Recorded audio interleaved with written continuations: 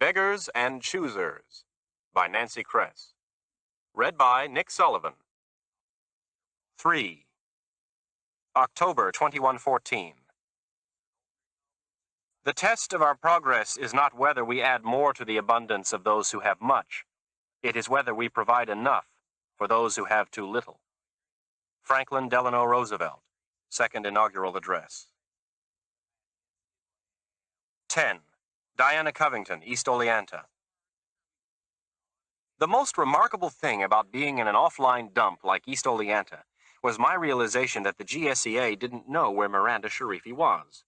They were a sophisticated and determined agency, but apparently they didn't know where I was either.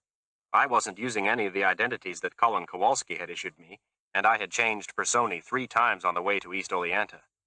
Victoria Turner had credentials with the IRS, the state of Texas, the bank where her family trust was stashed, educational software franchises, the National Healthcare Institute, grocery stores. My larcenous friend was good at what he did. Good enough to convince Huevos Verdes? Who knew? But I felt confident the GSEA didn't. The second most remarkable thing was that I didn't call up the GSEA and tell them where I was and what I suspected. I put this down to hubris. I wanted to be able to say, "Here is Miranda Sharifi. Latitude 43 degrees, 45 minutes, 16 seconds. Longitude 74 degrees, 50 minutes, 86 seconds. It's an illegal gene mod lab. Go get her, boys." Instead of saying, "Well, I think she's here someplace nearby, possibly, although I have no proof." If I were a regular agent, my silence would have been intolerable. But I wasn't a regular agent. I wasn't a regular anything. And I wanted, once in my ineffectual life, to succeed at something by myself. I wanted that very badly. Of course, like the GSEA, I didn't exactly know where Miranda was either, although I suspected she was underground somewhere in the wooded Adirondack Mountains near East Oleanta. But I didn't have the faintest idea how to actually find her. Until Lizzie Francie.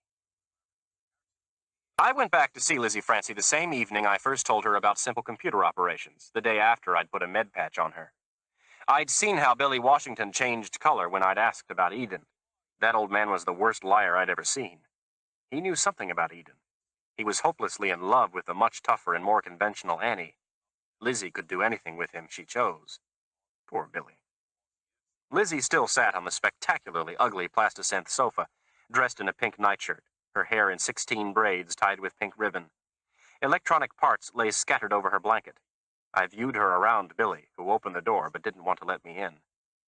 "Lizzie's asleep, her." "No, she isn't, Billy. She's right there." "Vicky!" Lizzie cried in her little girl voice, and something unexpected turned over in my chest. "You're here!" "She's sick, her. Too sick for no company." "I'm fine, me," Lizzie said. "Let Vicky in, Billy, please." He did, unhappily. Annie wasn't around. I said, "What have you got there, Lizzie?" "The apple peeler bought from the cafe kitchen," she said promptly and without guilt. Billy winced. "It broke, and I took it apart, me, to see if I can fix it." "And can you?" "No, can you?" She looked at me with hungry brown eyes. Billy left the apartment. "Probably not," I said. "I'm not a bot tech, but let me see." "I'll show you, me." She did. She put together the pieces of the peeler bot, which had a simple, standard Kellor chip powered by Y-energy. I went to school with Allison Kellor, who always professed a world-weary disdain for the electronic empire she would inherit. Lizzie assembled the bot in about 2 minutes and showed me how it wouldn't work despite an active chip. "See this little teeny bit here, Vicky, where the peeler arm fits onto the bot? It sort of melted it." I said, "What do you think did that?" The big brown eyes looked at me. "I don't know, me." "I do." The destroyed joint was Duragem, had been Duragem, until attacked by the renegade replicating dissembler. "What melted it, Vicky?" I turned the bot over in my hands, looking for other Duragem joints. They were there, between the less durable but cheaper non-moving plastics. The others weren't sort of melted them, but neither were a few of the Duragem parts. "What melted it, Vicky? Vicky?" I felt a hand on my arm. Why hadn't the other Duragem joints been attacked? Because the dissembler was clocked. It had self-destructed after a certain time, and had also stopped replicating after making a certain number of copies of itself. Much, maybe even most, nanotech had this safety feature. Lizzie shook my arm. "What melted it, Vicky? What?" A tiny little machine, too small to see. The Duragem Dissembler? The one I saw me on the news grid? Then I did look up. You watch the donkey news grids? She gave me a long, serious look. I could see this was an important decision for her, to trust me or not. Finally, she said, as if it were an answer, I'm almost 12, me. My mama, she still thinks I'm 6. Ah, I said. So how does a 12-year-old see donkey news grids? They're never on at the cafe. Nothing's on in the middle of the night. Some nights, I go there, me, and watch. You sneak out? She nodded solemnly, sure that this admission would bring down the world. She was right. I had never imagined a liver kid with that much ambition or curiosity or intelligence or guts. Lizzie Francie was not supposed to exist. She was as much a wild card as the Duragem Dissembler and as unwelcome, to both livers and donkeys. And then I saw a way to use her difference. Lizzie, how'd you like to make a bargain with me? She looked wary. If you tell me what I want to know, I'll help you learn as much as I can about how machines work. Lizzie's face changed. She leapt on my words like the promising little piranha she was. You promised, you! Vicky, I heard you, me, and that was a promise. You say you'll help me find out everything about how machines work? I said as much as I can, not everything. But you promised, you! Yes, I promised. But in return, you have to answer all the questions I have. She considered this, her head cocked to one side, the 16 pink-tied braids all sticking out in different directions. She didn't see any major trap. All right. Lizzie, have you ever heard of Eden? In the Bible?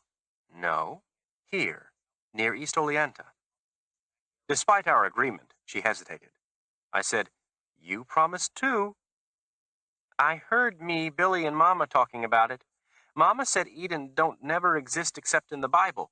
Billy, he said he wasn't so sure him. He said maybe it was a place in the mountains or the woods that donkeys don't know about, and livers might work there, them. They thought I was asleep. A place donkeys don't know about, meaning, to East Oleanta, government donkeys, practically the only kind a town like this ever saw. Does Billy ever go off alone into the woods, without your mama? Oh, yeah, he likes it, him. Mama wouldn't never go off in the woods. She's too fat. Lizzie said this matter-of-factly. For some reason, I thought suddenly of Desdemona seizing my soda can bracelet without guilt or evasion. How often does he go? How long does he stay? Every couple of months, him, for 5 or 6 days. Only now, he's getting too old, him, Mama says. Does that mean he won't go any more? No, he's going next week, him. He told her he got to, unless something important breaks down and he's afraid him to leave us alone. But we got the food. She pointed to the pathetic piles of tasteless synthetic food rotting in buckets in the corners. When next week? Tuesday.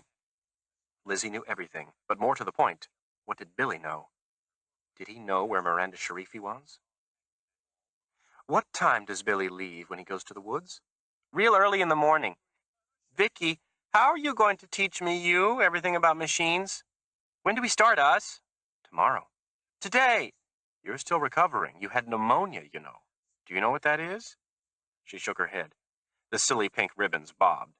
If this were my kid, I'd tie up her braids with microfilaments. If this were my kid? Jesus. Pneumonia is a disease caused by bacteria, which is itself a tiny little living machine, which got destroyed in your body by another tiny little living machine engineered to do that. And that's where we'll start tomorrow. If you have the right codes, there are programs you can access on the hotel terminal where people hardly ever go. For the first time, it occurred to me that Annie would object vigorously to this tutorial program. I might be educating Lizzie in the middle of the night. What codes? Her eyes were bright and sharp as carbon rod needles. I'll show you tomorrow. I already reprogrammed me the servo entrance door at the cafe to let me and Mama in. I can understand about the hotel terminal. Just say you a little bit how... Goodbye, Lizzie. Just say how... Goodbye. As I closed the door, she was once more taking apart the peeler bot. In the next 6 weeks, Lizzie spent all her free time at the hotel terminal, accessing education software in the vast donkey public library system. She appeared at the hotel at odd times, in the early morning with her hair wet from the baths, or at twilight, times I suspected Annie thought she was playing with her friends Carlina and Susie, a pair of dumb chirps. Lizzie disappeared just as abruptly, an outlaw running from the scene of the scholastic crime to report for dinner or for church. I don't know if she accessed in the middle of the night or not. I was, sensibly, asleep. She learned at a frightening rate, once she had something substantial to learn. I didn't control what she accessed, and I only commented when she had questions. After the first day, she zeroed in on computer systems, both theory and applications.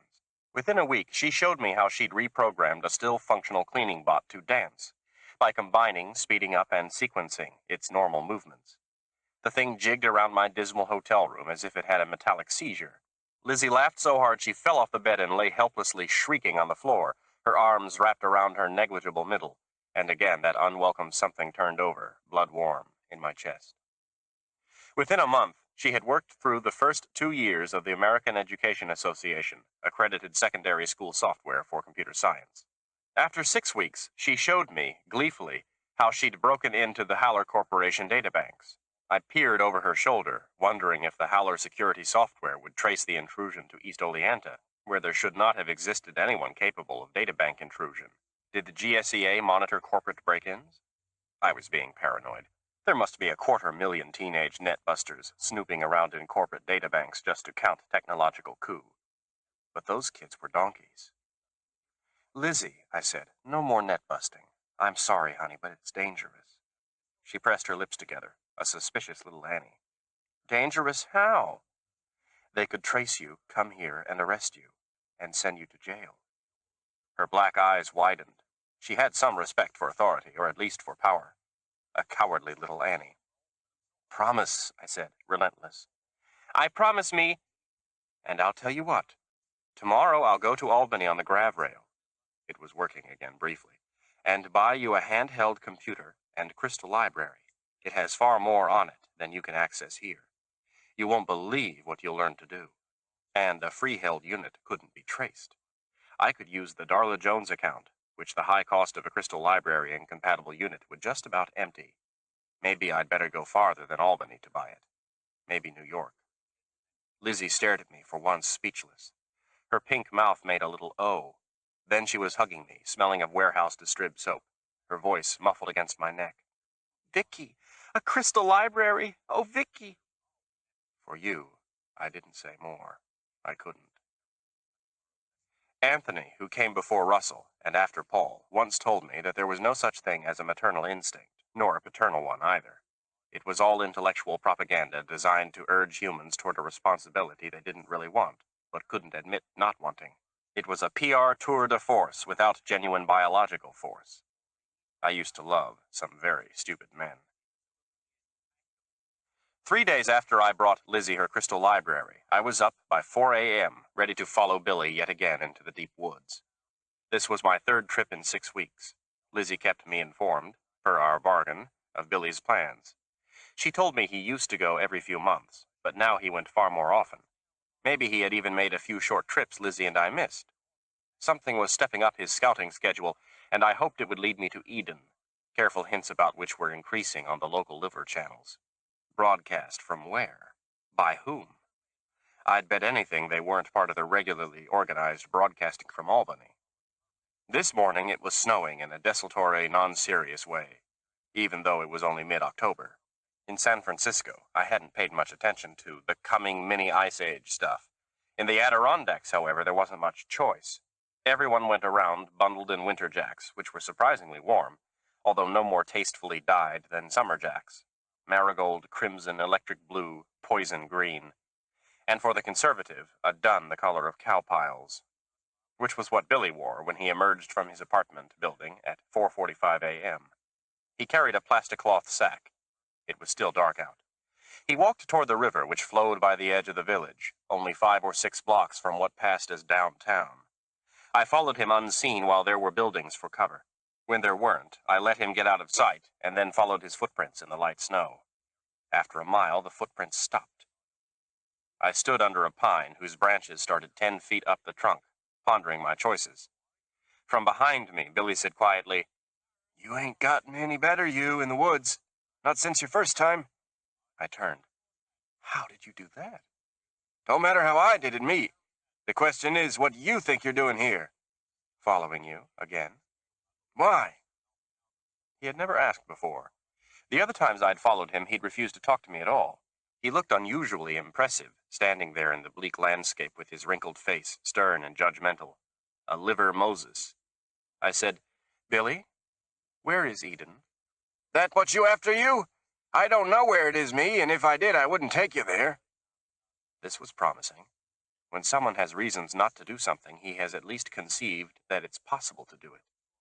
From possibility to agreement isn't nearly as large a leap as from denial to possibility. Why not? Why not what? Why wouldn't you take me to Eden if you knew where it was? Because it ain't no donkey place, it. Is it a liver place? But he seemed to realize he'd said too much. Deliberately, he put down his sack, brushed the snow off a fallen tree, and sat down with the air of a man who wasn't going to move until I left. I would have to prod him by offering more. It's not a liver place either, is it, Billy? It's a sleepless place. You've seen a super sleepless from Huevos Verdes, or more than one, in these woods. They have larger heads than normal, and they talk like they're slowing down their speech because they are. They think so much faster and more complexly than we do, you or me, that it's an effort for them to choose a few simple enough words for us to understand. You saw one, didn't you, Billy? A man or a woman? He stared at me, a wrinkled, somber face against the gray and white woods. When was this, Billy? In the summer? Or longer ago than that? He said with transparent effort and equally transparent mendacity, I never saw nobody, me. I walked toward him and put my hand firmly on his shoulder. Yes, you did, you. When was it? He stared at the snowy ground, angry but unwilling, or unable to show it. Okay, Billy, I sighed. If you won't tell me, you won't. And you're right. I can't follow you unseen through the woods because I don't know what I'm doing, and I'm already cold. Still, he said nothing. I trudged back to town. Lizzie's computer and crystal library wasn't all that Darla Jones had bought in New York. The homing device I'd stuck on the back of his plastisynth jacket, behind the shoulder and below the neck where he wouldn't see it until he removed the jacket, registered as a motionless dot on my handheld monitor. It stayed a motionless dot for over an hour. Wasn't he cold? Russell, who came before David and after Anthony, had a theory about body temperature. He said that we donkeys, who are used to having instant adjustments in anything that happens to distress us, have lost the ability to ignore slight fluctuations in body temperatures. Constant environmental pampering had softened us.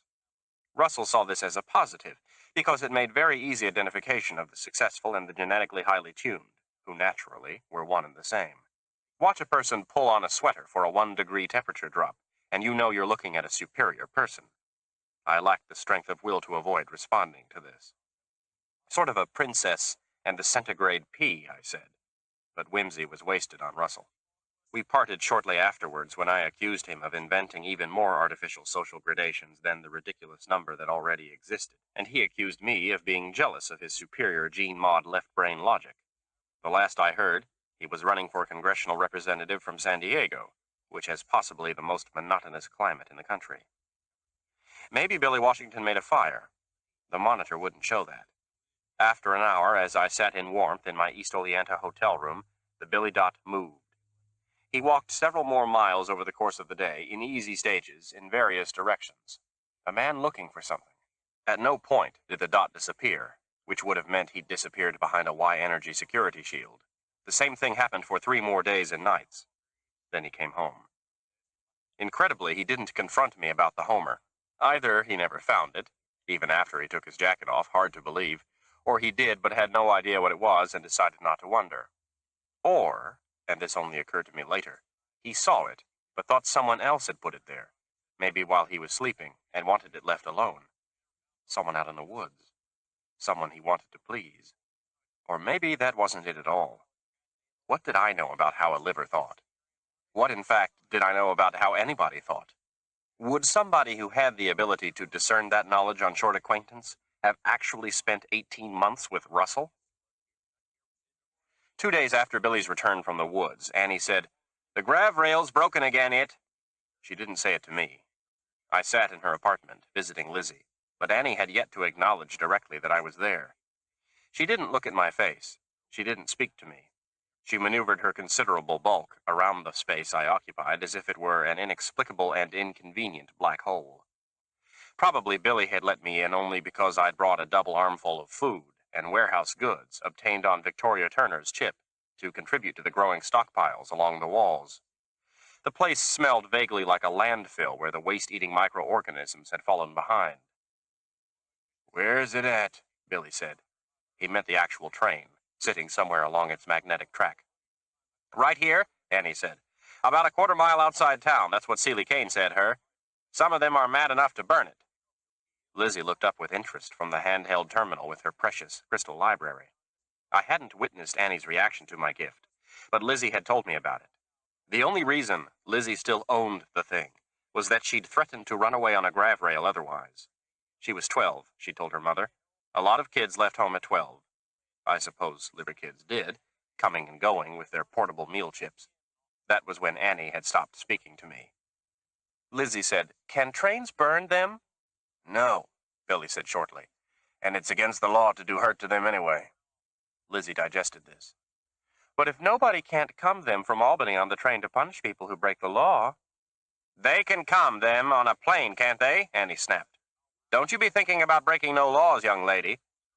"I ain't thinking about it, me. Seeley Kane is," Lizzie said reasonably. "Besides, ain't nobody going to come them to East Oleanta on a plane anymore from Albany.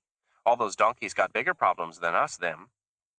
"Out of the mouths of babes," I said, but naturally no one answered. Outside in the hall, someone shouted. Feet ran past our door, came back, pounded once. Billy and Annie looked at each other. Then Billy opened the door a crack and stuck his head out. "What's wrong?"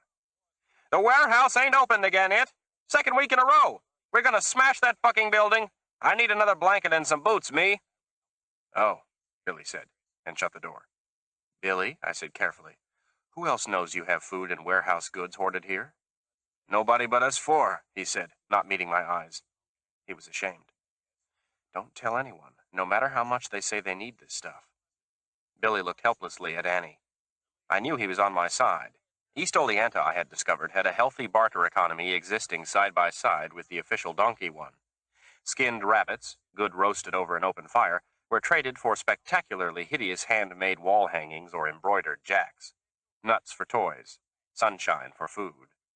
Services, everything from babysitting to sex, for music decks or homemade wooden furniture from trees in the forest. I could see Billy trading some of our stockpiled stuff, but not risking it all by letting anyone know we had it. Not when there was a chance Lizzie might need it. Annie was another story. She would die for Lizzie, but she had in her the sharing and fairness and unthinking conformity that create a sense of community. I stretched. "I think I'll go witness the liberation of the District Supervisor Aaron Simon Samuelson Goods Distribution Center." Annie gave a sour look without actually looking at me. Billy, who knew that I was equipped with both a personal shield and stun weaponry, nonetheless said unhappily, "Be careful." Lizzie jumped up. "I'm going too, me." "You shut up, child. You ain't going no place, you, that dangerous." Annie, of course. The broken grav rail temporarily invalidated Lizzie's leverage, her threat to leave. Lizzie pressed her lips together so tightly they all but disappeared. I had never seen her do that before. She was still Annie's child. "I am too going, me." "No, you're not," I said. "It's too dangerous. I'll tell you what happens." Lizzie subsided, grumbling. Annie was not grateful. A small crowd, 20 or so, battered on the foam-cast door of the warehouse, using a sofa as battering ram. I knew this was hopeless. If the Bastille had been made of foam cast, Marie Antoinette would have gone on needing wigs. I lounged across the street, leaning against a turquoise apartment building, and watched. The door gave way. 20 people gave a collective shout and rushed inside. Then 20 people gave another shout, this one furious. I examined the door hinges. They had been Duragem, taken apart atom by dissemblers. "There's nothing in here! They cheated us, them! Fucking bastards!" I peered inside. The first small room held a counter and terminal. A second door led to the depository, which was lined with empty shelves, empty bins, empty overhead hooks where jacks and vases and music chips and chairs and cleaning bots and hand tools should go. I felt a chill prickle over me from neck to groin, an actual frisson, complexly made of fear and fascination. It was true then. The economy, the political structure, the Duragem crisis were actually this bad. For the first time in over 100 years, since Kenzo Yagai invented cheap energy and remade the world, there really was not enough to go around. The politicians were conserving production for the cities, where larger numbers of voters resided, and writing off less populous or less easily reached areas with fewer votes. East Oleanta had been written off. No one was going to come to fix the grav rail. The crowd howled and cursed. "Fucking donkeys! Fuck them all, us!" I heard the sound of shelves ripping from the walls. Maybe they'd had Duragem bolts. I walked rapidly but calmly back outside. 20 people is enough to be a mob. A stun gun only fires in one direction at a time, and a personal shield, although unbreachable, does not prevent its wearer from being held in one place without food or water. The hotel or Annie's? Whichever I chose, I might be there semi-permanently. The hotel had a networked terminal I could use to call for help if I chose my moment well. Annie's apartment was on the edge of town, which suddenly seemed safer than dead center. It also had food, doors whose hinges were not Duragem, and an owner already hostile to me, and Lizzie. I walked quickly to Annie's. Halfway there, Billy rounded the corner of a building carrying a baseball bat. "Quick, doctor, come this way, you!" I stopped cold. All my fear, which had been a kind of heightened excitement, vanished. "You came to protect me?" "This way!" He was breathing hard, and his old legs trembled. I put a hand on his elbow to steady him. "Billy, lean against this wall. You came to protect me?" He grabbed my hand and pulled me down an alley, the same one the Stomps used for creative loitering when the weather had been warm. I heard it then, the shouts from the opposite end of the street from the warehouse. More angry people screaming about donkey politicians. Billy led me through the alley, behind a few buildings, on our hands and knees, through what seemed to be a mini junkyard of scrapped scooters, chunks of plasticynth, mattresses, and other large unlovely discards. At the back of the cafe, he did something to the servo entrance used by delivery bots. It opened. We crawled into the automated kitchen, which was busily preparing soy synth to look like everything else. "How?" "Lizzie," he gasped, "before she even learned nothing from you." And even through his incipient heart attack, I heard his pride. He slid down the wall and concentrated on breathing more slowly. His hectic color subsided. I looked around. In one corner was a second, smaller stockpile of food, blankets, and necessities. My eyes prickled. "Billy." He was catching his breath. "Don't nobody know about this, so they won't think them to look for you here." Whereas they might have in Annie's apartment. People had seen me with Lizzie. He wasn't protecting me. He was protecting Lizzie from being associated with me. I said, "Will the whole town go Bastille now?" "Huh?" I said, "Will the whole town riot and smash things and look for somebody to blame and hurt?" He seemed astounded by the idea. "Everybody? No, of course not them. What you hear now is just the hotheads that don't never know them how to act when something's different.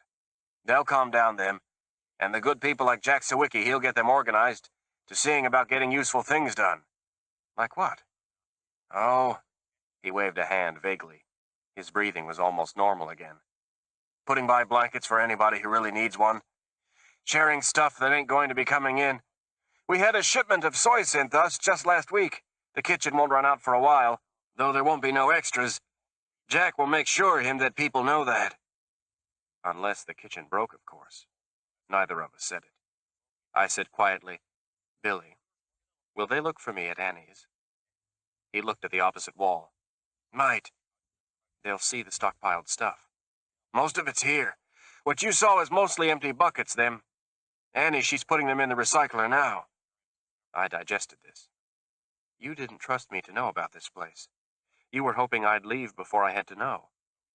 He went on staring at the wall. Conveyor belts carried bowls of soy synth soup toward the flash heater. I looked again at the stockpile. It was smaller than I'd thought at first. And if the kitchen did break, then of course it would be only a matter of time before the homegrown mob remembered the untreated soy synth that must be behind their food belt somewhere. Billy must have other piles. In the woods? Maybe. "Will anybody bother you or Annie or Lizzie because I used to be with you, even if I'm not now?" He shook his head. "Folks ain't like that." I doubted this. "Wouldn't it be better to bring Lizzie here?" His furrowed face turned stubborn. "Only if I have to, me. Better I bring food and stuff out." "At least make her hide that terminal in Crystal Library I gave her." He nodded and stood. His knees weren't trembling anymore. He picked up his baseball bat and I hugged him, a long, hard hug that surprised him so much he actually staggered. Or maybe I pushed him slightly. Thank you, Billy. You're welcome, Dr. Turner.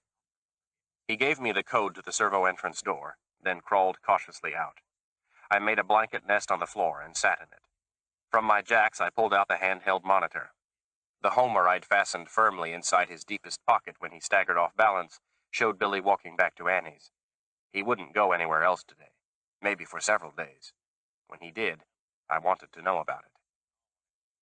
Rex, who came before Paul and after Eugene, once told me something interesting about organizations.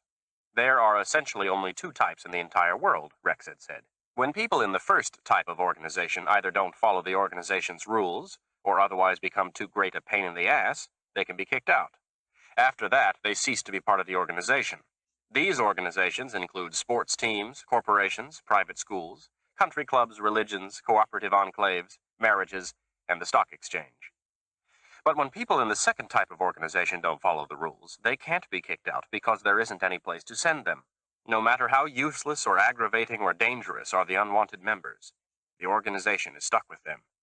These organizations include maximum security prisons, families with impossible 9-year-olds, nursing homes for the terminally ill, and countries. Had I just seen my country kick out an unwanted and aggravating town of voters who had been following the rules?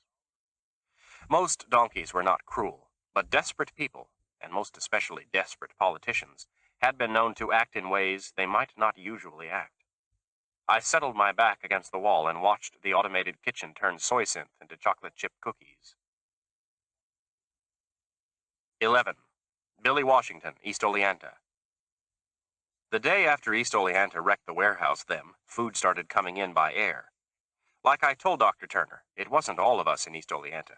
Only some stomps, plus the people like Seeley Kane, who was always angry anyway, plus a few good people who just couldn't take it no more of them and went temporary crazy. They all calmed down when the plane started coming every day, without no warehouse goods, but with plenty of food.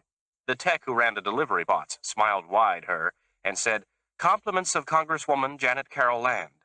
But she had 3 security bots with her, and a bluish shimmer that Dr. Turner said was a military-strength personal shield. Dr. Turner moved her out of the space behind the kitchen just an hour before the delivery bots started marching in. She just barely didn't get caught, her. All of Rome meets in the Forum, she said, which didn't make no sense. She moved back to the State Representative Anita Clara Taguchi Hotel. Then the women's shower in the baths broke. A security bot broke. The streetlights broke, or something that controlled the streetlights. We got a cold stretch of Arctic air, and the snow wouldn't stop it. Damn snow, Jack Sawicki grumbled every time I saw him. The same words, every time, like the snow was the problem. Jack had lost weight.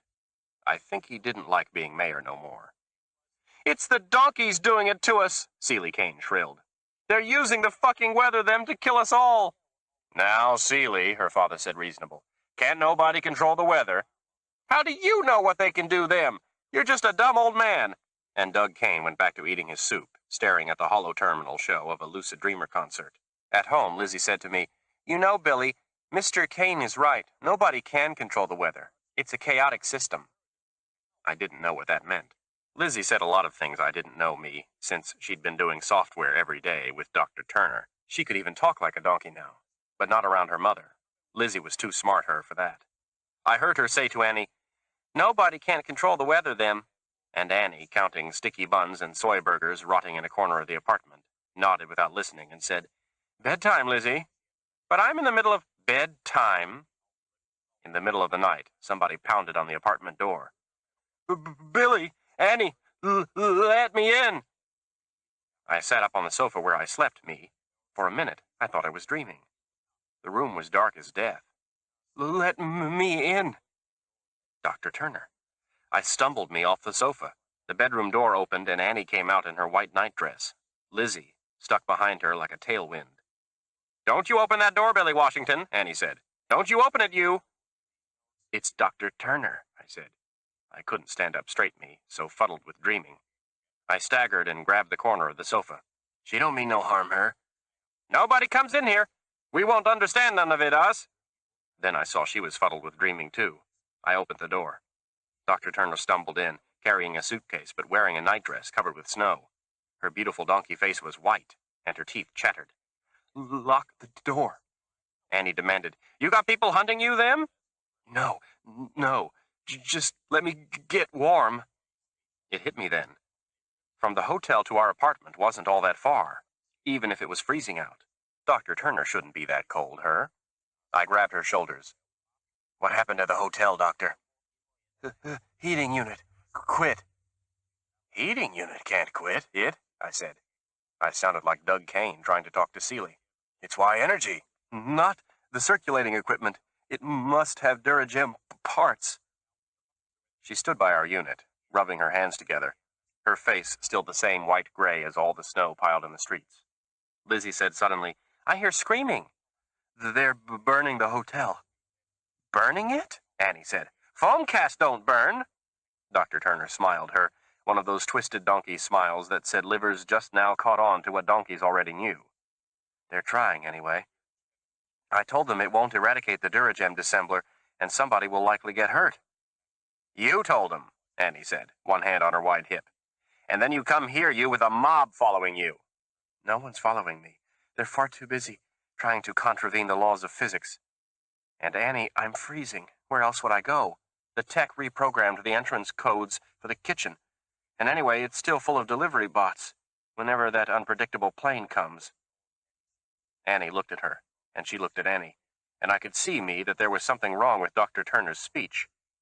It wasn't no plea for help, even if the words said that, and it wasn't trying to sound reasonable either. Dr. Turner really was asking, where else would I go? Can you tell me some other place I ain't mentioned? Only it wasn't Annie she was asking her. It was me. And I wasn't about to tell her me that finally I knew. After all my looking, I knew where Eden was. "You can stay here with us," Lizzie said, and her big brown eyes looked at her mother. I felt my back muscles knot, then. This was it, the big Armageddon between Annie and Dr. Turner. Only it wasn't. Not yet. Maybe because Annie was afraid, her, of whose side Lizzie would take. "All right," Annie said, "but only because I can't stand me to see nobody freeze to death, or get tore apart by them damn stumps. But I don't like it, me." Like anybody ever thought she did. I was careful, me, not to meet nobody's eyes. Annie gave Dr. Turner a few blankets off the stockpile along the west wall. We had everything there, us, crowding out the space, blankets and jacks and chairs and ribbons and rotting food and I don't know what else. I wondered, me, if I should give Dr. Turner the sofa, but she spread her blankets in a nest on the floor, her, and I figured that she might be company, but she was also 30 years younger than me, or 20 or 40. With donkeys, you can't never really tell. We all got back to sleep, us, somehow, but the shouts outside went on a long time. And in the morning, the state representative Anita Clara Taguchi Hotel was wrecked. Still standing, because Dr. Turner was right in Foamcast don't burn, but the doors and windows were tore off the hinges and the furniture was all broke up, and even the terminal was a twisted pile of junk in the street. Jack Sawicki looked serious, him, about that. Now, all he had to talk to Albany on was the cafe terminal. Besides, them things are expensive. State Representative Taguchi was going to be mad as hell, her. Snow blew in the hotel windows and drifted on the floor, and you'd have thought the place had been deserted for years, the way it looked. It kind of twisted my chest to see it. We were losing more and more, us. That afternoon, the plane didn't come yet, and by dinner, the next day, the cafe was out of food. There's a place upriver about a half-mile from town where deer go, them. When we had a Warden bot, it put out pellets for the deer in the winter. The pellets had some kind of drug inside, so the deer couldn't never breed them more than the woods can feed. The Warden wasn't never replaced it, since before them rabid raccoons in the summer. But the deer still come to the clearing. They just do what they always did, them, because they don't know no better. Or maybe they do, them. Here the river flowed fast enough that it didn't freeze completely through, unless the temperature got down into single numbers. The snow blew across the clearing and piled up against the wooded hill beyond, so plants were easy to uncover. You could usually spot 2 or 3 deer without waiting very long. When I went there, me, with Doug Kane's old rifle, somebody else had already got there first. The snow was bloody and a mangled carcass laid by the creek. Most of the meat was spoiled by somebody too lazy or too stupid to butcher it right. Bastards didn't even bother to drag the carcass away from the water. I walked me a little ways more. It was snowing, but not hard. The ground crunched under my feet and my breath smoked. My back hurt and my knees ached, and I didn't even try to walk without any noise. "Don't go alone, you," Annie'd said, but I didn't want Annie to leave Lizzie by herself, and I sure as hell wasn't going to take Dr. Turner. She'd moved in with us, her, and that was probably good because Donkey's got all kinds of things you don't never suspect until you need them, like medicine for Lizzie last summer. But Dr. Turner was a city woman, her, and she scared away the game, crashing through the brush like an elephant or a dragon or one of them other old-time monsters. I needed to kill something today. We needed the meat, us. In a week, all our stockpiled food had gotten eaten up. One lousy week. No more came by rail or air or grav sled from Albany. People tore into the cafe then, to the kitchen where Annie used to cook apple pudding for the food belt, but there wasn't nothing left there. I walked farther upstream. When I was a young boy, I used to love being in the woods in winter. But then I wasn't scared out of my skull. Then I wasn't an old fool with a back that hurts, and who can't see nothing in his mind but Lizzie's big dark eyes looking hungry. I can't stand that, never. Lizzie. Hungry. When I left town, the rifle under my coat, people were hurrying to the cafe. Something was going on. I didn't know what. I didn't want to know. I just wanted to keep Lizzie from going hungry. I could only think of 2 ways to do that. One was to hunt for food in the woods. The other was to take Lizzie and Annie to Eden. I'd found it, just before the grav rail quit this last time. I found that big-headed girl in the woods and I followed her, and she let me follow her. I watched a door in the mountain open up, where there couldn't be no door, and her go inside, and the door close up again, like it was never there in the first place. But just before it closed, the sleepless girl turned her right toward me. "Don't bring anyone else here, Mr. Washington, unless you absolutely must. We're not quite ready for you yet." Those were the scariest words, I ever heard. Ready for us for what? But I'd bring Lizzie and Annie there if I had to, if they got too hungry, if there wasn't no other way for me to feed them. I came to a place where dog-tooth violets used to grow them back in June. I dropped to my knees. They sang out in pain then, but I didn't care. I dug up all the dog-tooth violet bulbs I could find and stuffed them into my pockets. You can roast them. My jacks already held acorns to pound into flour, wearying work, and some hickory twigs to boil for salt. Then I settled down, on a rock to wait. I held as quiet as I could. My knees hurt like hell. I waited, A snowshoe rabbit came out of the brush on the opposite bank, like he was right at home. Casual, easy. A rabbit ain't much food to use up a bullet, but I was cold enough, so I knew I'd start shivering soon, and then I wouldn't never be able to hit nothing. Bullet or rabbit? Old fool, make up your mind. I saw Lizzie's hungry eyes. Slowly, I raised the gun, and squeezed off the shot. The rabbit never heard it. He flew up in the air and come down again clean. I waded across the creek and got him. One good thing, he fit under my coat, A deer wouldn't have fit. I didn't want nobody hungry to see my rabbit, and I didn't want to stay around near where the gun fired. An old man is just too easy to take things away from. But nobody tried, until Dr. Turner. "You're going to skin it?" she said, her voice going up at the end. I could have laughed, at the look on her face, if anything could have been funny. "You want to eat it, you, with the skin on?" She didn't say nothing, her. Annie snorted. Lizzie put down her terminal and edged in close to watch. Annie said, "How are we going to cook it, Billy? The Y unit don't get hot enough for that." "I'll cook it. Tonight by the river. I can make an almost smokeless fire, and I'll roast the violet bulbs in the coals." It made me feel good to see how Annie looked at me then. Lizzie said, "But if you... Where are you going, Vicky?" "To the cafe." I looked up. Blood smeared my hands. It felt good. "Why you going there, Doctor? It ain't safe for you. The stomps still gather at the cafe, them. The food belt's empty, but the HT works." She laughed. "Oh, don't worry about me, Billy. Nobody bothers me. But there's something going on down there, and I want to know what." "Hunger's what?" Annie said. "And it don't look any different at the cafe than it does here. Can't you leave those poor people alone, you?" "I'm one of those poor people, as you put it," Dr. Turner said, still smiling without nothing being funny. "I'm just as hungry as they are, Annie, or you are, and I'm going to the cafe." "Ha!" Annie snorted. She didn't believe her that Dr. Turner wasn't eating some donkey food somehow, and nobody could convince her any different. With Annie, you never can. I finished skinning the rabbit meat and showed Annie and Lizzie how to pound the acorns into flour. You have to cook a bit of ash with it to take away the bite. It was late afternoon, already dark. I wrapped the rabbit meat in a pair of summer jacks, which pretty much kept the smell inside unless you were a dog. I put a small Y lighter in my pocket and set off for the river me to make a fire. Only I didn't go to the river. More and more people were walking to the cafe, not just stomps, but regular people. In the winter dark, they hurried them, hunched over but fast, like something was chasing every last one of them. Well, something was chasing me, too. I sniffed hard to make sure nobody really couldn't smell the fresh rabbit meat, and then I walked into the cafe. Everybody was watching the Lucid Dreamer concert, The Warrior. I had the feeling that people'd been watching all day, them, more and more, coming and going, but even the goers coming back for more. I guess me that if your belly's empty, it helps to have your mind feel good. The concert was just ending when I come in, and people were rubbing their eyes and crying and looking dazed, like you do after lucid dreaming.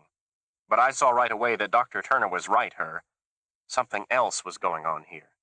Jack Sawicki stepped in front of the holo terminal and turned it off. The lucid dreamer in his power chair, with that smile that always feels like warm sunlight, disappeared. "People of East Oleanta," Jack said, and stopped. He must have realized him that he sounded like some donkey politician. "Listen, everybody, we're in a river of shit here, but can do things us to help ourselves." "Like what?" somebody said, but it wasn't nasty. He really wanted to know. I tried to see me who it was, but the crowd was too packed in. "The food's gone," Jack said.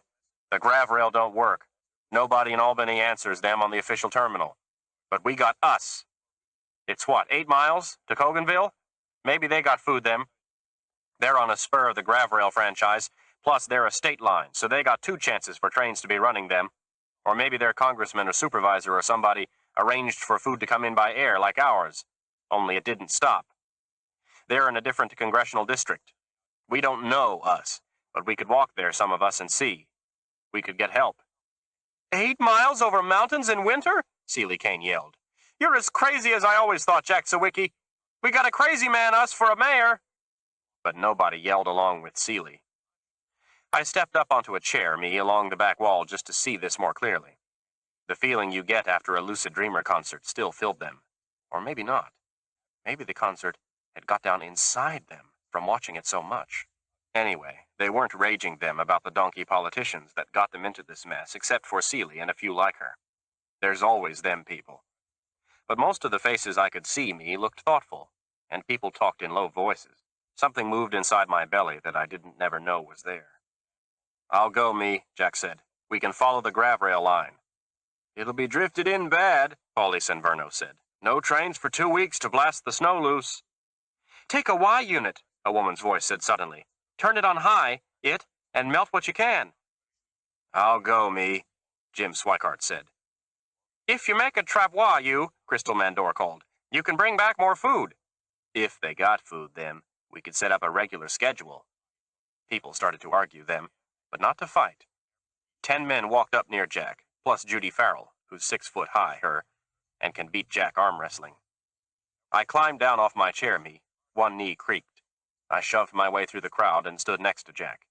"Me too, Jack. I'm going." Somebody laughed hard and nasty. It wasn't Seeley, but then they stopped all at once. "Billy," Jack said, his voice kind, but I didn't let him finish. I spoke real low and fast, me, so nobody could hear but Jack, and standing next to him, Ben Radisson. "You gonna stop me, Jack?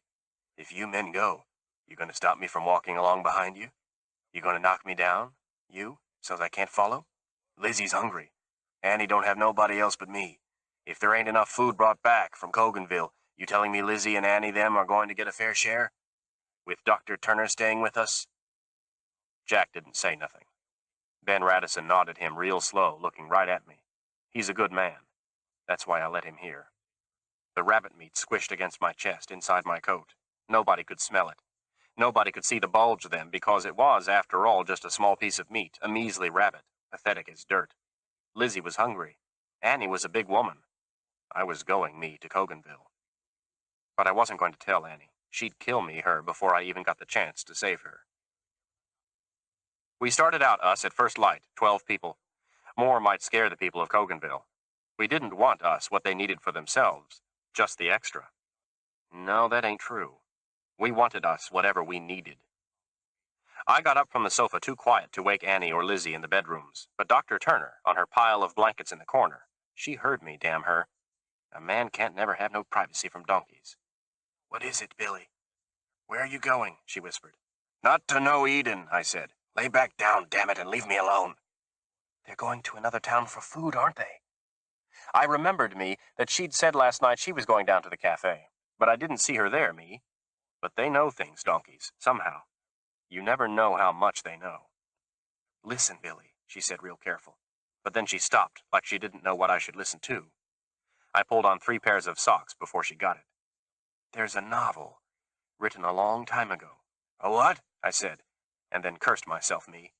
I shouldn't never ask her nothing, me. She can out-talk me every time.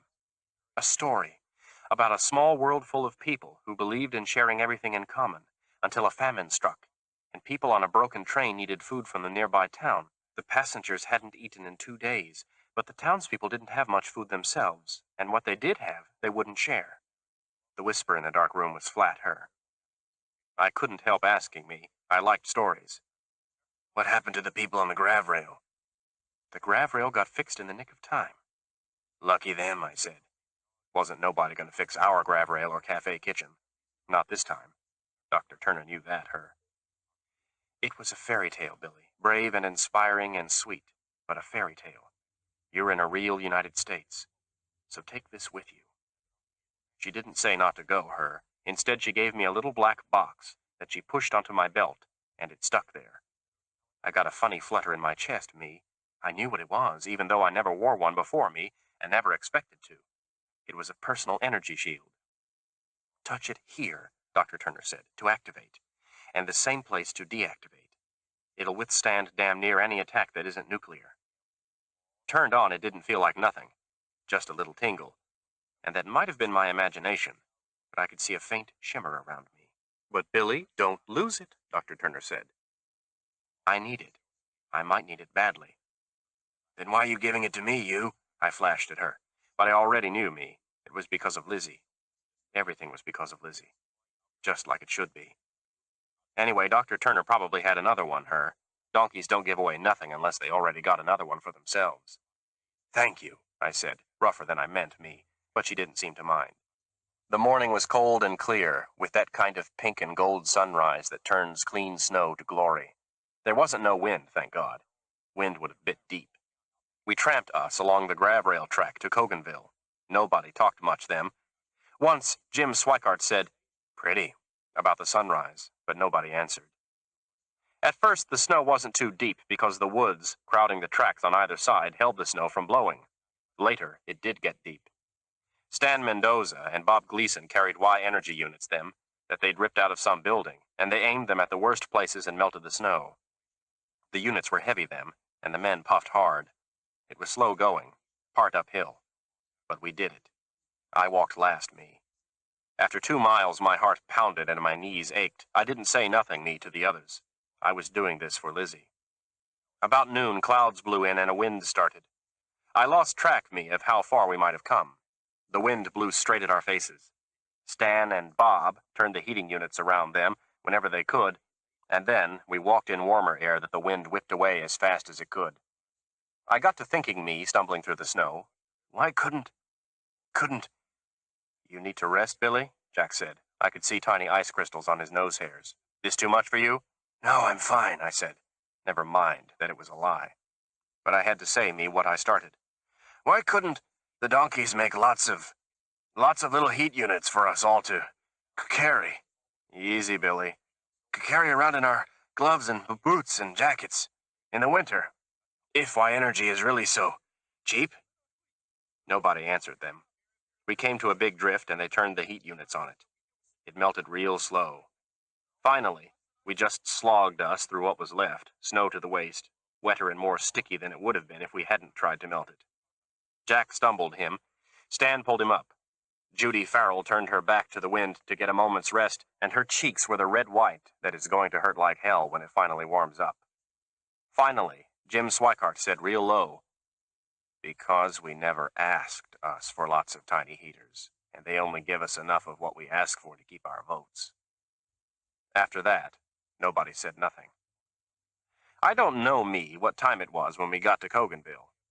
The sun was completely hid behind clouds. It wasn't twilight yet. The town was quiet and peaceful, with nobody in the streets. Lights blazed in all the windows. We walked up the main street to the Congressman Joseph Nichols Capiello Cafe, and we could hear music. A hollow sign flashed blue and purple on the roof. "Thank you for electing District Supervisor Helen Rose Townsend." It was like the world here was still normal, and only us was wrong. But I didn't believe that no more, me. We went into the cafe. It must have been too late for lunch, too early for dinner, but the cafe was full of people. They were hanging plasticynth banners and bows them for a scooter race betting night. Tables were pushed around to make booths, and a dance floor. The smell of food from the belt hit us all the same time the warmth did, and I swear I saw tears in Stan Mendoza's eyes. Everybody got real quiet then when we came in. Jack said, "Who's the mayor here?" "I am," a woman said. "Jeanette Harloff." She was about 50, skinny, with silver hair and big blue eyes, the kind of liver who gets kidded about having secret gene mods, even though you know she don't. It's just something people say, them. People can be damn stupid. But maybe that's why this woman was mayor, Nobody wouldn't just let her be one thing or the other. Jack explained to him who we were and what we wanted. Everybody in the cafe listened. Somebody had turned the holo terminal off. You could have heard a mouse walk. Jeanette Harloff studied us, real careful. The big blue eyes looked cold. But finally she said, "The main grav rail's busted it, but we got a spur and it works. There's another kitchen shipment coming in tomorrow, and our congressman can really be trusted, him. We'll always have food, us. Take what you need." And Jack Sawicki looked down at the ground, like he was ashamed. We all were, us. I don't know of what. We were liver citizens, after all. The mayor and 2 men helped them to load the 2 travoises with everything we could from the food line. Jeanette Harloff wanted us to stay the night in the hotel, but we all said no, us. The same thing was in all our minds. Folks were sitting home hungry them in East Oleanta. Kids and wives and mothers and brothers and friends, with their bellies rumbling and hurting, and that pinched look around their eyes. We'd rather walk back now, us, even after it got dark, than hear those bellies and look at them faces in our minds. We stuffed food off the belt into our mouths while we loaded the travoises, stuffed it into our jackets and hats and gloves. We bulged like pregnant women, us. The Coganville people watched in silence. A few left the cafe, their eyes on the floor. I wanted to say, we trusted our congresswoman too, us, once. There was only so much food prepared for the line. The travoises would hold more. When it ran out, we had to stop us and wait for the kitchen bots to make more. And all that whole time, nobody except Jeanette Harloff spoke to us.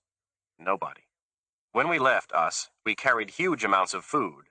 Looking at it, I knew it wouldn't be huge when there was all the hungry people of East Oleanta to feed. We'd be back tomorrow, or somebody else would. Nobody said that to Jeanette Harloff. I couldn't tell if she knew. The sky had that feel that says the most part of the day is over. Stan Mendoza and Scotty Fly, the youngest and strongest, dragged the travoises first, them.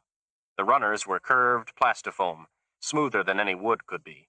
They slid easily over the snow. This time, at least, we had the wind at our backs. After half an hour, Judy Farrell said, "We can't even talk us to the next town with the terminal. We can talk to Albany, us, or to any donkey politician, and we can get information easy, but we can't talk to the next town to tell them we're out of food." Jim Swikart said, "We never asked to, us. More fun to just hop the grav rail. Gives you something to do." "And keeps people separate, us," Ben Radisson said, but not angry, just like he never thought of it before. "We should have asked, us." After that, nobody said nothing. After dark, the cold got sharp as pain. I could feel the hollow place in my chest where the wind whistled through. It made a noise inside me that I could hear in my ears. The Y lights made the tracks bright as day, but the cold was a dark thing, circling us like something rabid. My bones felt them like icicles, and just as like to snap.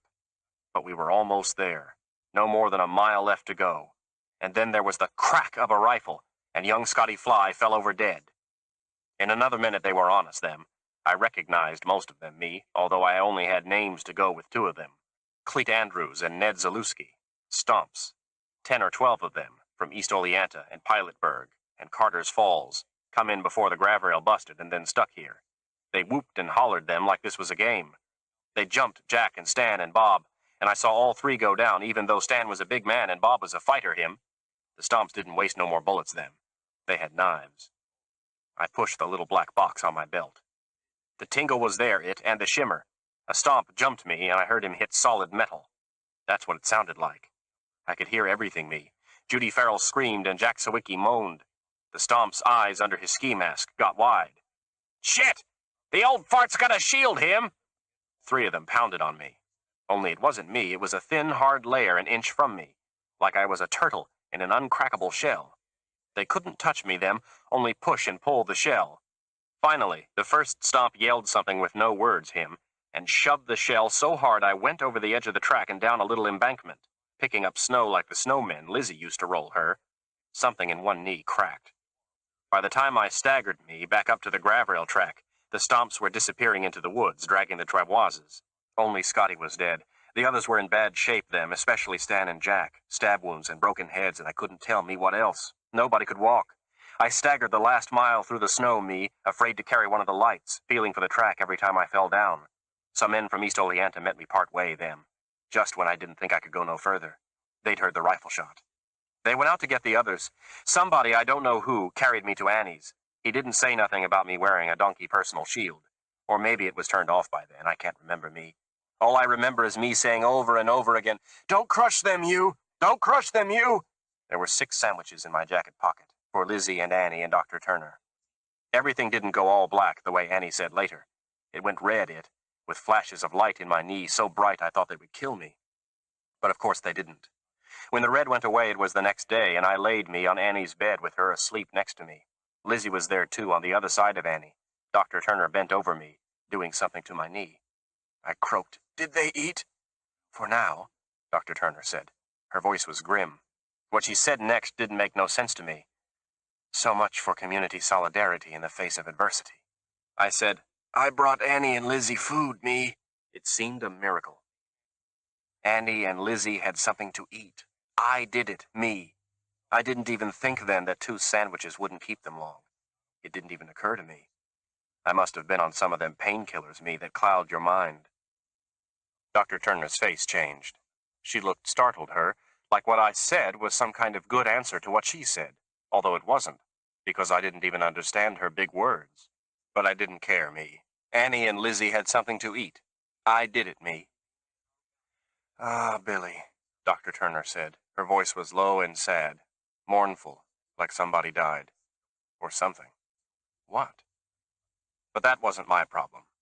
I slept, me, and in all my dreams Lizzie and Annie smiled at me in a sunshine green and gold as summer on the mountain, where it turned out, I learned later, that Stan and Scotty and Jack and Dr. Turner's something had all really died after all. 12. Diana Covington, East Oleanta. After they brought Billy back to Annie Francie's, his poor heart laboring like an antique factory and his hands shaking so much he couldn't even turn off the personal shield, I realized what an ass I'd been not to call the GSEA earlier. But it wasn't Billy who made me realize this. It was, again, always, Lizzie. I knew that Billy wasn't badly hurt, and I suppose I should have been more concerned about the other livers, especially the 3 dead. But the fact was, I wasn't. I had changed my mind about livers since I came to East Oleanta, and Jack Sawicki in particular seemed a good man, but there it was. I just didn't really care that liver stomps had turned on other liver non-stomps and destroyed them. We donkeys had never expected anything else. The livers were always a potentially dangerous force, kept at bay only by sufficient bread and circuses, and now the bread was running short and the big tops folded. Bastille time. But I cared, against all odds, about Lizzie, who was going hungry. If I called the GSEA, they would come storming in, and East Oleanta would no longer be the forgotten country. With them would come food, medicine, transport, all the things livers had come to expect from the labor of others, which meant Lizzie and Annie would get fed. On the other hand, Congresswoman Janet Carroll Land might resume her plane loads of food any minute, or the Gravrail might be fixed again. That had happened many times already. And if it did, I would lose my chance to cover myself with glory by handing over Miranda Sharifi, lock, stock, and illegal organic nanotech, to the GSEA. Also, the moment I called the GSEA, Eden might very well pick up my signal, in which case Ms. Sharifi might have been moved out before the GSEA even got here.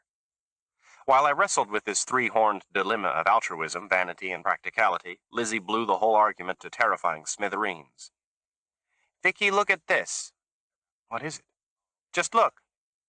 We sat on the plasticynth sofa in Annie's apartment. In the bedroom, Annie moved around, tending Billy. The med unit had treated his cuts, bruises, and heart rate, and he should probably have been sleeping, which he probably couldn't do with Annie fussing around him. I doubt he minded. The bedroom door was closed. Lizzie held her terminal, frowning at the screen. Billy's pathetic squashed sandwiches had temporarily returned the color to her thin cheeks. On the screen was a multicolor hollow. "Very pretty. What is it?" "A Lederer probability pattern." Well, of course it was. It's been a while since my school days. To save face, I said authoritatively, "Some variable has a 78% chance of significantly preceding some other variable in chronological time." "Yes," Lizzie said almost inaudibly. "So what are the variables?" Instead of answering, Lizzie said, "You remember that apple peeler bot I used to play with when I was a kid?" 2 months ago. But compared to the intellectual leaps she'd made since, last summer probably did feel like lost childhood to her. "I remember," I said, careful not to smile. "It first broke in June. I remember because the apples then were Kia Beauties. Gene Maud apples ripened on a staggered schedule to create seasonal variety." "So?" I said. "And the Gravrail broke down before that. In April, I think. And a couple of toilets before that." I didn't get it. "And so?" Lizzie wrinkled her small face. "But the first things to break down in East Oleanta were way back over a year ago, in the spring of 2113. And I got it. My throat went dry. "In spring 2113? Lots of things breaking, Lizzie, or just a few? Such as might happen from normal wear combined with reduced maintenance?" "Lots of things. Too many things." "Lizzie," I said slowly, "are those two variables in your Lederer pattern the East Oleanta breakdowns as you personally remember them, and the news grid mentions from the Crystal Library of any similar breakdown patterns elsewhere?" "Yes, they are them. I wanted me—" She broke off, aware of how her language had reverted. She went on, staring at the screen. She knew what she was looking at. "It started here, Vicky, didn't it? The Duragem dissembler got released here first, because it got made at Eden. We were a test place. And that means that whoever runs Eden—" Again she trailed off. Huevos Verdes ran Eden. Miranda Sharifi ran Eden. And so my decision was made for me, as simply as that. The Duragem dissembler could not be part of any save Diana through a personal success finally strategy. It was too concretely, urgently, majorly malevolent. I had no right to sit around playing semi-amateur agent when I suspected that somewhere in these very same mountains that were torturing us with winter was a Huevos Verdes franchise, dispensing molecular destruction. Every decent feeling required that I tell my disdainful bosses, despite their disdain, what I knew. Everybody has her own definition of decency. "Vicky," Lizzie whispered, "what are we going to do, us?" "We're going to give up," I said. I made the call from a secluded place down by the river, away from Annie's suspicious eyes. I had forbidden Lizzie to follow me, but of course she did anyway. The air was cold, but the sun shone. I wriggled my butt into a depression in the snow on the riverbank and cut the transmitter from my leg. It was an implant, of course. That was the only way to be positive it couldn't be stolen from me, except by people who knew what they were doing. After the GSEA had it installed, I'd gone to some people I knew and had detached and taken out the automatic homing signal part of it, which of course was there. You needed professionals for that. You didn't need professionals to remove the transmitter itself for use. That could be done with a little knowledge, a local anesthetic, and a keen-edged knife. And in a pinch, you could do without either the anesthetic or the keen edge. I didn't have to. I slid the implant from under the skin of my thigh, sealed the small incision, and wiped the blood off the transmitter wrapping. I unsealed it. Lizzie's black eyes were enormous in her thin face. I said, "I told you not to come. Are you going to faint now?" "Blood don't make me faint." "Good. The transmitter was a flat black wafer on my palm. Lizzie regarded it with interest. That uses Malkovich wave transformers, doesn't it? And then, in a different voice, you're going to call the government to come help us? Yes. You could have called them before, any time. Yes. The black eyes stayed steady. Then why didn't you? The situation wasn't desperate enough. Lizzie considered this. But she was a child, still, under the frightening intelligence and the borrowed language and the pseudo-technical sophistication I had taught her. And she had been through a terrifying 2 weeks. Abruptly, she pounded on my knees, soft, ineffectual blows from cold, mittened hands. You could have got us help before, and Billy wouldn't have got hurt, and Mr. Sawicki wouldn't have died, and I wouldn't have had to be so very, very, very hungry. You could have. You could have. I activated the transmitter by touch code and said clearly, Special Agent Diana Covington, 6084/A, to Colin Kowalski, 83/H. Emergency 1 priority. 1642. Repeat, 1642. Send large task force. I'm so hungry, Lizzie sobbed against my knees. I put the transmitter in my pocket and pulled her onto my lap. She buried her head in my neck. Her nose felt cold. I looked at the river choked with ice, at the blood from the wrapper on the dirty snow, at the uncharacteristically blue sky.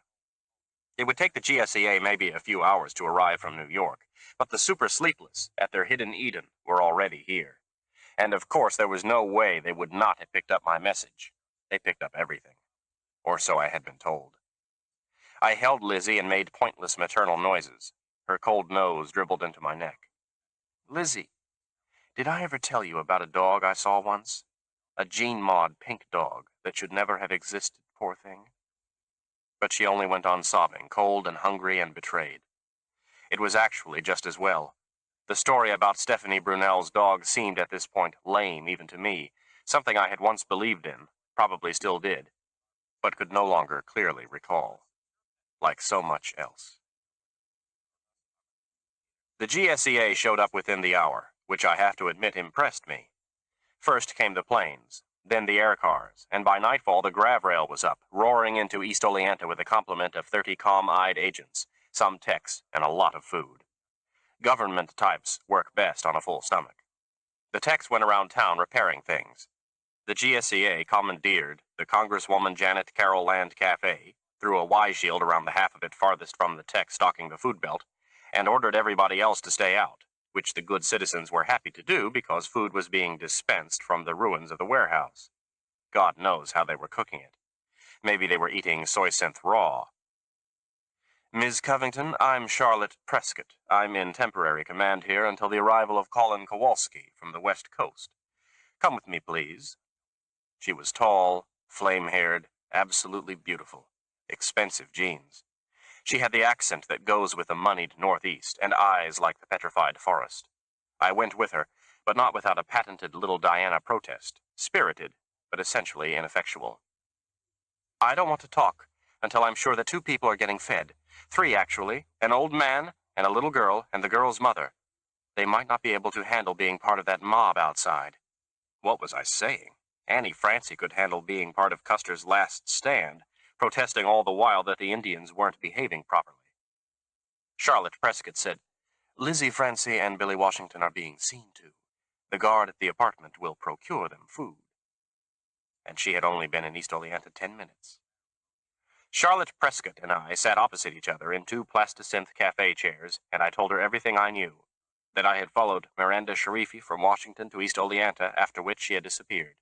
That I'd been searching the woods for her.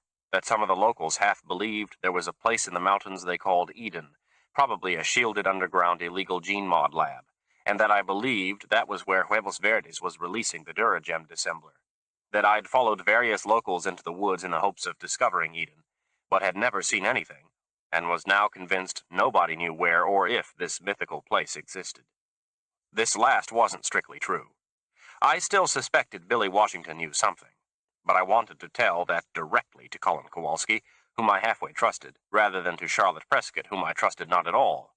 She reminded me of Stephanie Brunel. Billy was an ignorant and exasperating old man, but he was not a pink dog with 4 ears and overly big eyes, and I was not going to watch him go over any metaphorical terrace railing.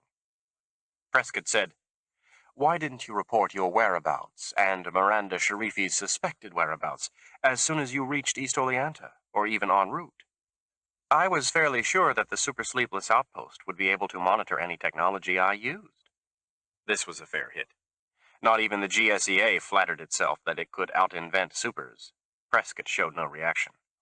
You were in violation of every agency procedure. I'm not a regular agent. I run Wild Card for Colin Kowalski under informant status.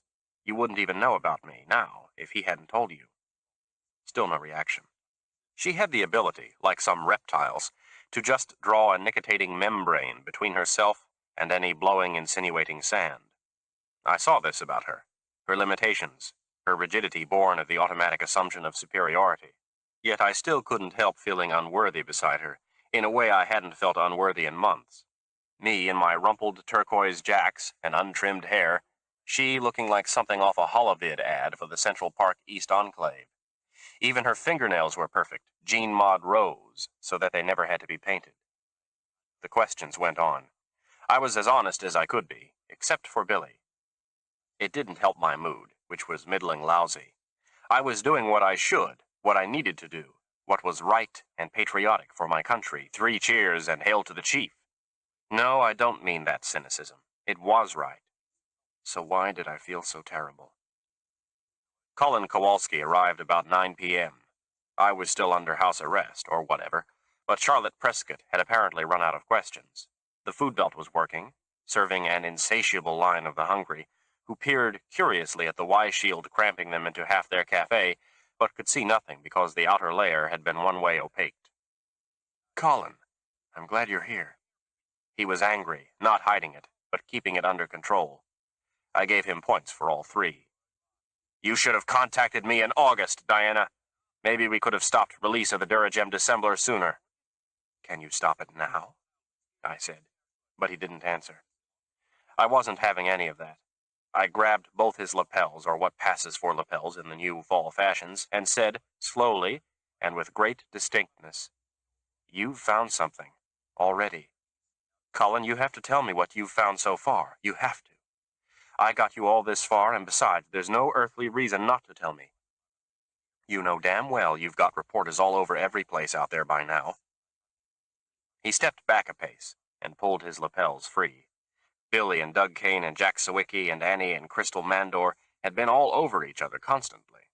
I was a little shocked at how quickly I'd forgotten the donkey intolerance for being touched. But I was not going to give up. Maybe it wouldn't be necessary to involve Billy more than he already was by having taken me into Annie's apartment for the last month. What have your agents found, Colin? Diana, what? He told me, not because of my persistence, but because there really wasn't any reason not to. He even gave me the latitude and longitude to the minutes and seconds, proud of himself, and yet somehow not. I listened harder. Just what you suspected, Diana, an underground lab, shielded. We broke the shield half an hour ago, once we knew the general area to look. The supers had fled, but the Duragem dissembler originated there all right. Bastards didn't even bother to destroy the evidence. The dangerous recombinant and nanotech stuff in that lab. I had never seen words fail Colin Kowalski before. He didn't sputter or twitch. Instead, his mouth just clamped shut on the last word with a small, audible pop, as if naming these words had hurt his lip and he was protecting it. I felt sick inside. The dangerous recombinant and nanotech stuff. What else have they got cooked up for us? Nothing that's going to get out, he said, and looked straight at me. Too straight. I couldn't tell what the look meant. And then I could. Colin, no! If you don't examine it all minutely... The explosion rocked the cafe, even though we were probably miles away, and undoubtedly the GSEA had thrown a blast shield around the area first. But a blast shield only contains flying debris, and anyway, nothing really muffles a nuclear blast. People at the food belt screamed and clutched their bowls of soy-synth soup and soy-synth steak. The holo terminal, which was in the food line half of the cafe, and which someone had turned to the National Scooter Championships, flickered momentarily. Colin said stiffly, It was too dangerous to examine minutely. Anything could have escaped from there. Anything they were working on. I stood up unsteadily. There was no reason for the unsteadiness. I kept my voice level. Colin, was the lab really empty? Did Miranda, Sharifi, and the other supers really get out before you got there? Before you blew it up, I wanted to say. Yes, they were gone, Colin said, and met my eyes so steadily, so guilelessly, that I immediately knew he was lying. Colin, your service with the GSEA is terminated, Diana. We appreciate your help. 6 months' pay will be deposited to your credit account, and a discreet and non-specific letter of commendation provided if you ever want one. You are, of course, constrained from selling your story to the media in any form whatsoever. Should you break this prohibition, you could be subject to severe penalties up to and including imprisonment. Please accept the department's warmest thanks for your assistance. Colin. For just a second, there was a flash of a real person on his face. You're done, Diana. It's over. But of course, it wasn't. I slipped through the general street pandemonium. Reporters, townspeople, agents, even the first sightseers on the newly fixed grav rail, without notice. In my rumpled winter jacks, a scarf over the bottom half of my face, my hair as dirty as everyone else's in East Oleanta, I looked like just one more confused liver. This might have pleased me, if I had been capable of being pleased by anything just then. Something was terribly wrong in my head, and I didn't know what. I had gotten what I wanted. Huevos Verdes was stopped from releasing destruction, such as the Duragem dissembler. The country, unchanged economic problems notwithstanding, now stood at least a chance of recovery, once the clocking mechanism on all the released assemblers ran through its set number of replications. 12-year-old girls could eat. Old men would not have to trudge through the snow along disabled rail tracks, attacked for food. I had gotten what I wanted. Something was very wrong. The guards were just leaving Annie's apartment. I passed them in the hall. Neither one gave me a second glance. Billy lay on the sofa, with Annie seated on a chair at his head, her lips pressed together tightly enough to create a vacuum. Lizzie sat on the floor, gnawing on something that was probably supposed to be a chicken leg. You! Get out, Annie said. I ignored her, drawing up a second chair beside Billy. It was the same kind of plasticynth chair I'd sat in opposite Charlotte Prescott of the Perfect Nails, the only kind of chair I'd ever sat on in East Oleanta. Only this one was poison green. Billy, you know what happened? He said so quietly I had to lean forward to hear him.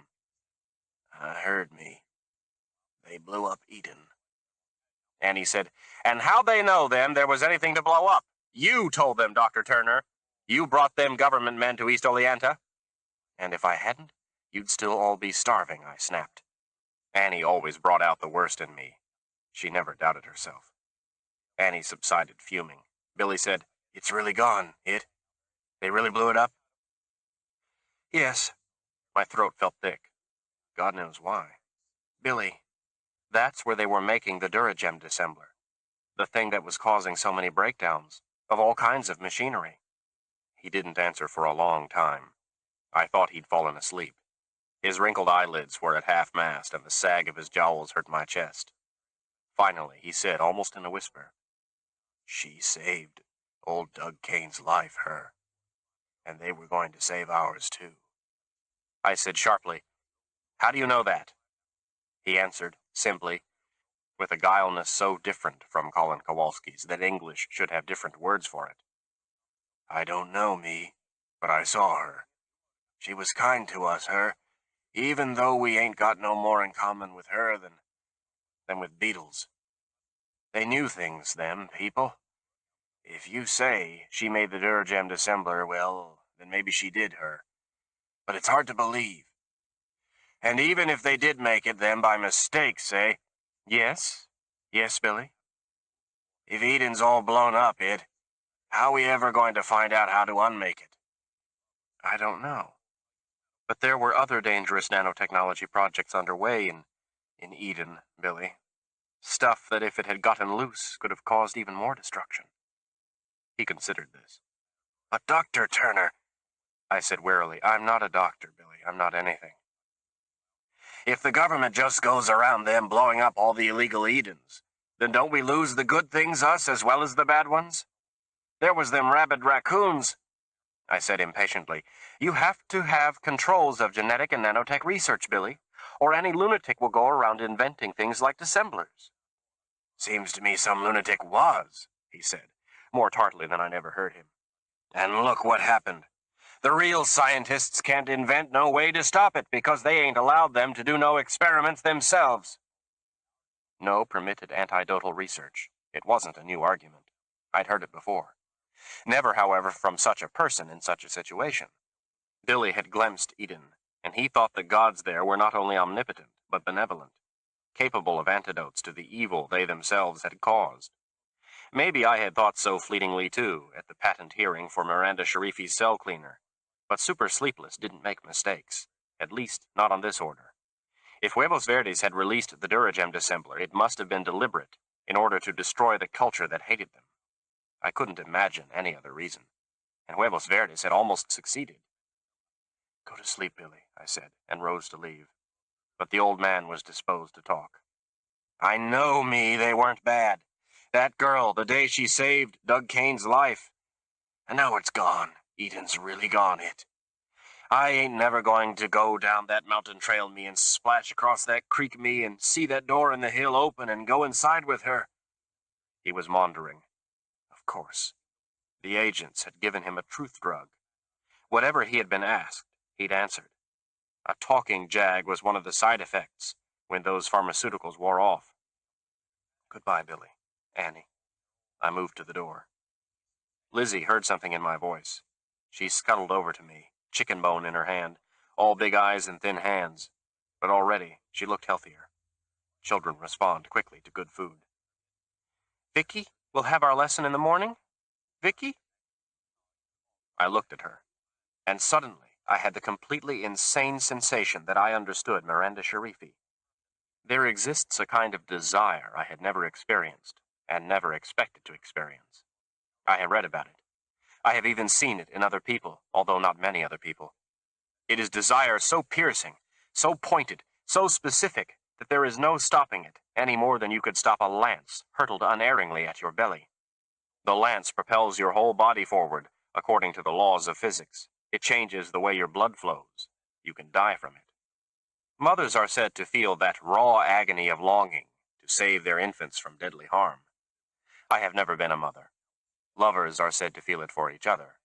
I never loved like that, despite shoddy imitations with Claude Eugene Rex Paul Anthony Russell David. Artists and scientists are said to feel it for their work. This last was true of Miranda Sharifi. What I had felt about Miranda Sharifi ever since Washington had been envy, and I hadn't even known it. But not now. Looking at Lizzie, knowing I would leave East Oleanta in the morning, seeing from the corner of my eye the way Annie's bulk shifted in her chair as she watched us, the lance changed the way my blood flowed, and I put both hands convulsively over my belly. Sure, Lizzie, I gasped. And Colin Kowalski was in my voice, guileless with donkey superiority, lying like the pigs we are. But sometime near dawn, 5 or 6 in the morning, I woke abruptly from a blotchy sleep. Billy's voice filled my mind. And now it's gone. Eden's really gone, it. I ain't never going to go down to that mountain trail, me, and splash across that creek, me, and see that door in the hill open and go inside with her. I crept out of my room in the hastily repaired hotel. A new terminal sat on the counter, but that was far too risky. I went down to the cafe.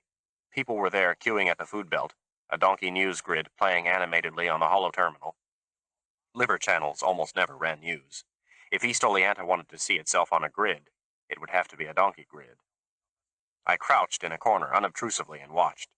Eventually the explosion came on, the sensational tracking of the Duragem dissembler source that had so plagued the country, close-ups of Charlotte Prescott and of Kenneth Emile Kohler, GSEA director in Washington.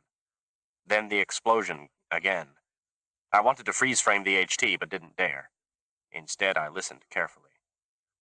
The Gravrail left at 7 a.m. By 8, I was in Albany. There was a public library terminal at the station for the use of livers who were fuzzy about their destinations and wanted to look up such vital information about them as the average mean rainfall, location of public scooter tracks, or longitude and latitude. A sign said, "The Anna Naomi Coldwell Public Library." Cobwebs draped the sign. Few livers were fuzzy about their destinations. or at least about what they wanted to know about them. I slipped in one of the credit chips the GSEA didn't know I had. Maybe didn't know. The terminal said, "Working. What town, city, county, or state are you interested in?" "Collins County, New York." My voice was slightly unsteady. "Go ahead with your request, please." "Display a map of the whole county with natural features and political units." When the map appeared, I asked to have sections of it enlarged, then enlarged again. The hypertext gave it to me. The map displayed latitude and longitude. The explosion destroying the illegal lab had not been at the base of a hill, nor anywhere near a creek. And now it's gone. Eden's really gone, it. I ain't never going to go down that mountain trail, me, and splash across that creek, me, and see that door in the hill open and go inside with her. I believed that the GSEA had destroyed an illegal gene mod lab. I believed that it was the lab that had released the Duragem dissemblers. But whatever, and whosever that lab was, it wasn't Billy Washington's Eden. Not the Eden at the base of a mountain and beside a creek. The Eden that had permitted Billy to see its door opening. The Eden of the big-headed savior of old men who collapse in the woods. That Eden was still there. Which meant that whoever had released the Duragem dissembler, it hadn't been Huevos Verdes. So who had? And was Huevos Verdes with them or against them? On the one hand, the Duragem destruction had started in East Oleanta, right around the corner from Eden. Coincidence? I doubted it. And yet Miranda Sharifi had done nothing to stop the dissembler release. On the other hand, if the supers were interested in destruction, why had one of them allowed Billy Washington to see the entrance to their Adirondack outpost, and to walk away with that knowledge? Why hadn't they killed him? And why had Miranda Sharifi tried to gain legal clearance for the cell cleaner, a clear boon to us ordinary mortals? The Sleepless already had that biological protection, and they sure the hell didn't need the money. And what about the fact, Billy was right about this, that if some illegal lab did come up with something even worse than a Duragem dissembler, a retrovirus that made us all zombies, say, only Huevos Verdes had the brain power to design a counter microorganism fast enough to prevent a whole country of ambulatory idiots. But would they? Was Huevos Verdes my country's enemy, or its covert friend? These weren't the sort of questions a field agent was supposed to ask. A field agent was supposed to do what she was told and report any significant new developments up the chain of command. A field agent in my position should immediately call the GSEA, again. But if I did that, the questions would never get answered, because Colin Kowalski already thought he knew the answer. Bomb anything too unfamiliar. I must have stood, motionless, for 15 minutes in front of the Anna Naomi Coldwell Public Library. Livers rushed by, hurrying to make their trains. A cleaning bot ambled along, scrubbing the floor. A sunshine dealer glanced at me, then away. A tech, Gene Maud Handsome, spoke into his terminal as he strode the platform. I have never felt so alone. I got back on the grav rail and returned to East Oleanta. 4. October through December 2114. The personal is political, and the political is always personal. American folk saying. 13. Drew Arlen, Florida. I was underground with the Francis Marion Freedom Outpost for 2 months, throughout September and October. I wouldn't have believed it was possible to hide for days, weeks, months from the GSEA. The outpost was a bunch of nuts. What possible chance could they have of evading the government after killing 3 GSEA agents, murdering Lisha Camden, and blowing up an agency rescue plane? None. Nada. It wasn't possible. That's what I would have believed. Nor did I believe it was possible to hide from Huevos Verdes. Daily, hourly, I expected them to come for me. The shapes in my head were thin and fragile, like nervous membranes, vulnerable, uncertain. These shapes swam around the immobile green lattice like spooked fish. Sometimes they had faces or the sketches of faces on the uncertain shapes. Sometimes the faces were mine. At 5 a.m. of my second day underground, an alarm had sounded. My heart had leapt. Their defenses were breached. But it was reveille. Peg slouched in, sullen. She wheeled me to a common bath, dumped me in, pulled me out. I didn't reveal that I could easily have done this for myself. She wheeled me to commons, jammed with people hastily eating, so many people that some gulped their food standing up. Then she pulled a piece of paper from her pocket and thrust it at me angrily. Here, yours. It was a printout of a schedule headed Arlen Drew, temporary assignment, Company 5. I'm assigned to Company 5? Is that your group, Peg? She snorted in derision and wheeled me around so hard I nearly tumbled out of the chair. Company 5 assembled in a huge, barren underground room, a parade ground. I didn't see Jauncey, Abigail, or anyone else I recognized. For 2 hours, 20 people did calisthenics. I did intentionally feeble imitations in my chair. Peg grunted and sweated. Next came 2 hours of hollow instruction on weapons. Propellant, laser, biological, grav. I was amazed Hubley let me see this, and then I wasn't. He didn't expect me to ever have the chance to tell anyone. As the hollow explained weapon charging, care, and use, the 20 members of Company 5 practiced with the real thing. I was 10 feet away from wresting a gun from Peg and shooting her dead. She didn't seem bothered by this, although I saw a few others glance at me hard-eyed. Probably Peg didn't object, because these were Hubley's orders. Perhaps this was the way that Francis Marion had converted his prisoners of war. Lunch, then more physical training, then a hollow on living off the land. Incredibly, it came from the government document office. I fell asleep.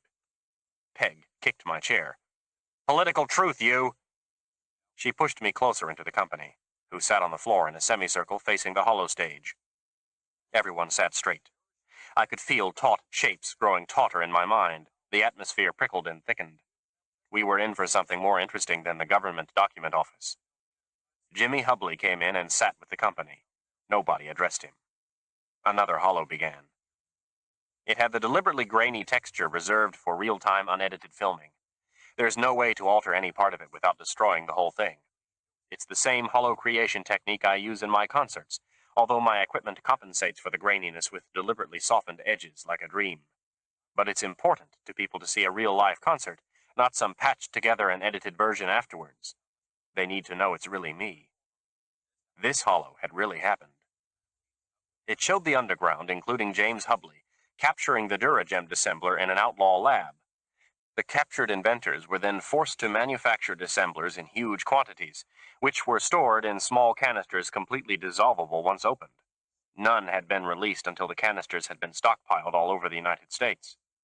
Then the clocked dissembler had been released simultaneously everywhere, so no source could be traced. I was looking at information the GSCA would give its collective life to know.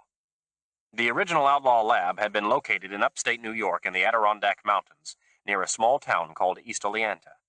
I sat quietly, letting the shapes in my mind overwhelm me. There was no use fighting them. Miranda had always said East Oleanta had been chosen at random for the Huevos Verdes project, picked by a computer-generated random program to avoid the GSCA deductive locale programs. That's what she had told me. You're a necessary part of the project, Drew, a full member. Okay, Jimmy Hubley said when the hollow had finished. Now, who can tell me why we all see this here hollow over and over again like this, pretty near every damn day? A young girl said fervently. Because we share knowledge, us, equally, not like the donkeys.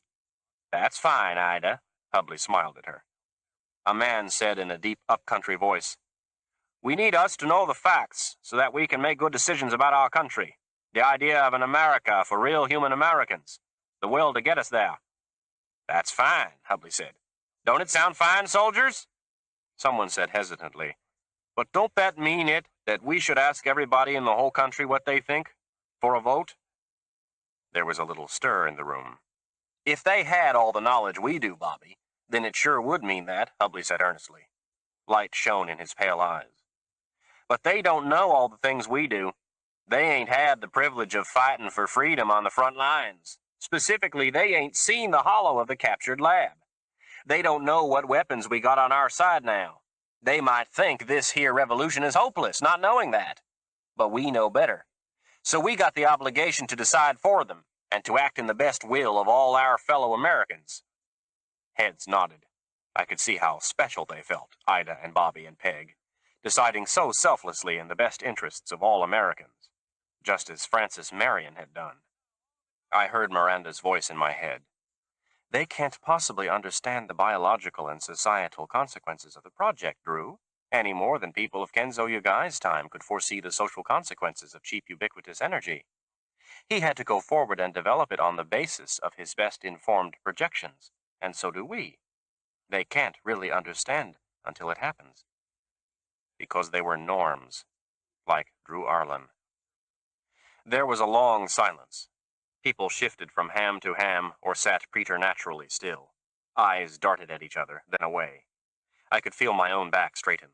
All this tension was not over some hollow they had seen pretty near every damn day. Hubley said, I said they don't know what we got, and I meant they don't know what we got. But they're sure the hell going to find out. Campbell, bring him in. Campbell entered from one of the many corridors, half dragging a naked handcuffed liver. The man was a sorry sight, barely 5.5 feet to Campbell's 7, and looking even shorter as he futilely resisted being dragged. He was hunched over, his bare heels scraping the floor. He didn't make a sound. Hubley said, Is the robo-cam ready? Someone behind him said, I just turned it on, Jimmy. Good. Now, y'all know this film is the kind that can't be edited without self-destructing. And you watchers out there, y'all know it too. Son, look at me when I'm talking. The captive raised his head. He made no effort to cover his genitals. I saw with a shock that his lack of height wasn't due to bad liver genes. He was a boy, 13, maybe 14, and gene mod. It was there in the bright green eyes, the sharp, handsome line of his jaw. But he wasn't donkey. He was a tech, those offspring of borderline families who can't afford full genetic modification, including the expensive IQ boosters, but who aspire to be more than livers. They buy their children the appearance mods only, and the kids grow up early to provide those services halfway between robots and donkey brains. My roadies were techs. At Huevos Verdes, you could argue, Kevin Baker's grandson, Jason, a Sleepless, was nonetheless a tech. The boy looked terrified. Hubley said, not to the boy, What did General Francis Marion's young lieutenant call him? Peg answered fervently, An ugly, cross, knock-kneed, hook-nosed son of a bitch. You all see, son? Hubley explained kindly to the boy. General Marion warn't gene mod. He was just the way his Lord made him, and he became the greatest hero this country ever had. Curtis, what did General Marion say was his policy when he was too outnumbered to attack the enemy directly? A man to my left said promptly, Yet I pushed them so hard as in a great measure to break them up. Absolutely right. Push them so hard as to break them up. And that's just what we're doing, you watchers out there. Pushing y'all. This here man is a captured enemy, a worker in a gene mod clinic. Parents take their innocent unborn babies to this place and turn them into something that ain't human. Their own children. To some of us, this is damn near inconceivable. I wanted to say that in vitro genetic modification happened before there was a babe, that it was done to the fertilized egg in artificial biostasis. But my tongue was stuck to the roof of my mouth. The tech boy stared straight ahead, seeing nothing, like a rabbit caught in bright lights. Now, y'all might think that this boy is too young to be held accountable for his actions, but he's 15 years old. Junie, how old was Francis Marion's nephew, Gabriel Marion, when he was killed fighting the enemy at Mount Pleasant Plantation? 14? A female voice answered. From my chair, I couldn't see her face. Hubley's voice grew confidential. He leaned forward slightly. Y'all out there see, don't y'all? This is war. We mean it. We got the idea what kind of country we want to live in, and we got the will to get there, no matter what the personal cost. Earl, tell all our watchers out there at the GSEA about Mrs. Rebecca Mott. A man dressed in purple jacks stood awkwardly, his arms dangling loose at his side. On May 11, May 10, Hubley said with a brief frown. He didn't want any inaccuracies in his uneditable tape. Earl rattled, took a deep breath. On May 10, General Marion and his men attacked Mount Pleasant Plantation, cause the British had took it for a headquarters. They made the lady and her kids move her into a log cabin. Her name was Mrs. Rebecca Mott. The house was too well fortified for direct attack, and so the general decided him to shoot flaming arrows and set it on fire. But they didn't have no good bow and arrows. Light Horse Harry Lee, who was working with General Marion, he went him to tell Mrs. Mott they had to burn her house down. And she went into the cabin and come out with beautiful bow and arrows, real donkey stuff. And she said about her house, if it were a palace, it should go. Earl sat down. Hubley nodded. Genuine sacrifice, a genuine patriot, Mrs. Rebecca Mott. You hear that, son? The tech didn't appear to hear anything. Was he drugged? Lisha had always warned me against believing history's more colorful stories. We can't never stop resisting all you enemies of America, and you watchers are the worst, just like traitors and spies is always the worst in any revolution. They pretend to be on one side while plotting and working for the other. GSEA agents are all traitors pretending to safeguard the purity of human beings while actually permitting all kinds of abominations, and then handing over this great country to those same abominations, the donkeys, just like we livers didn't realize y'all would let us starve if you could. And in fact, y'all are. Chauncey, what did General Marion say in his speech to the men before they attacked Doyle at Lynch's Creek? Chauncey's voice, so much stronger and at ease than Earl's, recited, But my friends, if we shall be ruined for bravely resisting our tyrants, what will be done to us if we tamely lie down and submit to them? I turned around. The room was full of people, all the revolutionaries from other companies. Staring at the young tech, I hadn't even heard them come in. Neither, I was convinced, had he. Hubley said, This here boy is a traitor, working in a gene mod clinic. He's going to die like a traitor, and y'all out there remember that he ain't the only one today or tomorrow or the day after that. Abby? Abigail came out of the crowd. She carried a featureless gray canister, no bigger than her closed fist. Abby, Hubley said, what did General Marion do with goods confiscated from the enemy? She turned to speak directly to the robocam. Every metal saw the brigade could find them, they hammered into a sword. That's exactly right. And this here, he hoisted the canister high above his head, is a saw. It ain't even been concocted in some illegal gene lab. This here comes straight from the biggest traitor of all, the so-called United States government. He turned the canister around. I saw stamped on it, property of U.S. Army, classified, danger. I didn't believe it. Hubley had painted the words on. I didn't believe it, and I didn't even know as yet what the canister held. This ragtag of so-called revolutionaries had delusions, dreams, pathetic wishes. I didn't believe it. The lattice in my mind sighed, as if wind soughed through. Okay, Abby, Hubley said. Do it. Abby, her back to me, did something I couldn't see. The shimmer of a heavy-duty Y energy shield appeared around the naked tech, a domed and floored hemisphere 6 feet in diameter. The canister was inside the shimmer. The boy wasn't drugged after all. Immediately he started screaming. The sound couldn't carry through the shield, which was the kind nothing got through, not even air. The boy beat his fists against the inside and screamed, his open mouth a pink cave, his eyes round with terror. There was faint down on his upper lip like a fledgling bird and scarcely more on his groin. Jimmy Hubley looked disgusted. He lives causing death, and then can't even die like a man. Do it, Abby. Whatever Abby did, I couldn't see. The canister glowed briefly, then dissolved into a gray puddle. This here is your metal saw you made to cut us up with, Hubley said. But we made it a sword. Live by the sword, die by the sword. Matthew 26:52.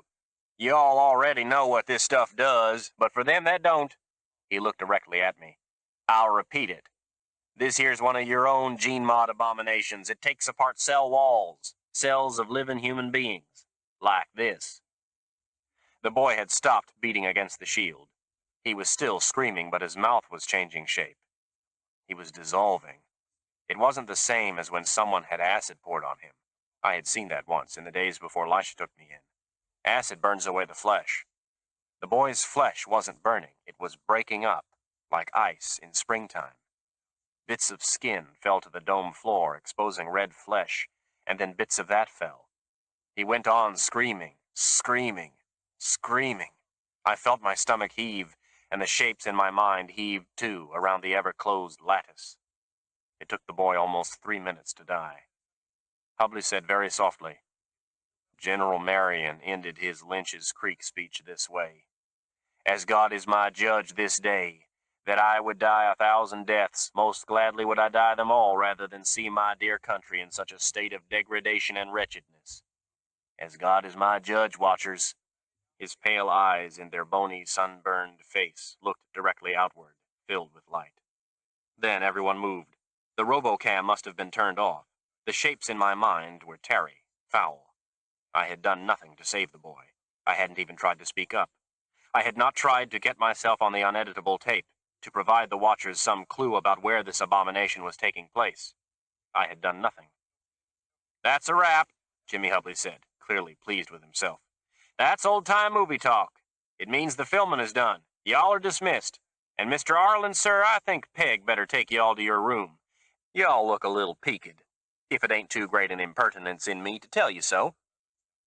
It went on like that for weeks. Physical training, hollows about the state of society. Where were they made? Political drill. It was the worst of being in school all over again. I kept finding small lace oblongs from Abigail's wedding gown, and Peg never pushed my chair anywhere in spitting distance of a terminal.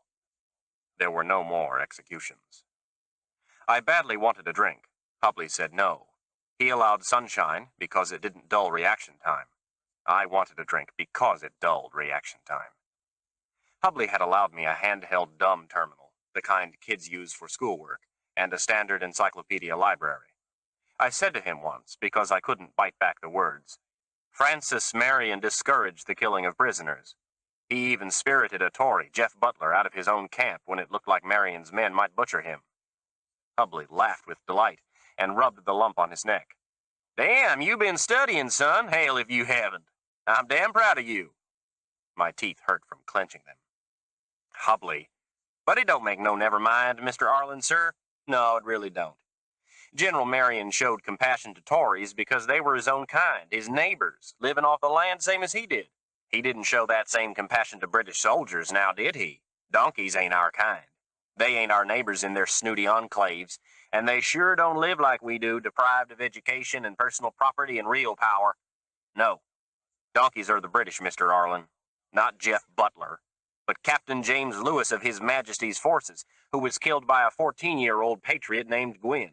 That's natural law, son. Protect your own. Marion didn't. You say General Marion, you, Peg yelled. She glanced at Hubley, like a dog hoping for a pat on the head. Hubley smiled, showing his broken teeth.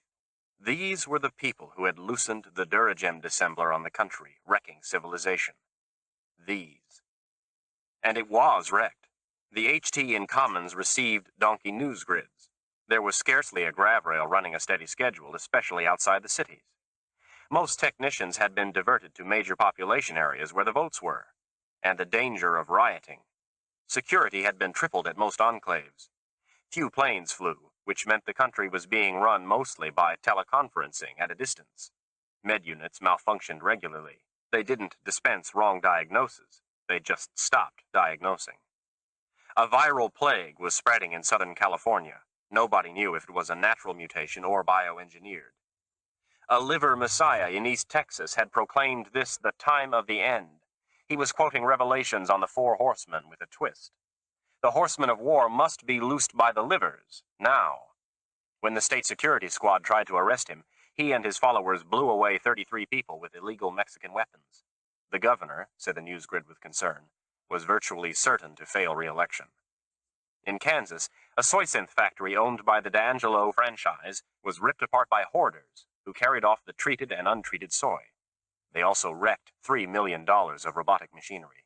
The lieutenant governor of South Dakota was somehow knifed to death in his sleep within a protected enclave.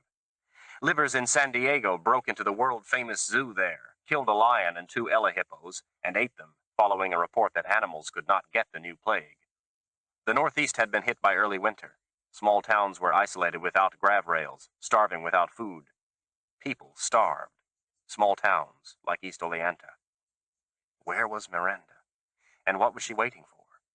Unless something had gone wrong in the last steps of the project, unless the GSEA had discovered Eden, traced it back from the carefully disseminated rumors in the little isolated liver towns, unless there was even more that she and Huevos Verdes hadn't told me. For the first time, I wondered if she wasn't coming for me at all. The greatness of the Constitution is in its will to the common people, Jimmy Hubley said, his pale eyes bright. The greatness of the Constitution is in its checks and balances, Lisha had always said. Lisha, who was dead. The dark lattice in my mind was furled tight as an umbrella, impenetrable, a thin, sharp line that cut me inside. Where were the checks and balances on Huevos Verdes? Take me around the compound again, I said to Peg. She was slumped in a chair in Commons, watching a scooter race someplace in California. A part of California without plague. I don't want me to take you again. You've seen everything you're going to see. Fine, I'll go alone. I wheeled the chair away from her. I didn't dare exercise my upper body, not even after she'd locked me in at night. I couldn't see the surveillance monitors, but I knew they had to be there. I settled for furtively hoisting myself a few inches above the arms of my chair several times a day, lifting my useless legs, careful to choose different locations each day. Wait, you, Peg sighed and heaved herself up. Roughly, she shoved the chair forward. A white corridor, with the featureless doors locked. Another white corridor, with the featureless doors locked. And another white corridor, with the featureless doors locked. The landing stage, guarded by Campbell, who was asleep, but not very. Another white corridor, with... A piece of Abby's wedding dress lay snagged on a rough spot in the wall. Damn, Peg said, with more energy than I'd ever heard her say anything. That bitch can't keep nothing tidy, her! This stupid stuff's everywhere! She snatched it up savagely and tore the small oblong into even smaller pieces. Her face was a mottled, angry red. There were tears in her eyes. Why was there a rough place on a nano-smooth wall to snag a piece of dropped lace? Stupid bitch, Peg said. Her voice caught. Why, Peg, I said. You're jealous. You shut up, you! Through the zoom portion of my corneas, the rough place on the wall had an added-on look. Not a mistake in the nano-programming, but a bump built later, with another clocked nano-assembler, manually. Why? To snag an oblong of lace? Every oblong was different. The lace had been programmed that way, to make a unique pattern on an old-fashioned wedding gown. To make a code. Peg had recovered herself. Blank-faced no more, but with red eyes, she shoved the torn bit of lace in the pocket of her hideously unbecoming turquoise jacks.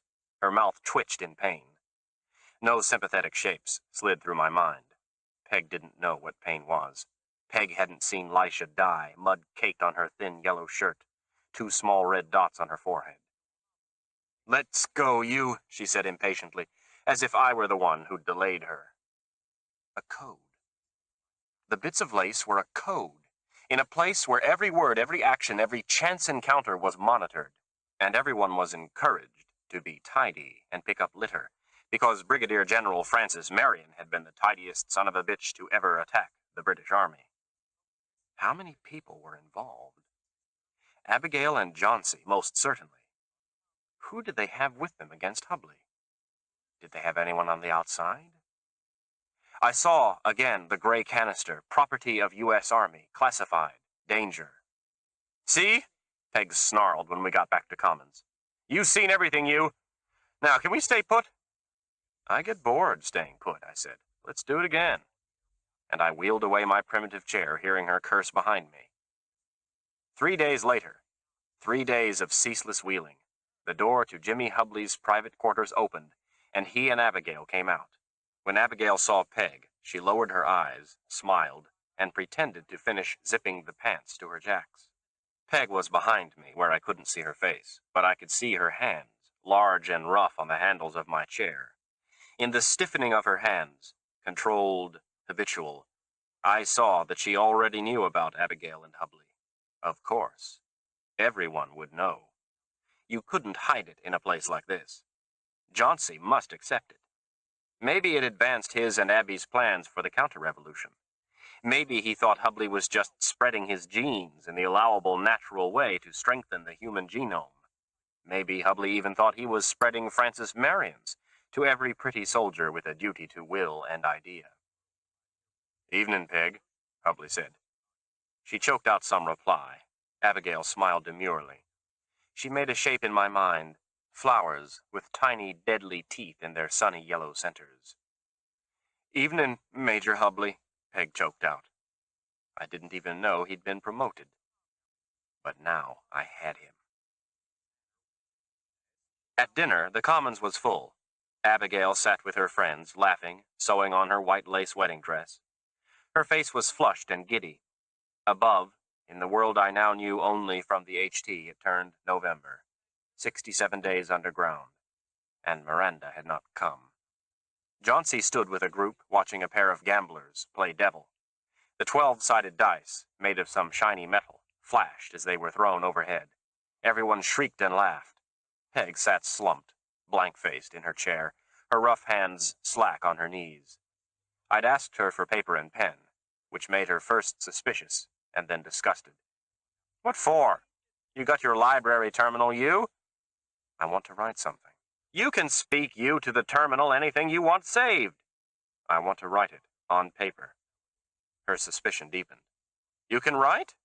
"Yes." "I thought Major Hubley said him that you wasn't no donkey, you." "I've been to donkey schools. I can write." "Can't you read?" "Course I can read, me." She probably could, at least a little. Liver children usually learned to read basic words, if not to write them. You needed to read names on packages at the warehouse, on street signs, on scooter bet sheets. I hoped to hell she could read. An unseen monitor watched me, of course. I bent over the paper Peg brought me, coarse pale sheets, probably meant to wrap something in. I couldn't remember the last time I'd written anything. I was never very good at it. The pen felt heavy in my hand. "Drew, hold it like this." "What for, Elisha? I can speak me to the terminal anything I want it to know." "What if someday there aren't any terminals?" "In your nose hairs. There will always be terminals, them." Slowly I printed, "A history of the Second American Revolution." 3 hours later, after much crumpling up and tearing of paper and fidgeting in my chair, I had 3 crossed-out pages. They described James Francis Marion Hubley's philosophy, activities, and goals. Hubley himself strode across the room, looming over me. I wondered what had taken him so long.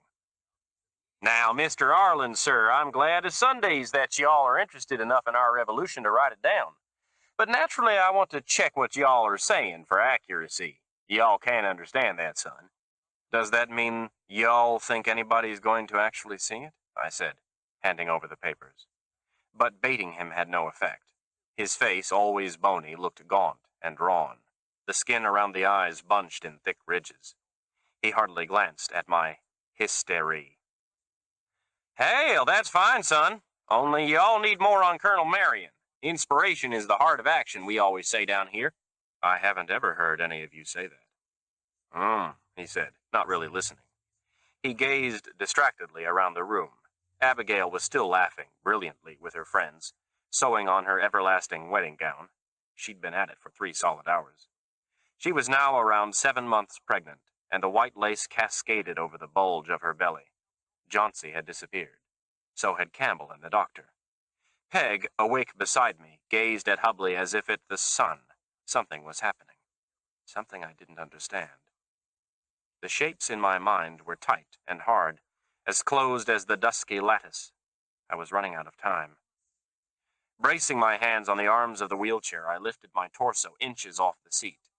Then I shifted my weight to the left hand until the chair, not anywhere as stable as a power chair, toppled. I fell on top of Peg, who instantly had her hands around my throat, squeezing. I fought with myself not to respond. Every fiber in my arms screamed to slug her, but I kept myself still, eyes wide, choking to death. The room wavered, dimmed. It was eternity before Jimmy Hubley pulled her off me. "There now, Peg, let go. The man ain't fighting. He just fell. Peg, let go." She did, instantly. Air rushed back into my lungs, burning and painful as acid. I gasped and wheezed. Hubley stood restraining Peg, although she topped him by 10 inches, and was undoubtedly stronger than he. He kept one arm around her waist. With the other he hauled my chair upside down. Spectators had gathered. "Come on, y'all, this ain't nothing. Mr. Arlen's chair tipped. See how this metal thing is bent underneath here? Calm down, Peg. Shoot, he ain't even armed. You hurt Mr. Arlen, sir?" No." Well, these things happen. Starrett, lift Mr. Arlen into this here chair. Where's Bobby? There you are. Bobby, this is your department. Straighten out this metal so his wheelchair don't tip again on him. That's downright dangerous. Now, y'all, it's getting close to lights out, so just move on to your quarters. I was lifted into a commons chair. Bobby took a power brace from his pocket and straightened the metal strut on the underside of the chair in 15 seconds. Lacking a power brace, it had taken me half an hour and every ounce of strength I possessed to bend it that afternoon. Hubley took his arm away from Peg, who shivered. He left the room. I picked up my hysterie and let Peg wheel me to bed and lock me in. She was rough, upset at herself for overreacting, wonder if anyone else had seen how desperately she had protected Jimmy Hubley. She really didn't know that everyone else saw and mocked her hopeless passion. Poor Peg. Stupid Peg. I was counting on her stupidity. In my room, I humped up the blanket on the pallet, trying to make it look as if I were underneath. This wasn't easy. The blanket was thin. I left the wheelchair conspicuously empty to my right, visible as soon as the door was partially open. I positioned myself behind the door, propped against the wall, my useless legs tucked under me. How long would it take Peg to undress? Did she go through her pockets? Of course she did. She was a professional, but a stupid professional, and sick with passion. Stupid and sick enough? If not, I was as dead as Lisha. I was sitting in almost the same position Lisha had when she died, but Lisha had never known what hit her. I would know. The shapes in my mind were taut and swift, silver sharks circling the closed green lattice. The note in Peg's pocket was written with the same pencil as my hysterie. It might have been the only pencil in the entire bunker, but not on thick, pale wrapping paper. It was written on a piece of lace from Abigail's wedding gown, an oblong discarded oh so carelessly along a corridor, an oblong with fewer lacy perforations than normal, and so room to scrawl in a hand as different from my history as I could make it. Of course, a handwriting expert would know the writing was the same person's, but Peg was not a handwriting expert. Peg could barely read. Peg was stupid. Peg was sick with passion and jealousy and protectiveness for her crazy leader. The note said, "She is traitor.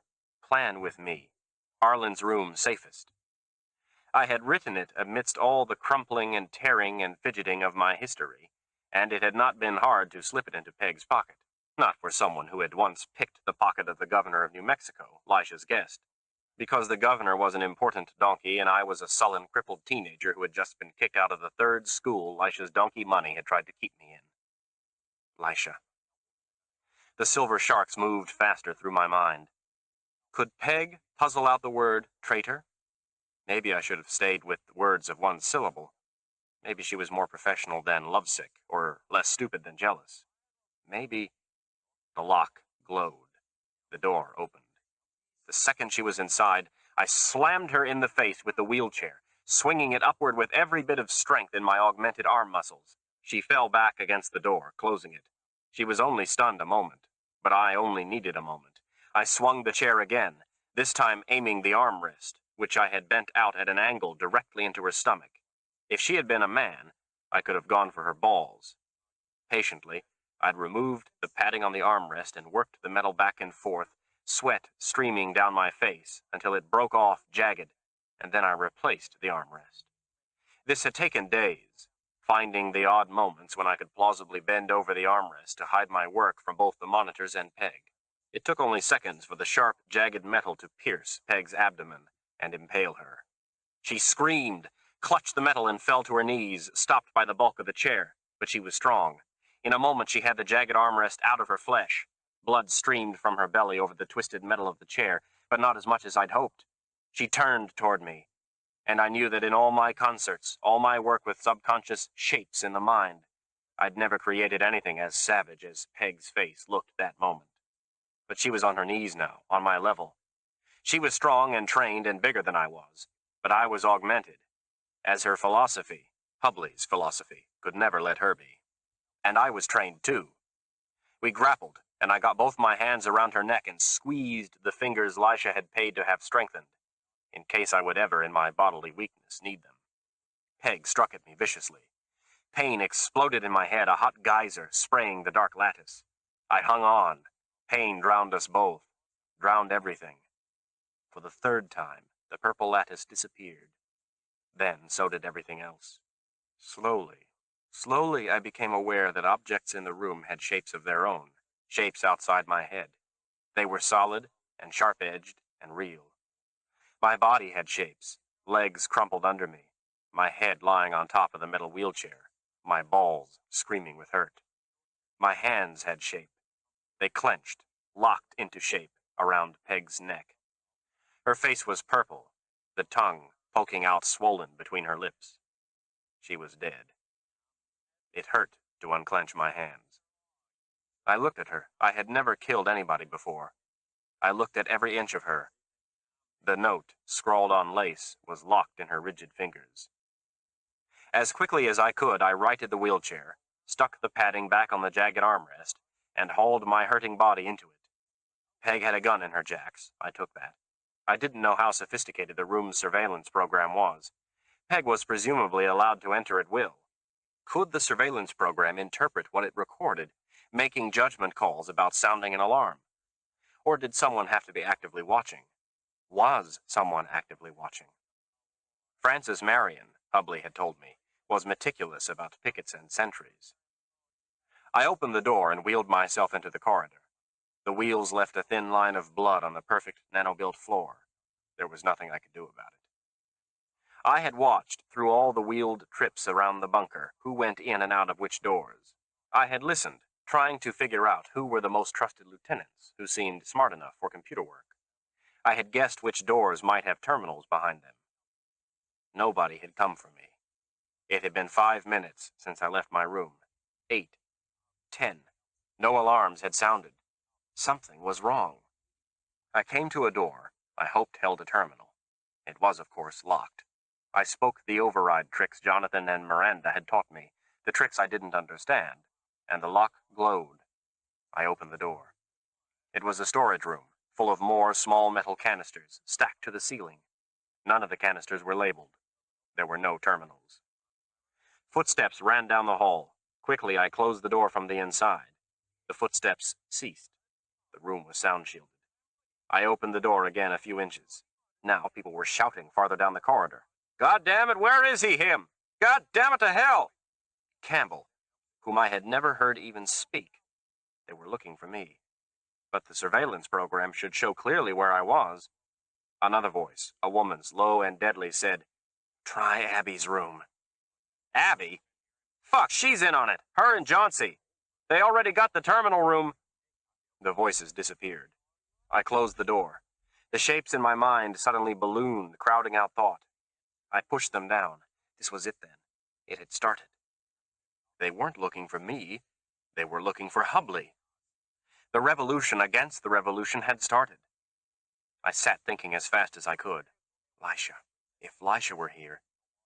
Lisha was no plotter, no killer. She'd believed in trusting the eventual outcome of any clash between good and evil, in trusting the basic similarities among human beings, in trusting their ability to compromise and live together. Humans might need checks and balances, but they didn't need imposed force, nor defensive isolation, nor crushing retribution. Lisha, unlike Miranda, believed in the rule of law. That's why she was dead. I opened the door the rest of the way and wheeled my chair, bent as it was, into the corridor. The padding fell off the armrest. I blocked the corridor, gun drawn, and waited for someone to round the corner. Eventually someone did. It was Johnsy. I shot him in the groin. He screamed and fell against the wall. There was a lot more blood than there had been with Peg. I raced my chair up to him and pulled him across my lap, holding his wrists with one of my augmented hands and the gun with the other. Another man rounded the corner, Abigail waddling after him. Abigail made a moaning sound, more like wind than people. "Oh!" "Don't come close or I'll kill him. He'll live, Abby, with medical attention, if I let him have it soon. But if you don't do what I ask, I'll kill him. Even if you draw a gun and shoot me, I'll kill him first." The other man said, "Shoot the crippled bastard, you." "No," Abby said. She'd regained control of herself immediately. Her eyes darted like trapped rabbits, but she was in control. She was a better natural leader than most, maybe better than Hubley. But I held Johnsy in my arms, and she wasn't leader enough for that sacrifice. "What do you want, Arlen?" She She licked her lips, watching the blood pour out of Johnson's groin. He'd fainted, and I shifted him to free my other hand. "You're leaving, aren't you? The ones of you left alive? Did you kill Hubley?" She nodded. Her eyes never moved from Johnson. He was still on my lap. The almost forgotten shapes of childhood prayer whipped through my mind. Please don't let him die yet. I saw the same shapes in Abigail's eyes. "Leave me here," I said. "Just that. Here and alive. Somebody will come eventually." "He'll call him for help," the other man said. "Shut up," Abby said. "You know nobody can't use them terminals but Hubley and Carlos and Odelian. And they're all dead, them." "But Abby—" "Shut up, you." She was thinking hard. I couldn't feel Johnson's heart. A woman raced into the corridor. "Abby, what's the matter, you? The submarine's off the coast." She stopped dead. The submarine. All of a sudden I saw how the underground revolution had evaded the GSEA for so long. A sub meant military help. There were agencies inside the government involved, or at least people within agencies. Property of U.S. government, classified, danger. For a long moment I thought I was dead. "All right," Abby said. "Give him to me and lock yourself in that there storage room, you." "Don't come close," I said. I backed into the room with the canisters, still carrying Johnson. At the last minute I dumped him onto the floor and slammed the door. It could be locked from the inside, but I had no doubts she could override it. I held on to the urgency in the second woman's voice, the panic. "Abby, the submarine's off the coast." Let the sub be ready to go. Let Abby want Johnson alive, safely tucked inside a med unit, more than she wanted me dead. Let the canisters all around me not contain deadly viruses, and let them not be able to be released by remote. I sat, heart pounding. The shapes in my mind were red, and black, and spiky, painful as cactuses. Nothing happened. Minutes dragged by. Finally, a small section of the wall beside me brightened. It was a hollow screen, and I hadn't even realized it. A dumb terminal. Abby's face filled it. It was smeared with blood, twisted with hate. "Listen, Arlen, you're going to die there underground. I done sealed it off, and the terminals are frozen, all of them. In another hour, the life support will cut out automatically. I could kill you now, but I want you to think about it first. You hear me? You're dead, you. Dead! Dead! Dead!" With each word, her voice rose until it was a shriek. She whipped her head from side to side, her hair seething and foaming, caked with blood. I knew Johnson was dead. Someone pulled her away from the screen, and it went blank. I edged open the door of the storage room. My wheelchair was so bent I could hardly wheel it along the corridors. My vision kept fading in and out until I wasn't sure what shapes were in front of me and what were in my head, except for the dark lattice. That was in my head. It stirred, and for the first time began to open, and every inch of its opening pushed against my mind like pain. I found Jimmy Hubley. They had killed him clean, as near as I could tell, a bullet through the head. Francis Marion, I remembered, had died quietly in bed of an infection. Campbell must have fought. His huge body blocked a corridor, bloody and torn, as if by repeated blows. He lay sprawled across the captured doctor. The doctor's face looked both terrified and indignant. This was not supposed to be his war. His blood slid down the nano-smooth walls, which had been designed to shed stains. 2 bodies lay on the terminal room floor, when I had finally opened enough doors to find it. A woman named Junie, and a man I'd never heard called anything but Alligator. They too had died clean, of bullets through the forehead. Abigail's bid for power hadn't been sadistic. She just wanted to control things, to be in charge, to know what was best for 175 million Americans, give or take a few million donkeys. I sat in front of the main terminal and said, "Terminal on."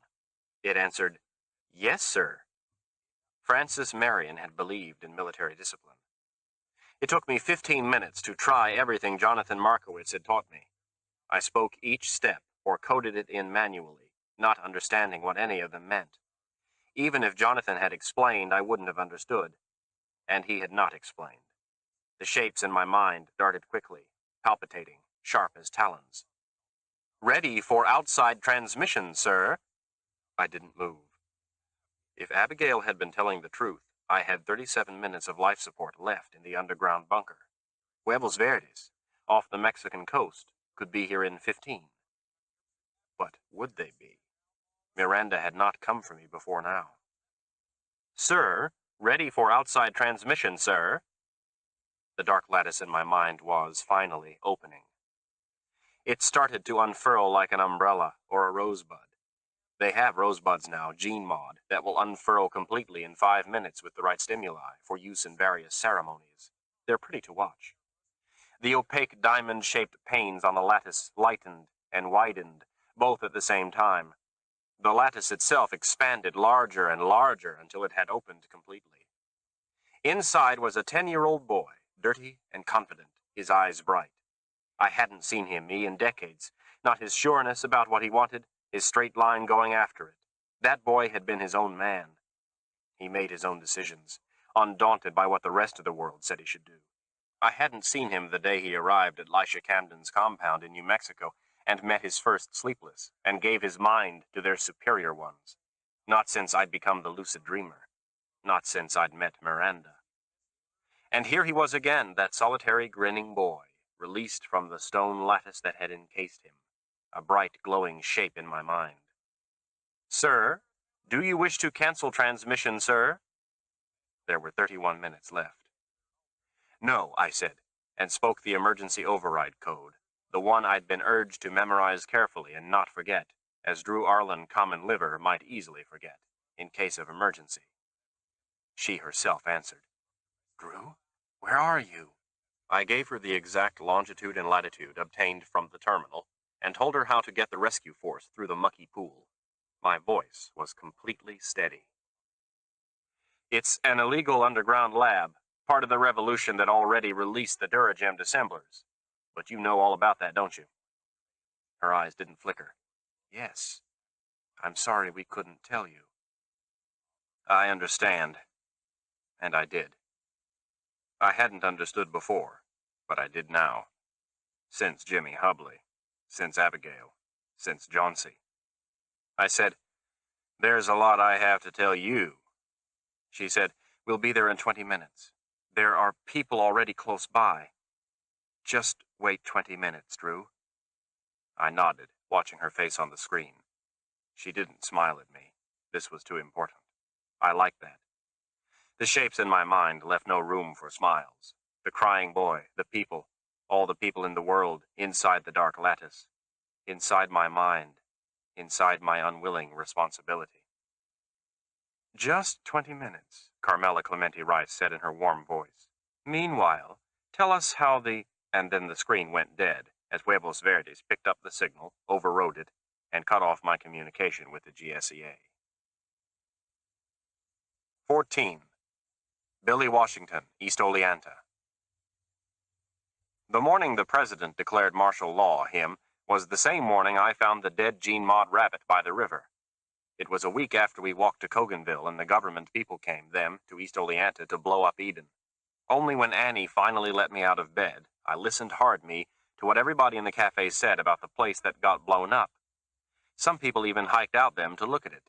And soon as they described it, I knew, that the government didn't blow up the place my big-headed girl went underground. Not my Eden. And I was the only person in the world, that knew that. Still, I wanted to go see for myself. I had to go. Where are you going, Billy? Annie said, breathing hard. She'd just lugged in a bucket of river water for washing. The government techs fixed everything but 2 days later, stuff started to break again. That's when a lot of people left East Oleanta on the grav rail before it could break. The women's bath wasn't working. Lizzie was right behind Annie, lugging another bucket. It broke my heart, nearly, with my own uselessness. The med unit said that I wasn't supposed to lift nothing. Down to the cafe, I lied. Annie pressed her lips together. You don't want you to go down to the cafe again. Where are you really going, Billy? I don't want me taking no more walks in them woods. It's too dangerous. You might fall again. I'm going to the cafe, I said. And that was 2 lies. Billy, Annie said, and I knew from her bottom lip that she was going to say it again. We could leave us, now, before more Duragem gets eat away on that train. I ain't leaving East Oleanta, I said. It scared me to tell her no. Each time it scared me, each and every single time. What if Annie left anyway, her without me? My life would end. What if Annie took Lizzie and just left? But I had to stay me. I had to. I was the only person who knew me that the government didn't blow up Eden. Dr. Turner was the one that called the government to come to East Oleanta. Lizzie told me her. Annie didn't know. I had to stay and make sure Dr. Turner didn't find that Eden still existed and call the government to come back and finish the job. I didn't know me, how I could stop Dr. Turner unless I killed her, and I didn't think I could do that. Maybe I could. But I couldn't go off neither and leave the dark-haired, big-headed girl who deliberately let me know where Eden was in case I ever really needed it again. I owed that girl me. Only it wasn't only that. So I said to Annie, "Get off my back, woman. I'm going, me, down to the cafe, and I'm going alone." Then I held my breath, me, the sick fear churning inside me. But Annie only sighed her and took off her parka and picked up a wash rag. That was the wonderful thing about Annie. She knew there was things a person was just going to do them, and she didn't waste her breath arguing about it. Unless, of course, the person was Lizzie. Actually, the next person I expected trouble from me was Lizzie. But Lizzie sat on the sofa with her library terminal, doing her everlasting studying her, and glancing up at the door for Dr. Turner, ready to ask the doctor questions 19 to the dozen. That was another reason for taking my walk now.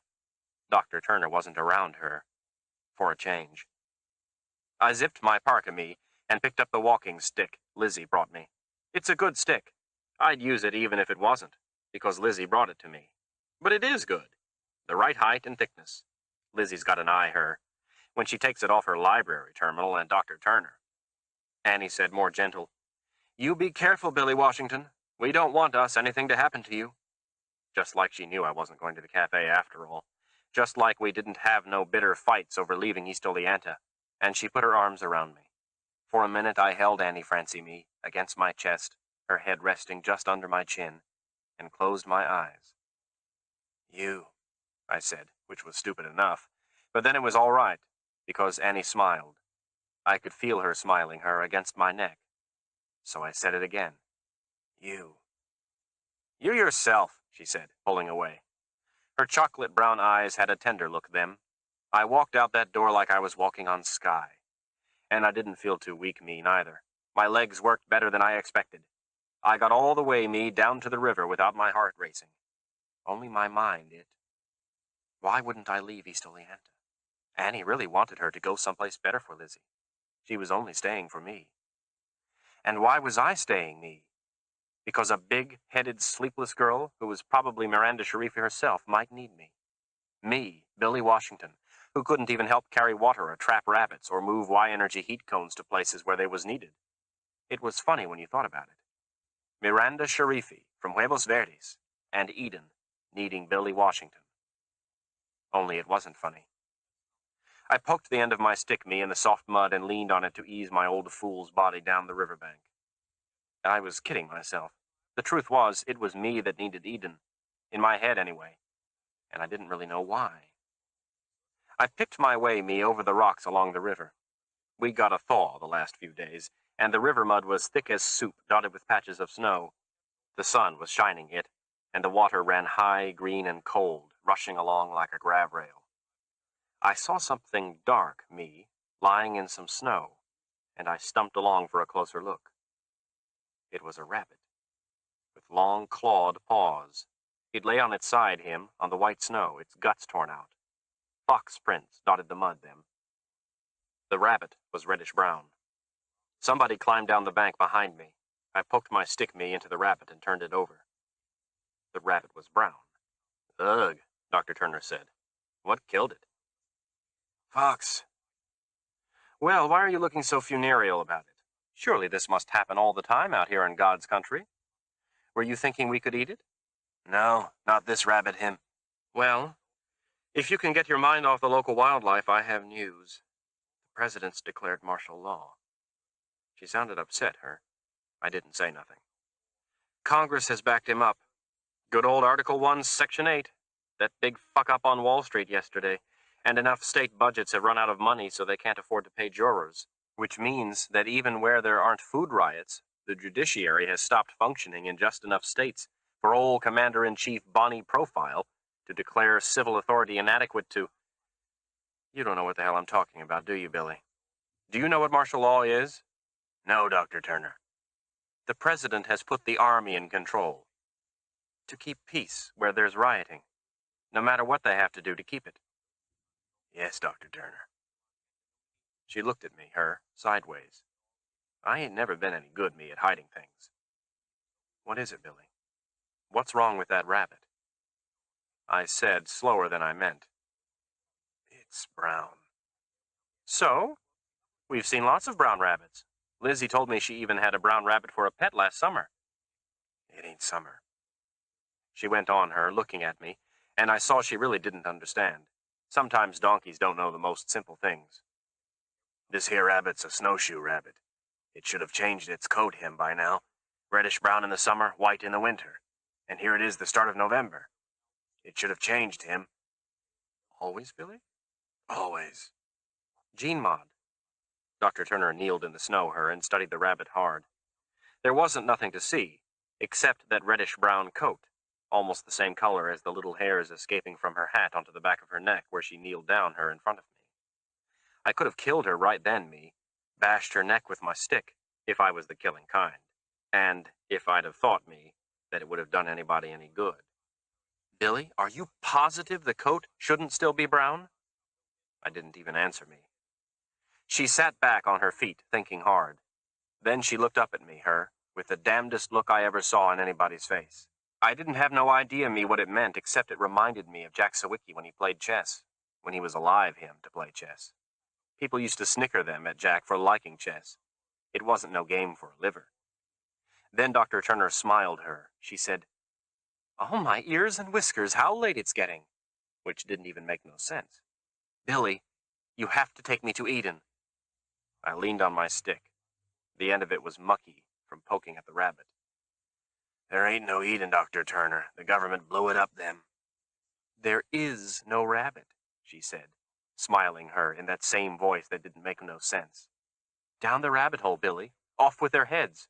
You and I both know they didn't blow it up. They missed." I looked again at the dead rabbit. The fox had done a job on it.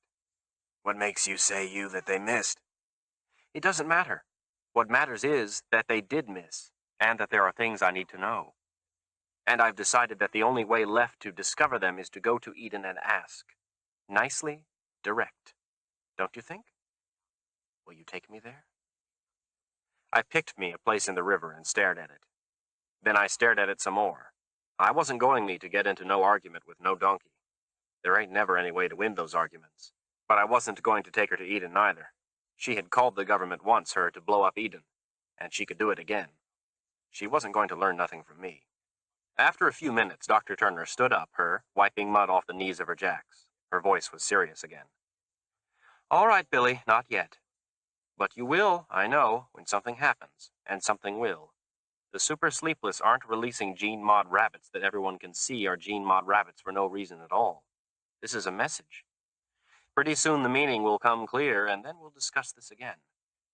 "Ain't nothing to discuss," I said, and I meant it. Not with her, no matter how many Gene Mod rabbits turned up. The sun was lower now, and the air was getting cold, and my walk was pretty much ruined anyway. I climbed the riverbank, taking my time. Dr. Turner knew better than to try and help me. Lizzie was dancing around the apartment, clean from a bath, waving her study terminal. "Godell's proof," she sang, like it was a song. "Godell's proof, Billy." She was as bad as Dr. Turner with her looking glasses and rabbit holes. Still, I was glad to see Lizzie so happy. "Look, Vicky, look what happens if you take this formula and just kind of sneak up on these numbers." "Let me get my coat off, Mr. Godell," Dr. Turner said, which didn't make no more sense than her talk at the river, but she was smiling, at Lizzie. Lizzie couldn't hardly stay still, Whatever she had on that library terminal must have been pretty exciting. She grabbed my stick, and started dancing around with it like it was a partner. Then she stuck it under her and rode it like a hobby horse. Then she raised it up over her head like a flag. I knew from all this, that Annie wasn't home. "All right, let's see Godell's proof," Dr. Turner said. "Did you access Sven Borklin's variations?" "Course I did, Lizzie said with scorn. I couldn't take my eyes off her. She was like a light, her. A sun. My Lizzie. By the next morning, she was so sick she couldn't move. It didn't look like no sickness I ever saw. Certainly not like the fever she'd had last August. Lizzie was shitting bad, her, with blood in it. Annie kept emptying the bucket and cleaning her up, but the apartment still smelled awful, and Lizzie couldn't move her legs or head without it hurting her. Annie and me were up with her, us, all night. By dawn, she wasn't even crying no more, just laying there, her eyes open but not seeing nothing. I was scared, me. She just laid there. I said to Annie, "I'm going, me, to get Dr. Turner. She's down at the cafe, her, watching the news about Marshall." "I know, me, where she is," Annie snapped, because she was so worried her about Lizzie and so exhausted. "She's been there all night, ain't she? But Lizzie don't need no donkey doctor, her. This time our med unit's working." I didn't say, me, that donkeys invented the med unit. I was too scared myself. Lizzie groaned and shit in the bed. "You go ahead, you, and wake up Polly. I'll bring her as soon as she's cleaned up." Polly Sinverno's been mayor him since Jack Sawicki was killed. Polly keeps the code to the clinic. I grabbed my stick, me, and set off as fast as I could go to Polly's apartment building. Outside was cold and gray, but sweet-smelling, which somehow made me feel even scareder for Lizzie. Halfway down the street, I met Dr. Turner. She looked her so tired and upset that her Jean Maud face was almost plain. "Billy, what is it?" She grabbed my arm hard, her. "Your face. Lizzie? Is it Lizzie?" "She's sick really bad, her. It got worse so fast. She's going to die." It just came out. I thought I'd faint, me. Lizzie. "Get Polly to unlock the clinic. I'll help Annie." She was gone, her, running like I could have once. Polly got up right away, him. By the time we got to the clinic, Annie and Dr. Turner were there.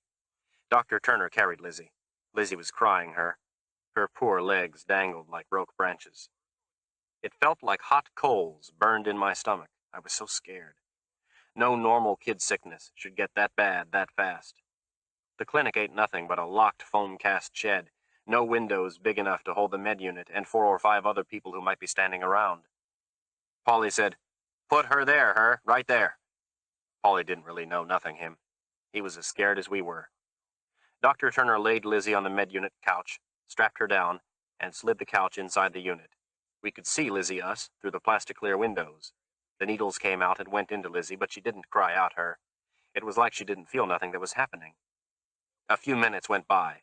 Lizzie didn't move, her. She looked almost asleep. Maybe the med unit gave her something to sleep. Finally, the med unit said, "This unit is inadequate to make a diagnosis. Viral configuration is not on file. Administering wide-spectrum antivirals and secondary antibiotics." There was more. Nobody never listens to a med unit, then. You just let it fix you. But Dr. Turner jumped like she was shot.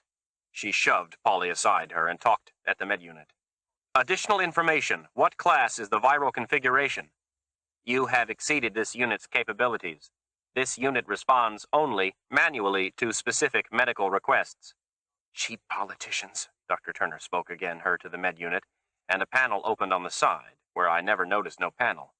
Inside was a screen and keyboard. Dr. Turner typed hard, her. She studied the screen. "What is it?" Annie said. "What's Lizzie got, her?" Annie's voice was tiny and thin. It didn't sound nothing like Annie. This time, Dr. Turner didn't have the chess-playing look. This time she looked, her, like my stomach felt. The bones in her cheeks stood out like somebody drew them on her skin. "Billy, did Lizzie touch the end of your walking stick? The end you poked the brown rabbit with?" I saw Lizzie, me, dancing around the apartment with my stick, riding it, waving it by one end, singing about them Godell's proofs. Something inside my belly dropped it, and I thought I was going to throw up. Yes, she was playing her. Dr. Turner slumped her against the wall. Her voice was thick. "Not Eden. Eden didn't engineer that rabbit. The other ones did. The illegal lab that released the dissembler. Oh, my sweet Jesus in hell." "Don't blaspheme, you," Annie said, her, but there wasn't no fire in it. Her eyes were big as Lizzie's. Lizzie, who I saw, was going to die. Polly said, "Eden? What about Eden it?" His face looked tight and small. Dr. Turner looked at me, her eyes all Jean Maud violet, and as unnatural as a brown snowshoe rabbit in a hard November, didn't see me. I could tell, me. She saw something else, and her words didn't make no sense. A pink poodle. A pink poodle with 4 ears and hyper-large eyes. What? Polly Sanverno said, bewildered. What about a poodle? A pink poodle, sentient, disposable.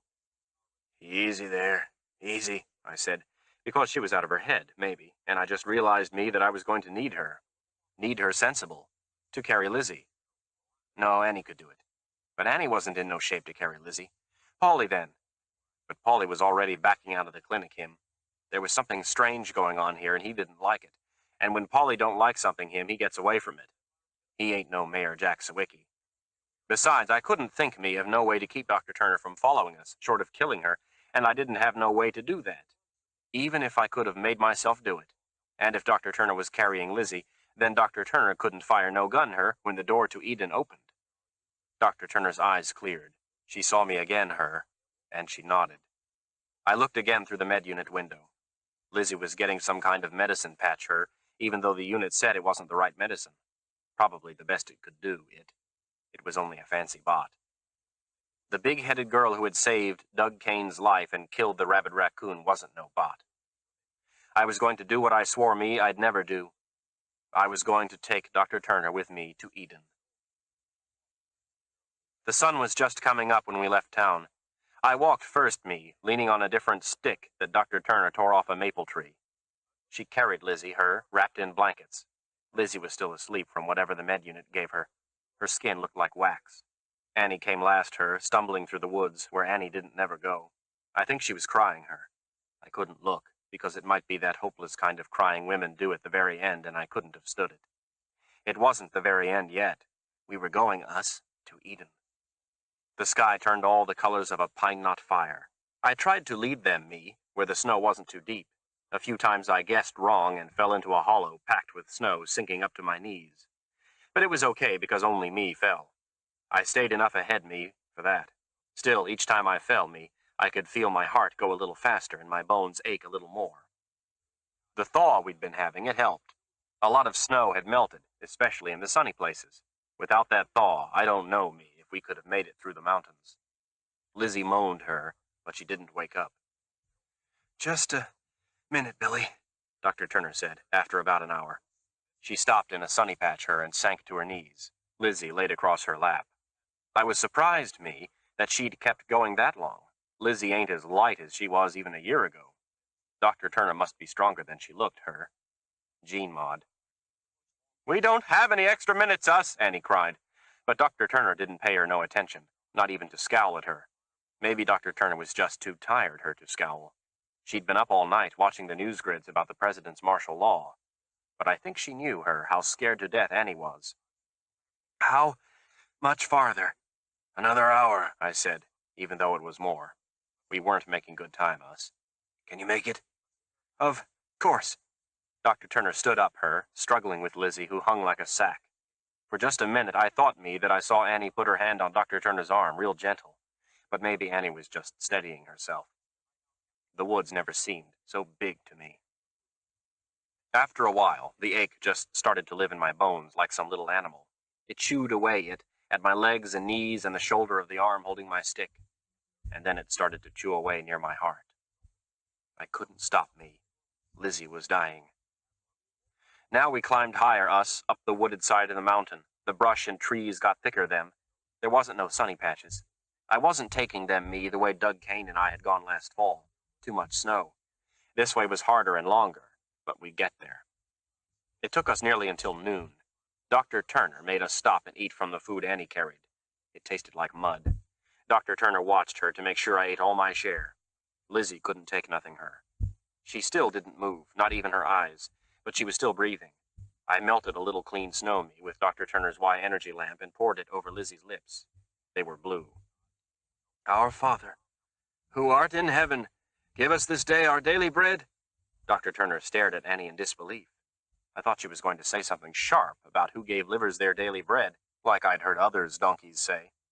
Donkeys ain't religious, them. But she didn't. How much farther, Billy? Soon now. You've been saying soon now for 2 hours. Soon. Now. We started off again, us. When we headed back down the trail to the little creek, I thought me, for a panicky minute, that I was in the wrong place. It didn't look the same. The trail was a slick of mud, and the creek ran fast, but was clogged with ice chunks and fallen branches, which made it wider than I remembered. We slipped and slided us down the steep trail. Dr. Turner held Lizzie over her shoulder with one hand, the other clutching tree after tree to keep from falling. We waded, careful us, across the creek. There was a flat, mostly clear ledge of ground, with just one birch and one oak with last year's leaves rattling in the wind. They were my landmarks then. We were there, and there wasn't nothing there. Nothing to see. Nothing different. Creek, mud, rock shelf, the side of the mountain. Nothing. "Billy?" Annie said, so soft I hardly heard her me. "Billy?" "What do we do now?" Dr. Turner said. She sank to the ground, trailing Lizzie in the mud, too tired to even notice. I looked around. Creek, mud, rock shelf, the side of the mountain. Nothing. Why would the super Sleepless let in 2 muddy livers, a turncoat donkey, and a dying child? Why should they them? That was the minute I knew me, what Annie meant when she talked about hell. "Billy?" I sank down on a rock, My legs wouldn't hold me up no more. The door had been right here. Creek, mud, rock shelf, the side of the mountain, nothing. Dr. Turner shoved Lizzie onto her mother. Then she jumped up and started screaming like some crazy thing, like somebody wild person who ain't just carried a heavy child for hours and hours through the snow. "Miranda Sharifi, do you hear me? There's a dying child here, a victim of an illegal gene-mod virus transmittable by wildlife. Some illegal lab engineered it.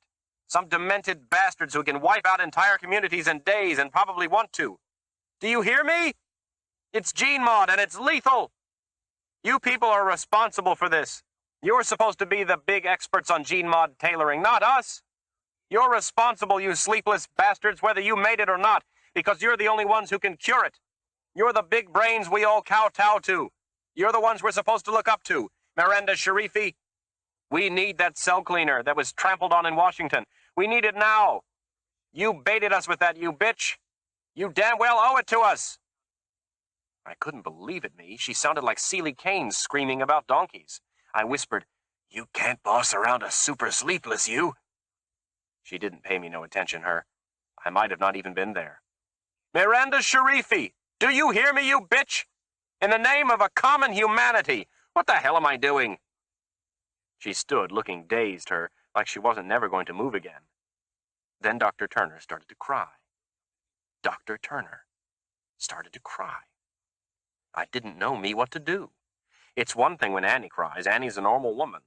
But a donkey crying, sobbing and carrying on like she was the bottom of the apple bin, instead of the top. I didn't know what to do. And even I had known, I couldn't do it. The aching animal was gnawing it at my chest too bad, and not even for Lizzie could I have got my body up off the ground. "Please," Dr. Turner whispered. And the door in the mountain opened. No, it didn't open it. That's not how it works. There was a kind of hard shimmer, some kind of shield. And then the earth sort of vanished, mud and dead oak leaves and moss-covered rocks and everything.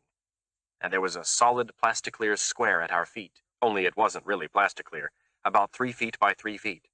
And then that vanished, and there was stairs. Dr. Turner went down first, and reached up for Lizzie. Annie handed her down. Then Annie eased herself down the stairs. I went last, because even though my chest hurt so bad my eyesight squiggled, I wanted to see what happened after we were all under the square. It might be the last thing I ever saw, and I wanted to see it. What happened was the shimmer came again, and the plasticlear that wasn't plasticlear came back over my head. I reached up, and touched it. It was hard as diamonds. It tingled. On the other side, dirt and rocks started to grow. They grew, and the dirt wasn't loose but hard-packed, joined to all the other dirt. I could see, that in a few minutes there wouldn't be no signs anything had happened, except maybe our footprints in the mud. But I wouldn't bet on any footprints being left. We stood in a small room, all white and bright, with nothing in it. The walls were perfect, not a nick or a scratch or nothing.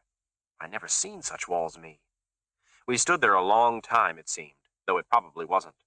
I wrapped my arms across my chest, to keep the pain from gnawing straight through. Dr. Turner turned to me and her face changed. "Why, Billy," and then a door opened where there hadn't been no door, and she stood there, my big-headed, dark-haired girl from the woods, not smiling, and I had just enough time, me, to see her before the animal in my chest reared back and sank its teeth into my heart, and everything disappeared. 15. Diana Covington, East Oleanta. I had completely lost my composure, my rationality, and my common sense, and then the door to Eden opened. This bothered me.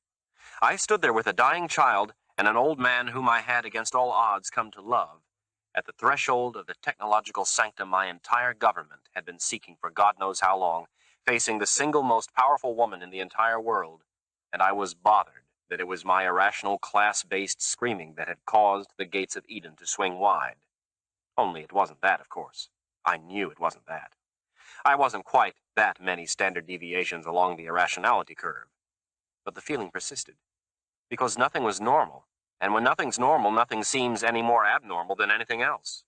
The measuring scales break down. Miranda Sharifi did that to things. Up close, she looked even plainer than she had in Washington. Big, slightly misshapen head, wild clouds of black hair, body too short and too heavy to be a donkey, yet clearly not a liver. She wore white pants and shirt, generic-looking but not Jack's, and her face was pale. The only spot of color was a red ribbon in her hair. I remembered what I'd thought on the steps of Science Court, that she was too old for hair ribbons, and I felt obscurely ashamed. It was difficult to keep my mind on serious subjects. We had too many of them. Or maybe it was just the nature of my mind. I couldn't think of anything to say. I stood staring at the red hair ribbon.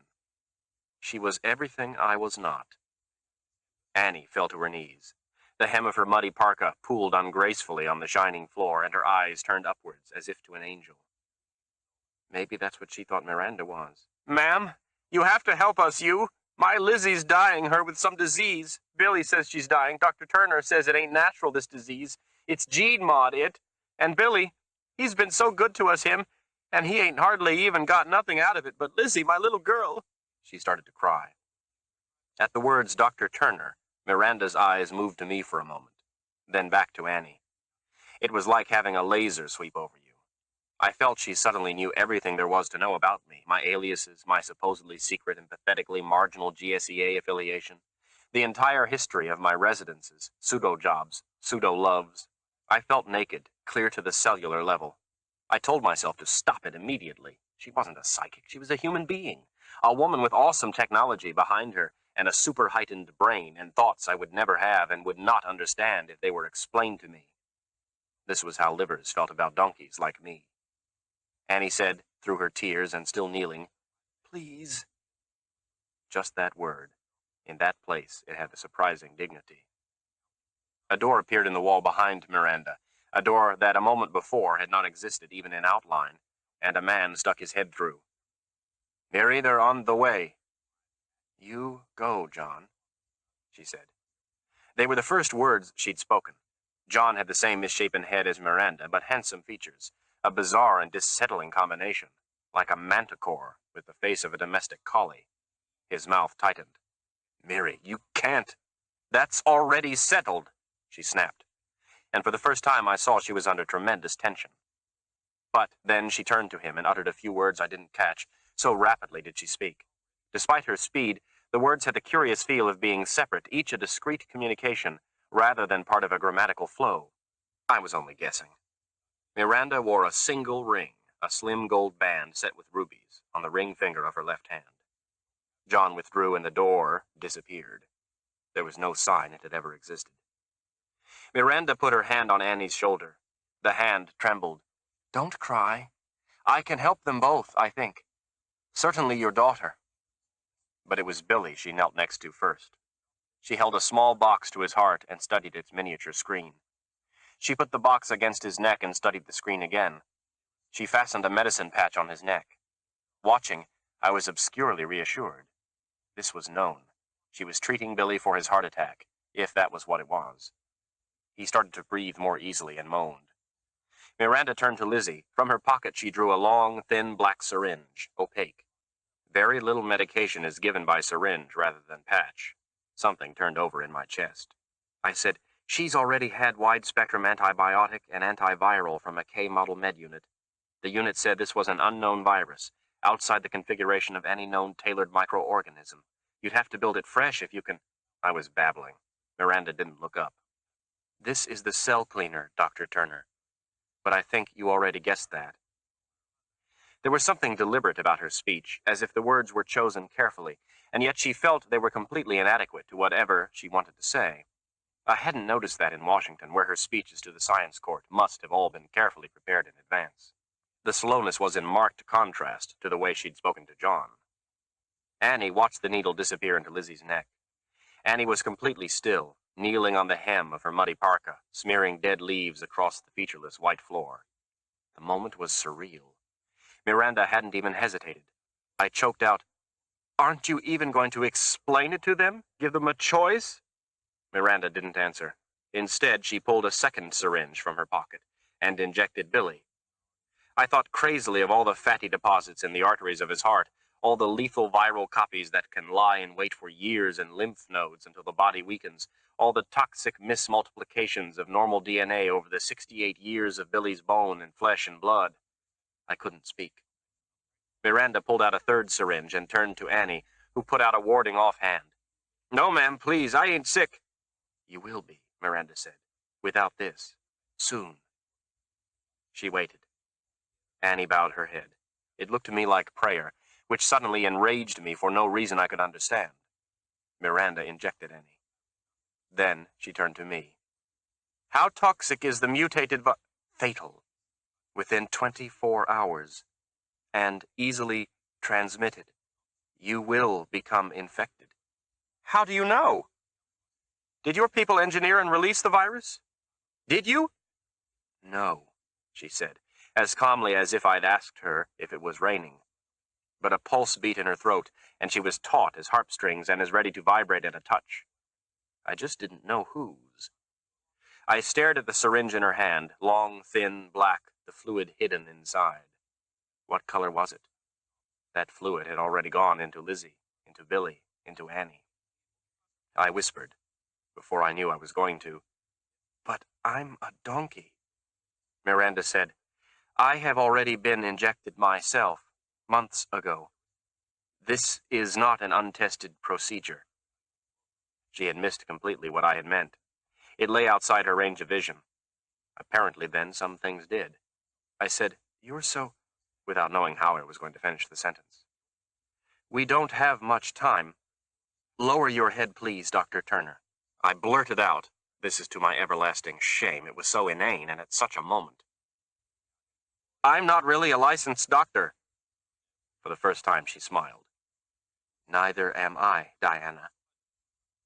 "Why don't we have much time? What's going to happen? I'm not sick yet. You're going to alter my entire biochemistry. Let me at least think a moment." A screen suddenly appeared on the wall. Even though this, unlike the door, was certainly a normal technology, I nonetheless jumped as if an angel had appeared with flaming sword. But the angel was in front of me, staring at the screen as if in pain, and the sword trembled in her hand, and I was going to die, not because I'd eaten of this particular genetically engineered apple, but because I didn't. She didn't give me a choice. The screen showed a plane landing where no plane should have been able to land, a folded thing setting straight down like a rotorless copter, but far more precisely than any copter, on the same small flat patch of ground between stream and mountain where I had screamed for Eden to open. The same naked birch tree shivering white, the same tattered oak. I raised my head to stare at the 4 men climbing out of the unfolded cylinder of the government plane, and Miranda pushed the syringe into my neck. With her other hand on my shoulder, she held me still while the fluid drained. She was very strong. Somehow that one fact cleared my head, which just shows how crazed was the whole situation. I said, almost as if we were co-conspirators, "They can't get in, can they? They couldn't even find it before. They blew up the wrong installation. They must have followed us here, Billy and Annie and Lizzie and me. Oh, I'm sorry, Miranda." She wasn't listening.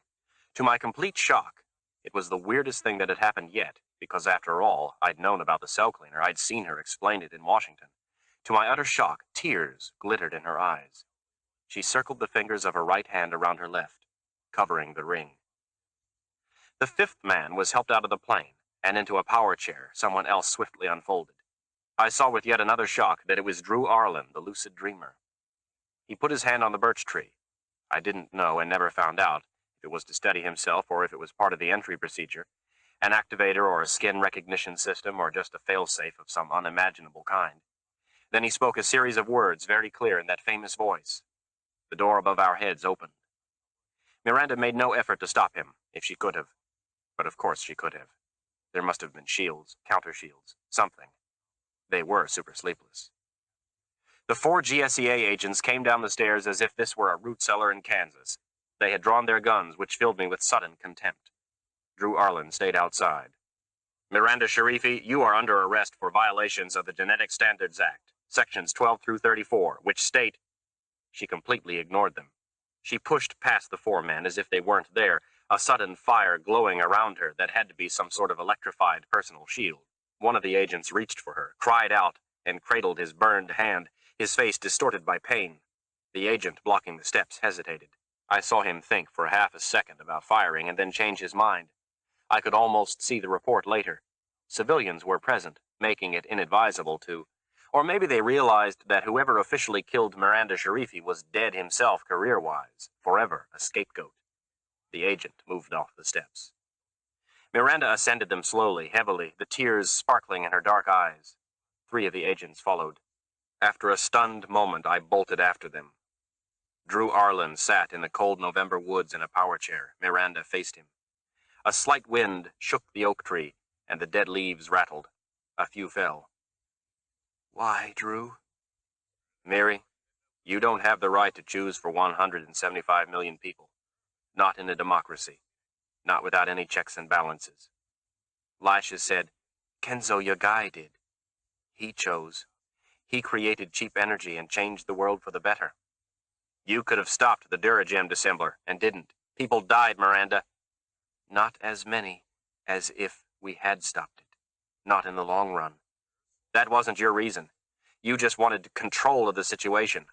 You supers, who don't ever have to die. There was a noise behind me. I didn't turn around. What I was looking at was more important than any noise. The questions Drew and Miranda hurled at each other were the same public question I had struggled with ever since I'd seen the cell cleaner in Washington. Who should control radical technology? Only they were making of it a private weapon, as lovers can make private weapons of anything. Who should control technology? And make no mistake, technology is Darwinian. It spreads, it evolves, it adapts. The most dangerous wipes out the less fit. The GSEA had hoped to keep radical tech from falling into the wrong hands, but Huevos Verdes was the right hands, the hands that used nanotech to strengthen human beings, not destroy them. That was what the GSEA could not admit. It wasn't their place to judge, they claimed. They only carried out the law. Maybe they were right. But somebody, somewhere, sometime had to judge, or we'd end up with pure Darwinian jungle, read in bite and assembler. Huevos Verdes had judged, and I by not summoning the GSEA a second time along with them. And there was no clear way to know whether either of us was right. All this I realized with that peculiar clarity that comes in bodily crisis as I watched Drew Arlen and Miranda Sharifi tear each other apart in the cold woods. He said, You don't have the right to carry out this project. You never did. No more than Jimmy Hubley. She said, It was supposed to be we, not you. You were part of this. Not anymore. Because you fell into the hands of some scientific crazies. God, Drew, to equate Jimmy Hubley with us. So you did know about him, and left me there all these months. No, we knew about the counter-revolution, but not specifically where you were. I don't believe you. You could have found me. You supers can do anything, can't you? You think I'm lying to you? Yes, Drew said. I think you're lying. But I'm not. Drew! It was a cry of pure anguish. I couldn't look at her face. You could have stopped the Duragem dissembler too, couldn't you? You knew it came from the underground, but you let it encourage social breakdown because that prepared the way better for the project, for your plans. Isn't that true, Miranda? Yes, we could have stopped the dissembler. And you didn't tell me. We were afraid. She stopped. Afraid of what? That I'd tell Lisha? The news grids? The GSEA? She said more quietly, which is just what you did. The first chance you got. We did look for you, Drew, but we're not omnipotent. There was no way of knowing which bunker, where. And meanwhile, you did exactly what John and Nick and Christy said you would. Betray the project to the GSEA. Because I started to think for myself, again. Finally. And that's not what supers want, is it? You want to think for all of us, and us to obey you without question. Because you always know best, don't you? God, Miranda, aren't you ever wrong? Yes, she said. I was wrong about you. That won't be a problem for you any longer. She cried. You said you loved me. Not anymore. They went on looking at each other. Drew's face I couldn't read. Miranda's had turned stony, her tears gone. Her eyes were lasers. She said, I loved you, and you couldn't stand being inferior. That's what your betrayal to the GSEA is really about. John was right. You can't ever really understand anything. Drew didn't answer. The wind picked up, smelling of cold water. More leaves blew off the oak. The birch tree shuddered. There was more noise behind me. I didn't turn around. A GSEA agent said, I arrest you, Miranda Sharifi, for violations of the... She cried out just as if the agent hadn't spoken. I can't help it that I know more and think better than you, Drew. I can't help what I am, he said, his voice unsteady but angry, the way men are when they know they look weak. Who should control the technology? Shit! Someone called. I turned. Billy sat dazed on the ground, holding his chest. The noise had been him and Annie, pulling the unconscious Lizzie up from the underground bunker, which they didn't understand and must have feared. Or maybe Annie had pulled Lizzie up the steps, and the agent with the burned hand had helped Billy. The agent stood there beside the old man, looking dazed, but there was nothing dazed about Billy. He sat in the frozen mud, an old man with a body about to be the most biologically efficient machine on the planet, and I saw that he, too, knew what he was looking at. Billy Washington, the liver. His wrinkled old man's gaze moved from Drew to Miranda. The latter I saw with adoration, then back to Drew again, then to Miranda. Shit, he said again, and there were layers and layers in his tone, unsortable. You're fighting you about who should control this technology. But don't you see? It don't matter who should control it. It only matters who can. And he put his gnarled, grateful hand on the crumpled, sleeping form of Lizzie, lying in the mud, her small face peaceful and cool and damp as her lethal fever broke. 16. Diana Covington, Albany. There was nothing to confiscate for evidence. More planes came, and Drew used the codes that made the door appear in the far wall of the bunker. I contrived to be present for this. Security was chaotic, except for Miranda Sharifi, electro-cuffed to the birch tree, whom agents watched as if they expected an anti-grav heavenly ascension, tree and all. Maybe they did. But Miranda allowed herself to be captured, and everybody understood that's what happened. She allowed it. But nobody, including me, understood why. Behind the bunker door lay nothing. Even the sterile fortifying walls that had probably been there were self-consuming by the same nanotechnology that had built them. There were only a series of earth-packed tunnels and caves extending back into the mountain, dangerous to explore without proper equipment because the dirt walls crumbled and threatened to cave in. It was impossible to tell how extensive the caves' tunnels were. It was impossible to tell what had been nano-destroyed in them, or removed from them before their collapse. Miri, they're on the way. Miri, you can't... I looked for the slim black syringes that had injected the four of us, but all I saw was smudges of melted black, like metallic candle wax, on the floor at the bottom of the steps where Lizzie and Billy had lain. There was more, and it happened incredibly, almost as an afterthought. But first, one of the agents arrested me. Diana Arlene Covington, you are under arrest for violations of the United States Code, Title 18, Sections 1510, 2381, and 2383. Obstruction of criminal investigations, assisting rebellion or insurrection, treason. I was, after all, supposed to be a GSEA agent. Miranda watched me intently from her birch tree. Too intently. Drew had gone into the plane. We awaited a second plane, either for more space or more security. With a sudden feint that surprised the agent, I ducked around him and sprinted toward Miranda. Hey! She had time to say to me only, "More in the syringe," before the outraged agent had me again and dragged me grimly into the plane. His grip bruised my arms. I barely noticed. More in the syringe. The whole extent of the project, she had said to Drew Arlen. So not just the cell cleaner, which was staggering enough, not just that. Something else. Some other biological technology. Radical, unexpected, unimaginable. Something more. Huevos Verdes had not needed to set up this elaborate underground lab to perfect or test the cell cleaner. They had already done that, openly, before the science court hearing last fall. Huevos Verdes had expected to lose their case in front of the science court. That had been clear at the time, to nearly everybody. What had not been clear was why they were presenting the case at all, given the foregone conclusion. It was because Miranda wanted the moral reassurance that all legitimate paths for this larger project were closed before she completed her stroll down illegitimate paths at East Oleanta.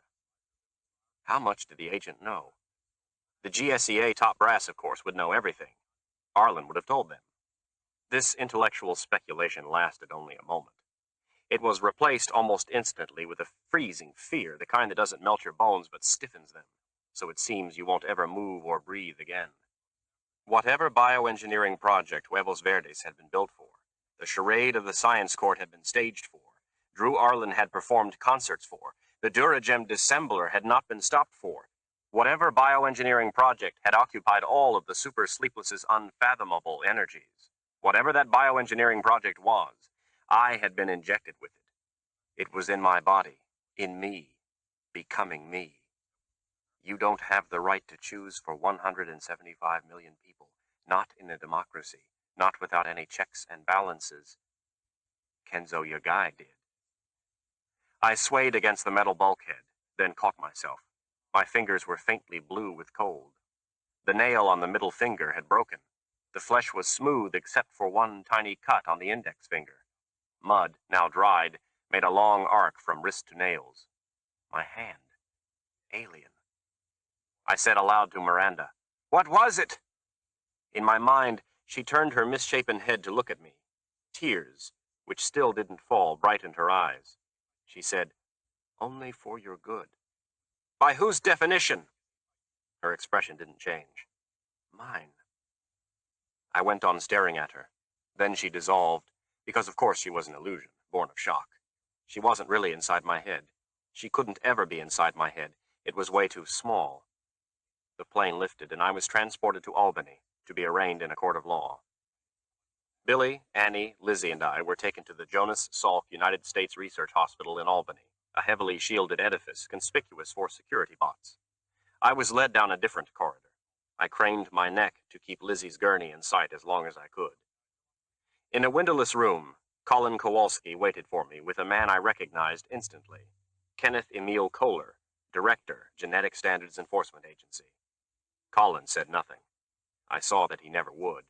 He was too outranked, included only because he had had the bad judgment to hire me, the wildcat agent who could have led the GSEA to Miranda Sharifi before Drew Arlen did, and hence just as much an official quisling.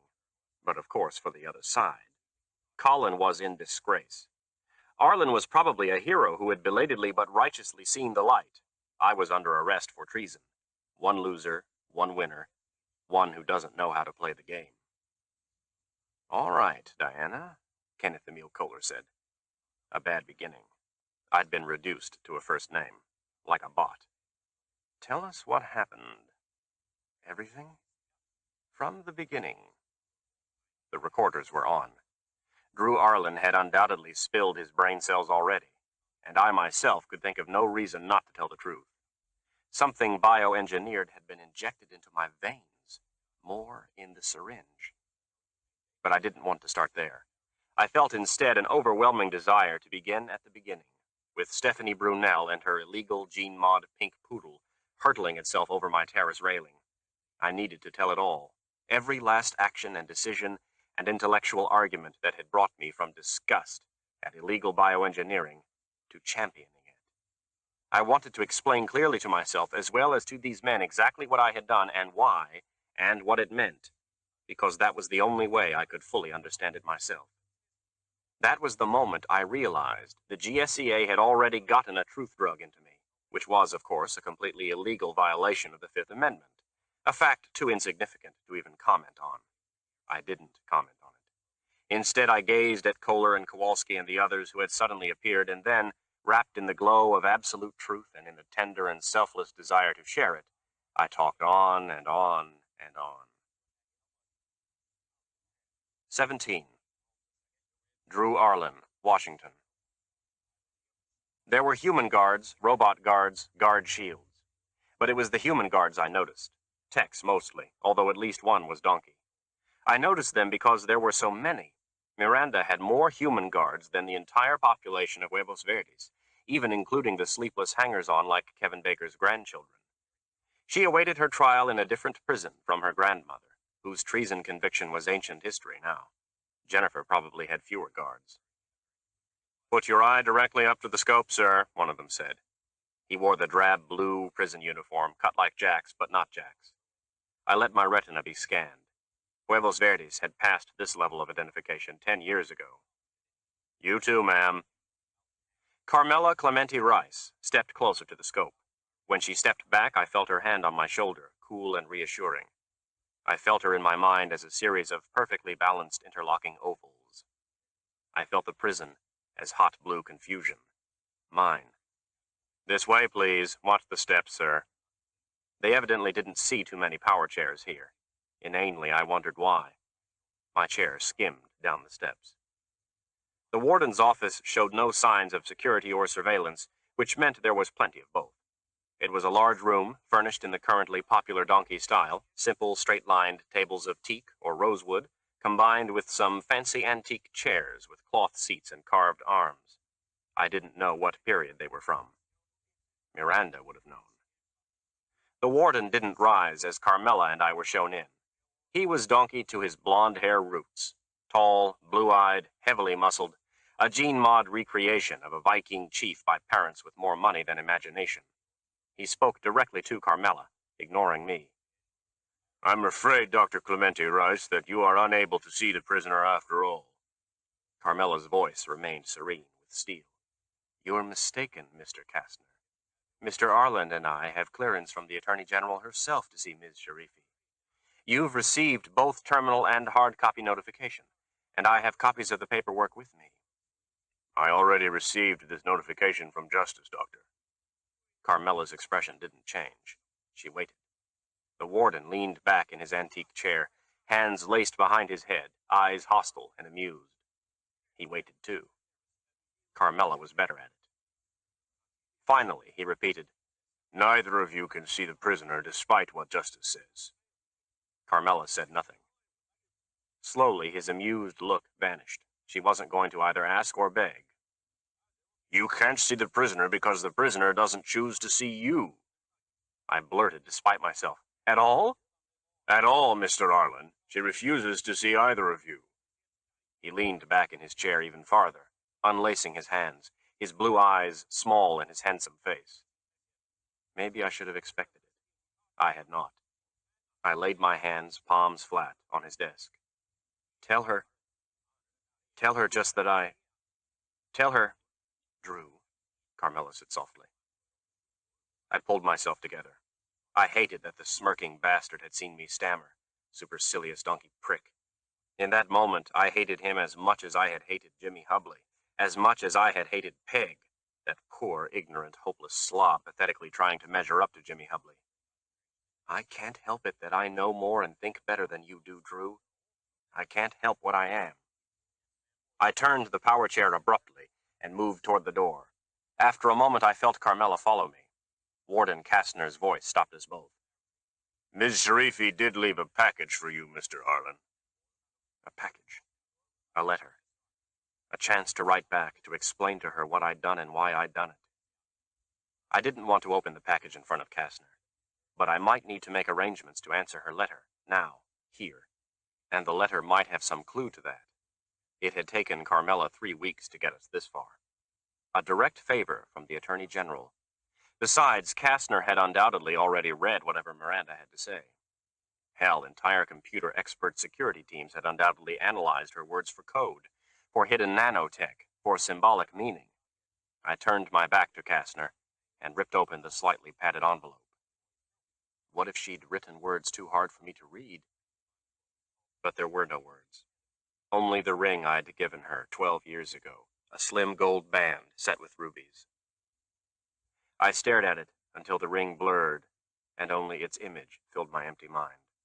Is there an answer? Kastner said, his voice smooth. He'd scented blood. No, I said. No answer. I went on looking at the ring. You said you loved me. Not anymore. Carmela had her back to me, giving me the illusion of privacy. Kastner stared, smiling faintly. I put the ring in my pocket. We left the federal prison. Now there were no shapes in my mind, nothing. The dark lattice that had dissolved in Jimmy Hubley's underground bunker to show me his own hemmed-in isolation had never reappeared. I was no longer sealed in by Huevos Verdes, but Miranda was gone. Lisha was gone. Carmela was there, but I didn't feel her in my mind, didn't even really see her. I was alone. We went back through the security system and out of the prison, into the cold, bright Washington sunlight. 18. Diana Covington, Albany. I blinked and shut my eyes against the glare of a wall that seemed excessively white. For a moment I couldn't remember where I was or who I was. This information returned. I sat up too quickly. Blood rushed from my head and the room swirled. Are you all right? A pleasant-faced middle-aged woman with a thick body and deep lines from nose to mouth, minimally Jean Maud, if at all, but not a liver. She wore a security uniform. She was armed. I said, What day is it? December 10th. You've been here 34 days. She spoke to the wall. Dr. Hewitt, Ms. Covington is back. Back? Where had I been? Never mind, I knew. I sat on a white hospital bed in a white hospital room thick with medical and surveillance equipment. Under the disposable white gown, my arms and legs and abdomen were covered with small clear globs of blood clotter. Somebody had been taking many, many samples. Lizzie? Billy? The livers who came in with me. There were 3 of them. Dr. Hewitt will be here in a minute. Lizzie, the little girl, was sick. Is she? Dr. Hewitt will be here in a minute. He was with Kenneth Emile Kohler. Immediately, my head cleared. All right, Dr. Hewitt. What did Huevos Verdes do to me? My directness seemed expected. Why not? We'd spent 34 days in intimate communion, none of which I could remember. He said, They injected you with several different kinds of nanotechnology.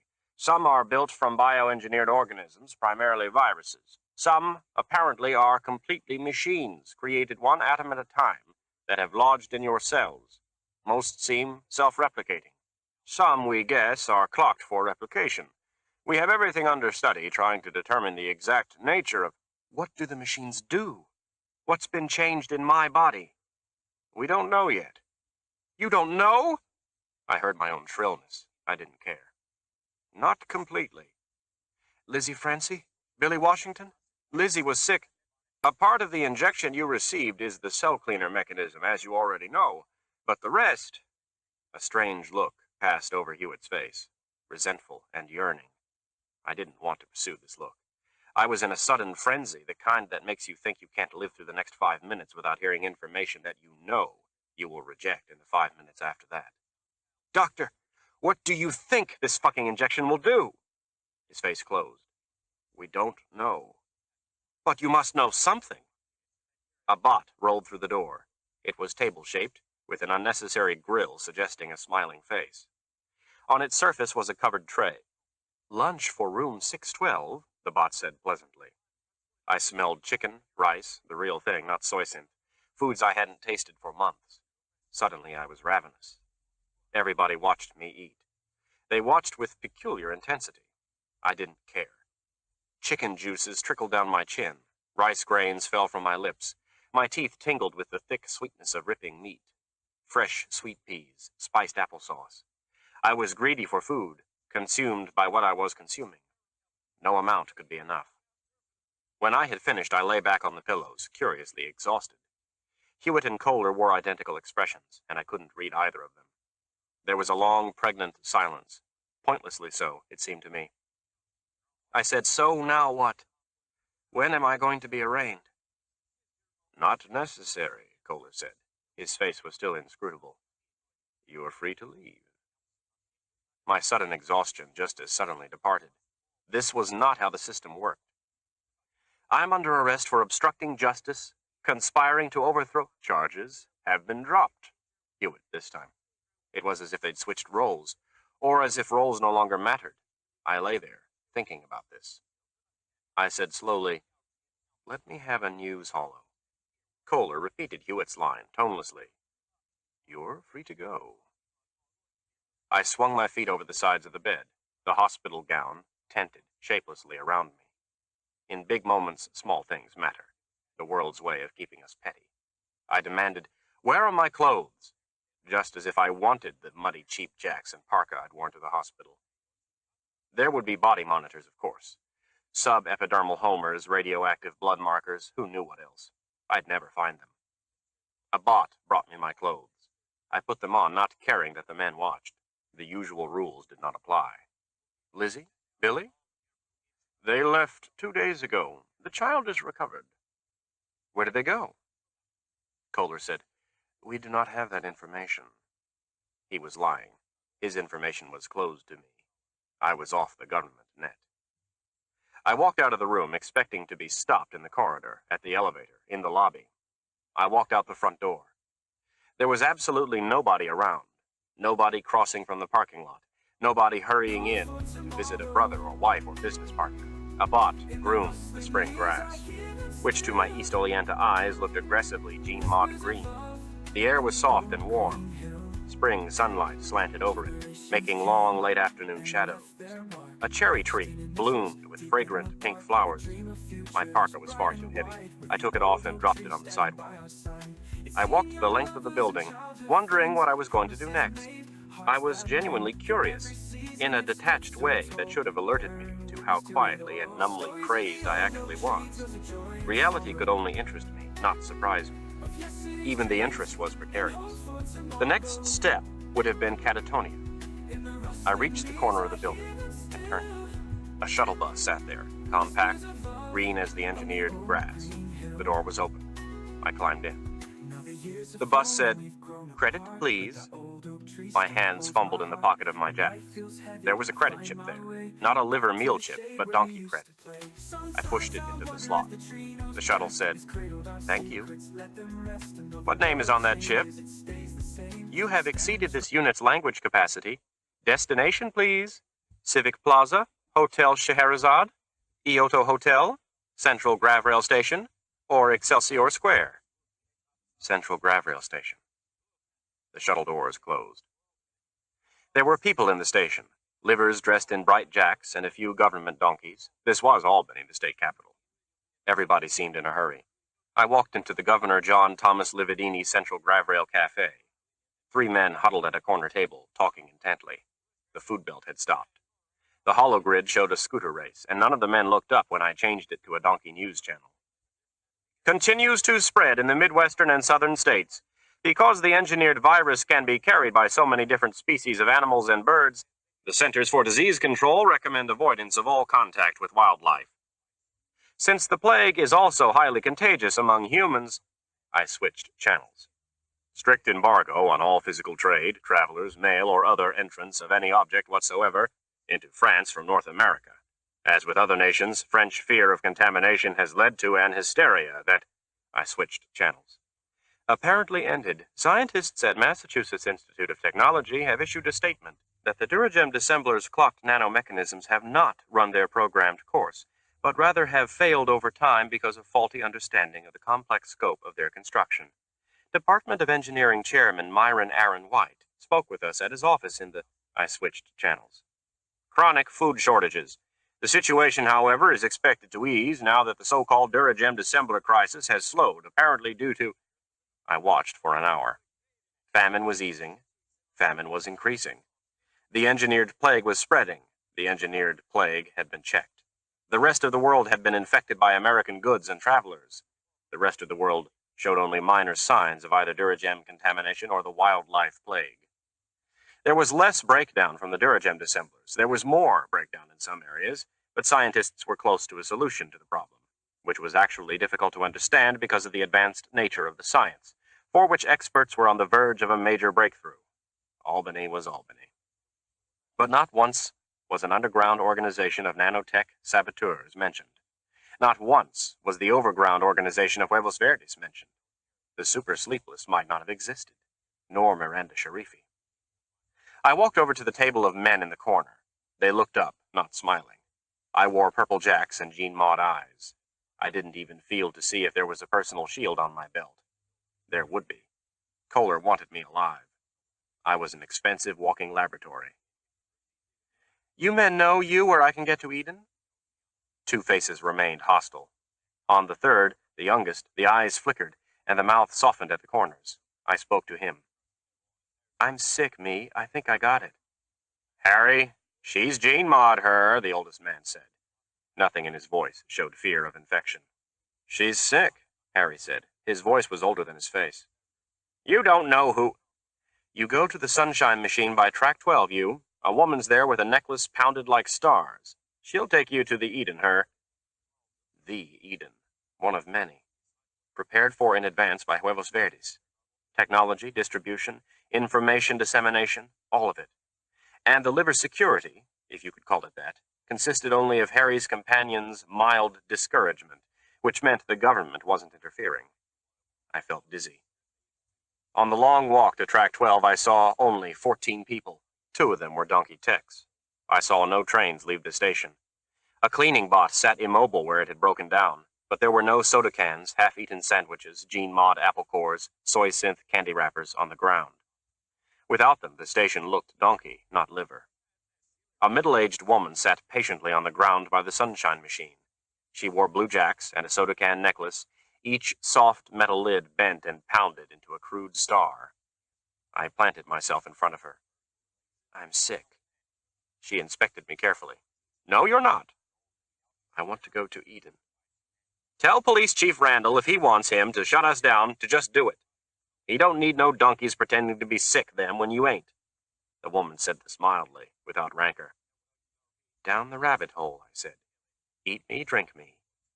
To which she naturally did not respond at all. I walked to a Gravrail monitor and asked it for information about train departures. It was broken. I tried another. On the 4th try, a working monitor answered me. Track 25 was in another section of the station.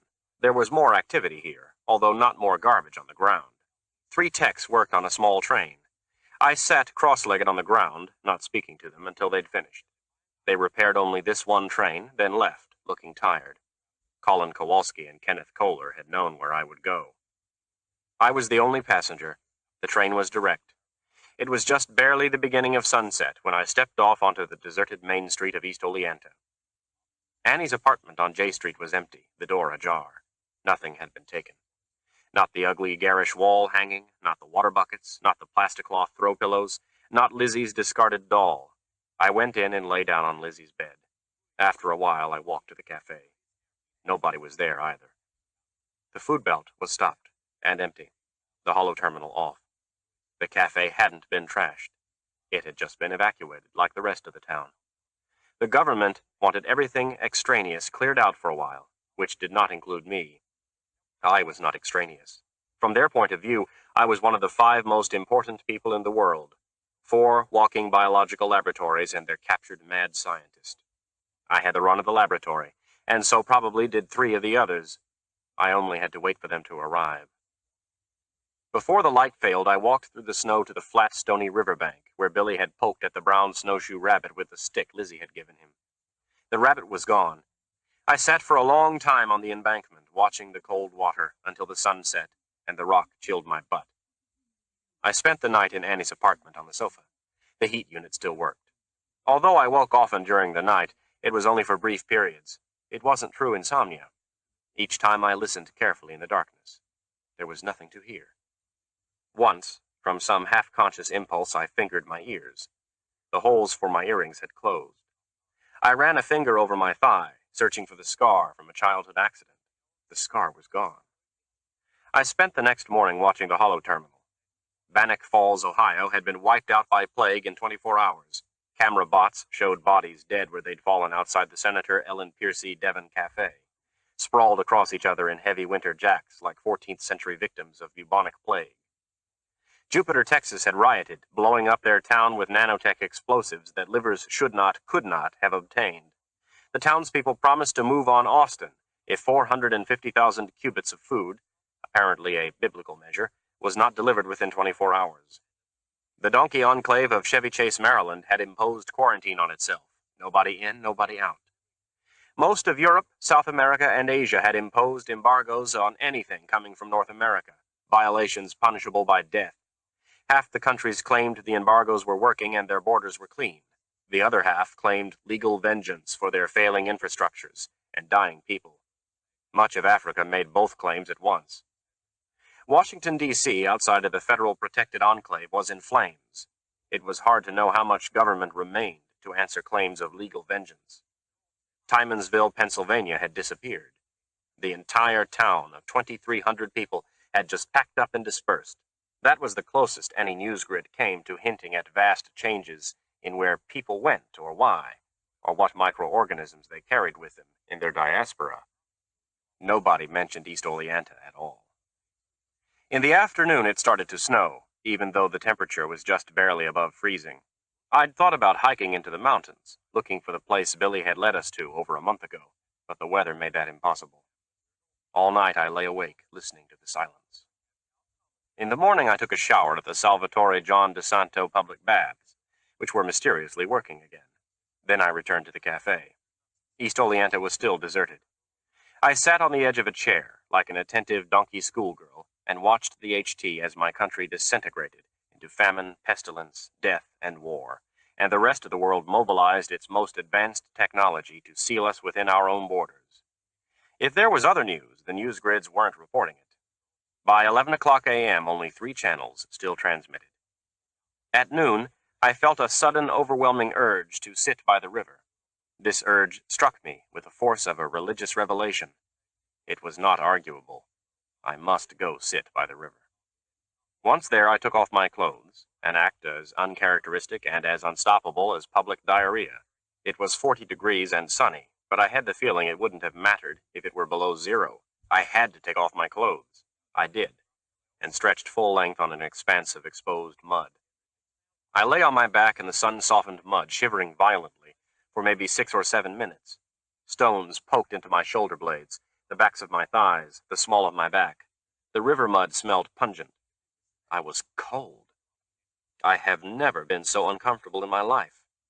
I lay there, one arm flung over my face to shield my eyes from the bright noon sun, unwilling to move, unable to move. And then it was over, and, still shivering, I sat up and dressed again. It was over. "Eat me," said the vials Alice found at the bottom of the rabbit hole. "Drink me."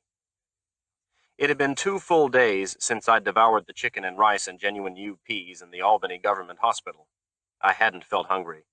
Shock, anxiety, depression, all those can arrest appetite.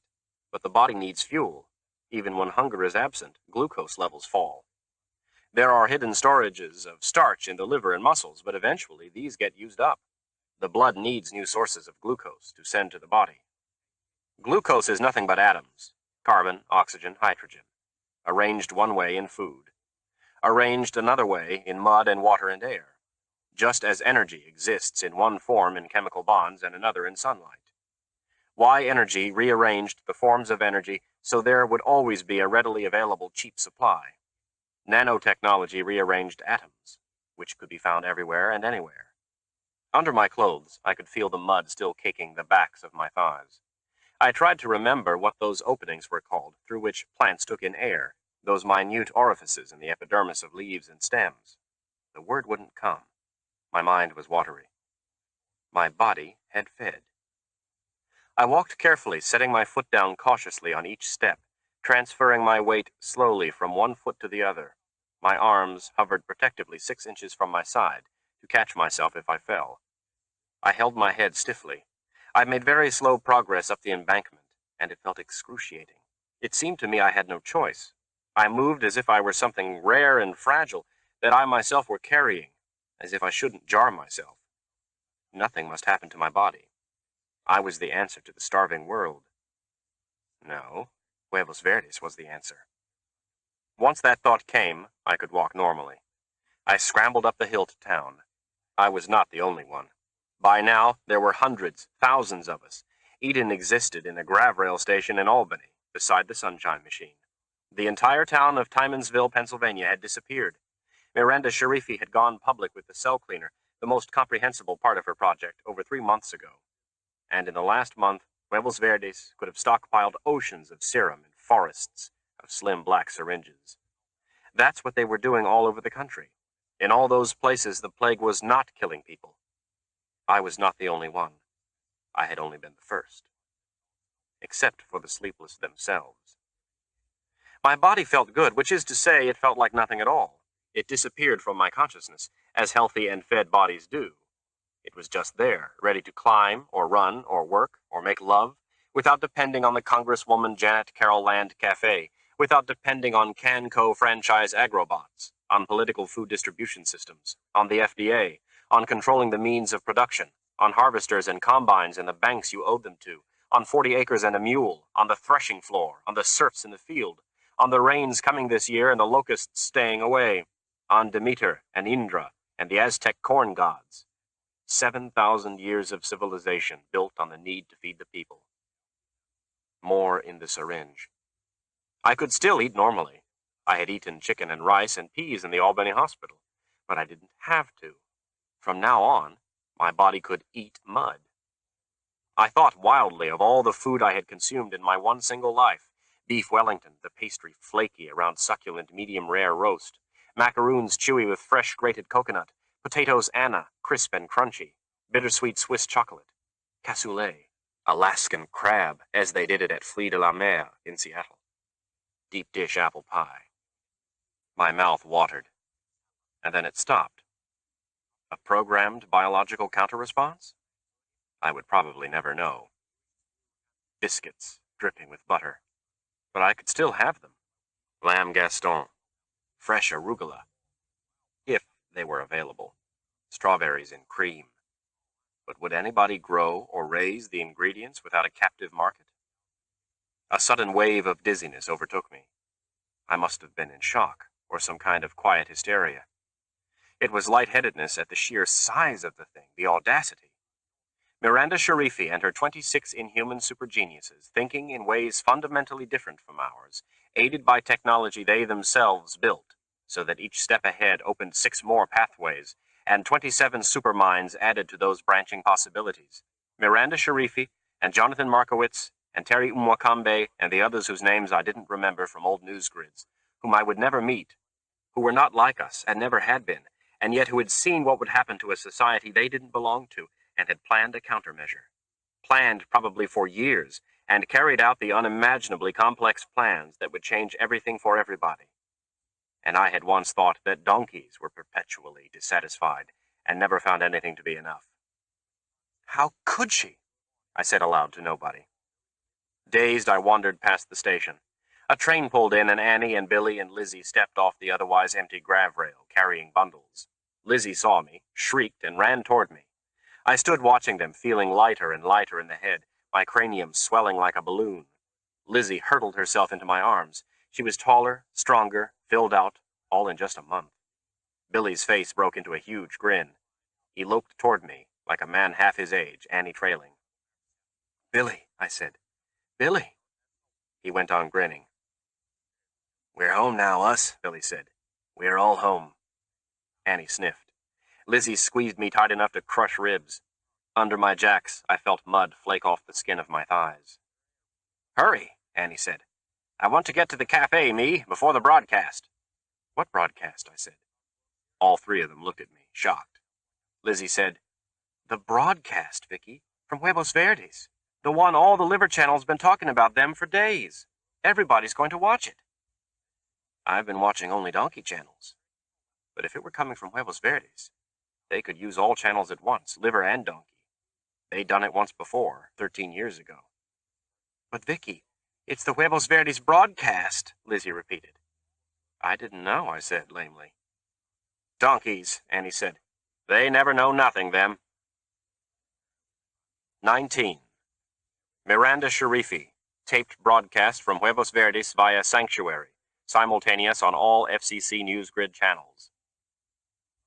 This is Miranda Serena Sharifi, speaking to you on an unedited holo recorded 6 weeks ago. You will want to know what has been done to you. I am going to explain as simply as I can. If the explanation is not simple enough, please be patient. This broadcast will play over and over again for weeks on Channel 35. Perhaps parts of it will become clearer as you hear it more than once. Or perhaps as more technically trained people, donkeys, use the syringes we are making available everywhere, some donkeys will explain to you in easier words. Meanwhile, these are the simplest words I can find for these concepts without losing scientific accuracy. Your body is made of cells. A cell, any cell, is basically a complex of systems for transforming energy. So is an organism, including a human being. Humans get their basic energy from plant food, either directly or indirectly, through a process called oxidative phosphorylation. Your bodies break down the bonds of carbon-containing molecules, and a significant portion of the food's potential energy is repackaged into the phosphate bonds of adenosine triphosphate, ATP. When human cells need energy, they get it from ATP. Plants get their basic energy from sunlight. They use water from the soil and carbon dioxide from the air to form glucose. Glucose can then be repackaged as ATP. Most plants use chlorophyll to carry on this photophosphorylation. Some bacteria, the halobacteria, can carry on both oxidative phosphorylation and photophosphorylation. They can both ingest nutrients and, under the right conditions, create ATP through a photosynthetic mechanism. In other words, they can get basic energy from either food or sunlight. The halobacteria don't use chlorophyll to do this. Instead, they use retinol, the same pigment that responds to light in the human eye. The retinol exists in conjunction with protein molecules in a complex called bacteriorhodopsin. Your bodies have been modified to include a radically genetically engineered form of bacteriorhodopsin. It exists under clear membranes which now exist at the ends of tiny tubules projecting between the dead skin cells of your outer epidermis. The modified bacteriorhodopsin is far more efficient, orders of magnitude more efficient, at capturing photons than are any thylakoids found in nature. Additional tubules with active transport capacity also end in a permeable membrane at the surface of your skin. These can selectively absorb molecules of carbon plus additional necessary elements directly from the soil or other organic material. The absorbed molecules are acted upon by gene-mod enzymes working in conjunction with your human thylakoids and with nanomachinery replicating in your cells. This is not as foreign to you as it may sound. The human embryo, when only a few cells old, develops an outer layer of cells called the trophoblast. The trophoblast possesses the unusual property of being able to digest or liquefy the tissues it comes in contact with. This is how the embryo implants itself in the uterus wall. Your re-engineered skin can now liquefy and absorb other kinds of matter. You have also been injected with genetically engineered nitrogen-fixing microorganisms. Human tissue consists 96.6% of carbon, hydrogen, oxygen, and nitrogen. The nanomachinery now in your cells has been programmed to arrange these plus other less concentrated elements into whatever molecules are needed. These processes are all powered by sunlight, used far more efficiently than in nature. The energy from sunlight is stored as ATP to be used when there is no sunlight. Less than 30 minutes naked exposure per 24-hour period is sufficient. A surplus can, as with food, be stored as glycogen or fat. The cell cleaner will destroy any cancerous cells engendered as a result of ultraviolet exposure. It will also, of course, destroy any toxic molecules absorbed from the soil by rearranging their atoms into non-toxic forms. Nanomachinery will keep your gastrointestinal system capable of operation, even when it is unused for long periods of time. Gene-mod enzymes are designed to eliminate, through allosteric interactions, any subjective feelings of hunger. When food is available, you can eat and store energy from oxidative phosphorylation. When food is not available, you can lie on the soil in the sunlight and store energy through photophosphorylation. Now you understand. You are now autotrophic. You are now free. 5. Summer 2115. Our defense is not in armaments, nor in science, nor in going underground. Our defense is in law and order. Albert Einstein, in a letter to Ralph E. Lapp. 20. Billy Washington, East Oleanta. Annie was out in the deep woods when I finally found her, after looking for a couple hours. She didn't even tell me what she was doing. More and more in the last year, she's independent like that, her. I was mad. Annie Francie, I've been looking, all over the woods for you. Well, I've been right here, Annie said. She sat up. She'd been lying on her back in a little sort of hollow in the leaves, and when she sat up I forgot that I was supposed to be mad. She'd been feeding her. Her naked chocolate breasts bobbed, and her hair had a few leaves stuck in it, and I could see the edge of her ass where it pushed on the soft ground. My pipe swelled. I was next to her, in 2 jumps. But she pushed me away. I might have forgot that I was mad, but Annie don't ever forget when she is. Not now, Billy. I mean it, you. I stopped. It was hard. She tasted so sweet, her. It seemed like I couldn't never get enough of her. Not in the year since we went down into Eden. Not in 10 more years. Not in 100. My old pipe was stiff as a hunk of metal. Annie got up, her, real leisurely, dusting the leaves off her thighs and ass. She knew her, how I was watching. There was even a little smile in her eyes, but she was still mad. Billy, I still don't want for us to go to West Virginia. It ain't going to help nobody. I eased my pants a little, Lizzie wants to go. She is going, her, with or without us. Annie scowled. Her and Lizzie fight even more now, since Lizzie turned 13. Annie wants to keep Lizzie a little girl, is what I think. Same as for a long time she wanted to keep me an old man, like old men used to be, before. Annie didn't never like change, her. That's why she don't want to go to West Virginia. Lizzie really said that, her? That she'd go without me? I nodded. Lizzie would, too. She would go, her, even if Vicky didn't. There ain't no stopping Lizzie these days. You'd have thought it'd be the old and the sick who'd be the most changed since before. But the truth is, it's the young. There ain't no stopping none of them from doing nothing. Used to be a 13-year-old, or 12 or 10, needed to be taken care of. Fed, nursed through sickness, protected from a rabid raccoon or a bad cut or spoiled food. No more. They don't need us, them. Just like we don't need the donkeys. Annie pulled on her dress, her, watching me watch, but without seeming to notice nothing. The dress was longer than the youngest women wear, even in the summer. Annie can't change everything about herself, her, just 'cause there ain't no more endless supplies of jacks or parkas or boots. Her dress was weaved out of some plant thing, not cotton, on the weaving bot just 2 weeks ago. It didn't have no color, like they don't now. People like their clothes, to look natural, which don't make sense, because Annie's dress had already started to get eaten by her breasts and hips and ass. There was tiny holes in interesting places. My pants was the same way. I ain't going to wear no dress, like the younger men, even if it is easier for feeding. I ain't no young man in my head, no matter what my body can do now. Annie Francie's gorgeous ass disappeared under the drop of her dress. She tied on her sandals, left over from before. They were nearly worn out, them. Shoes and boots were supposed to have been on the council's meeting tonight, until this other thing came up so fast and hard, and there ain't going to be no East Oleanta council meeting tonight. Maybe never again, for all I knew, I held Annie's hand, while we walked back to town. I remember when she wouldn't never go into the woods, her, but now not even Annie's afraid in the woods. In West Virginia, that's something else. Annie's hand felt smooth and strong. I rubbed my thumb, in a little circle over her palm.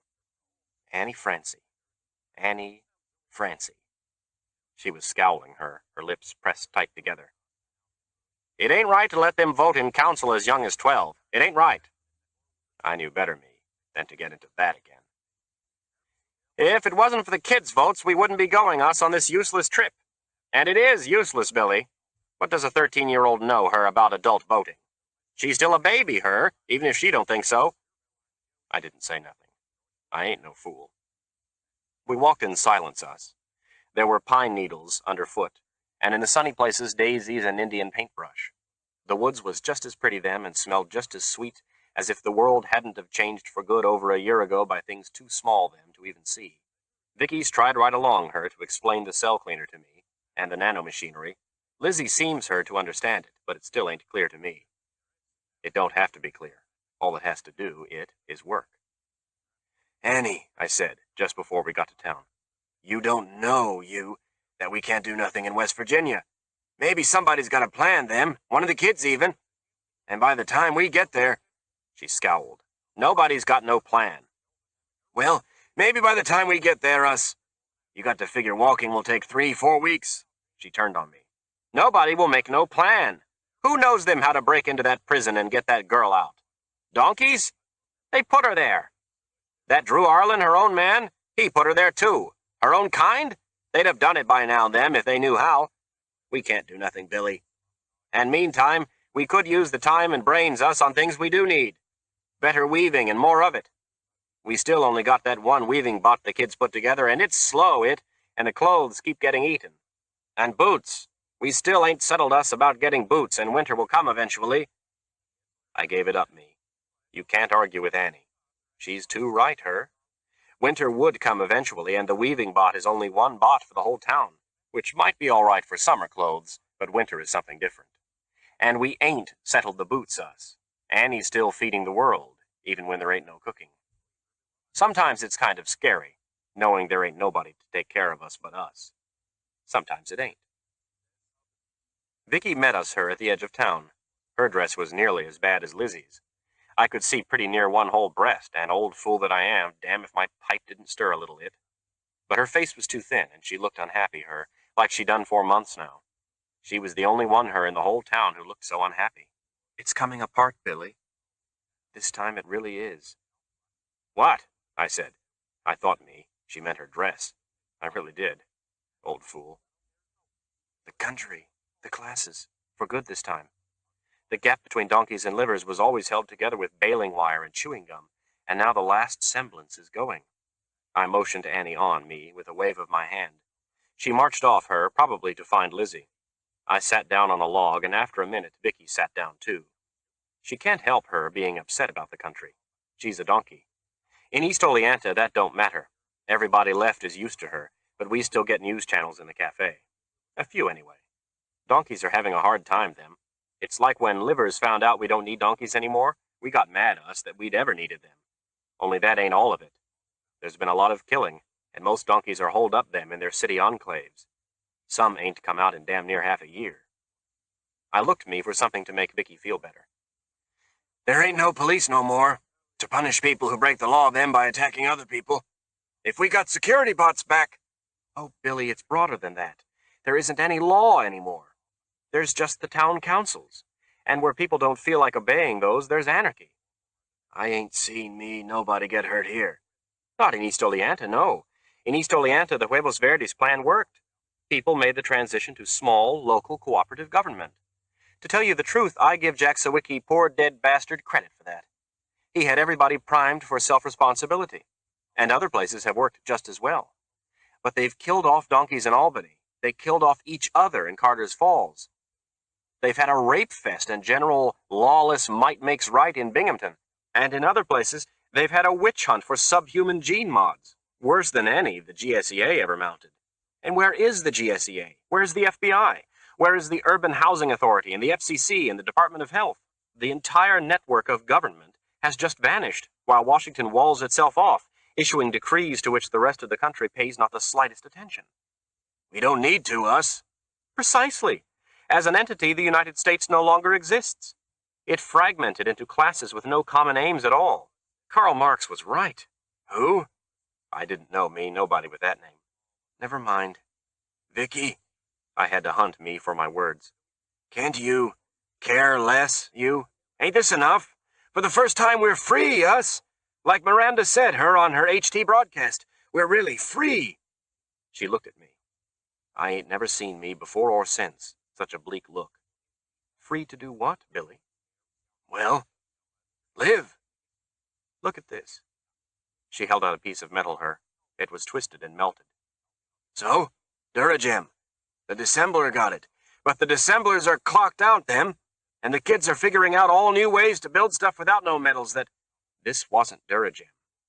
And it wasn't attacked by a gene mod organism. It was melted by a U-614. What's that? A weapon. A very devastating, powerful government weapon. That was only supposed to be released in case of foreign attack. I found this last week near Coganville. It had been used to blast an isolated summer cottage where, I suspect, there had been some donkeys hiding months ago. Not even the bodies are there now. Not even the building is there. I looked at her, me. I didn't know she'd walked her to Coganville last week. Don't you get it, Billy? What Drew Arlen hinted at during Miranda Sharifi's trial is true.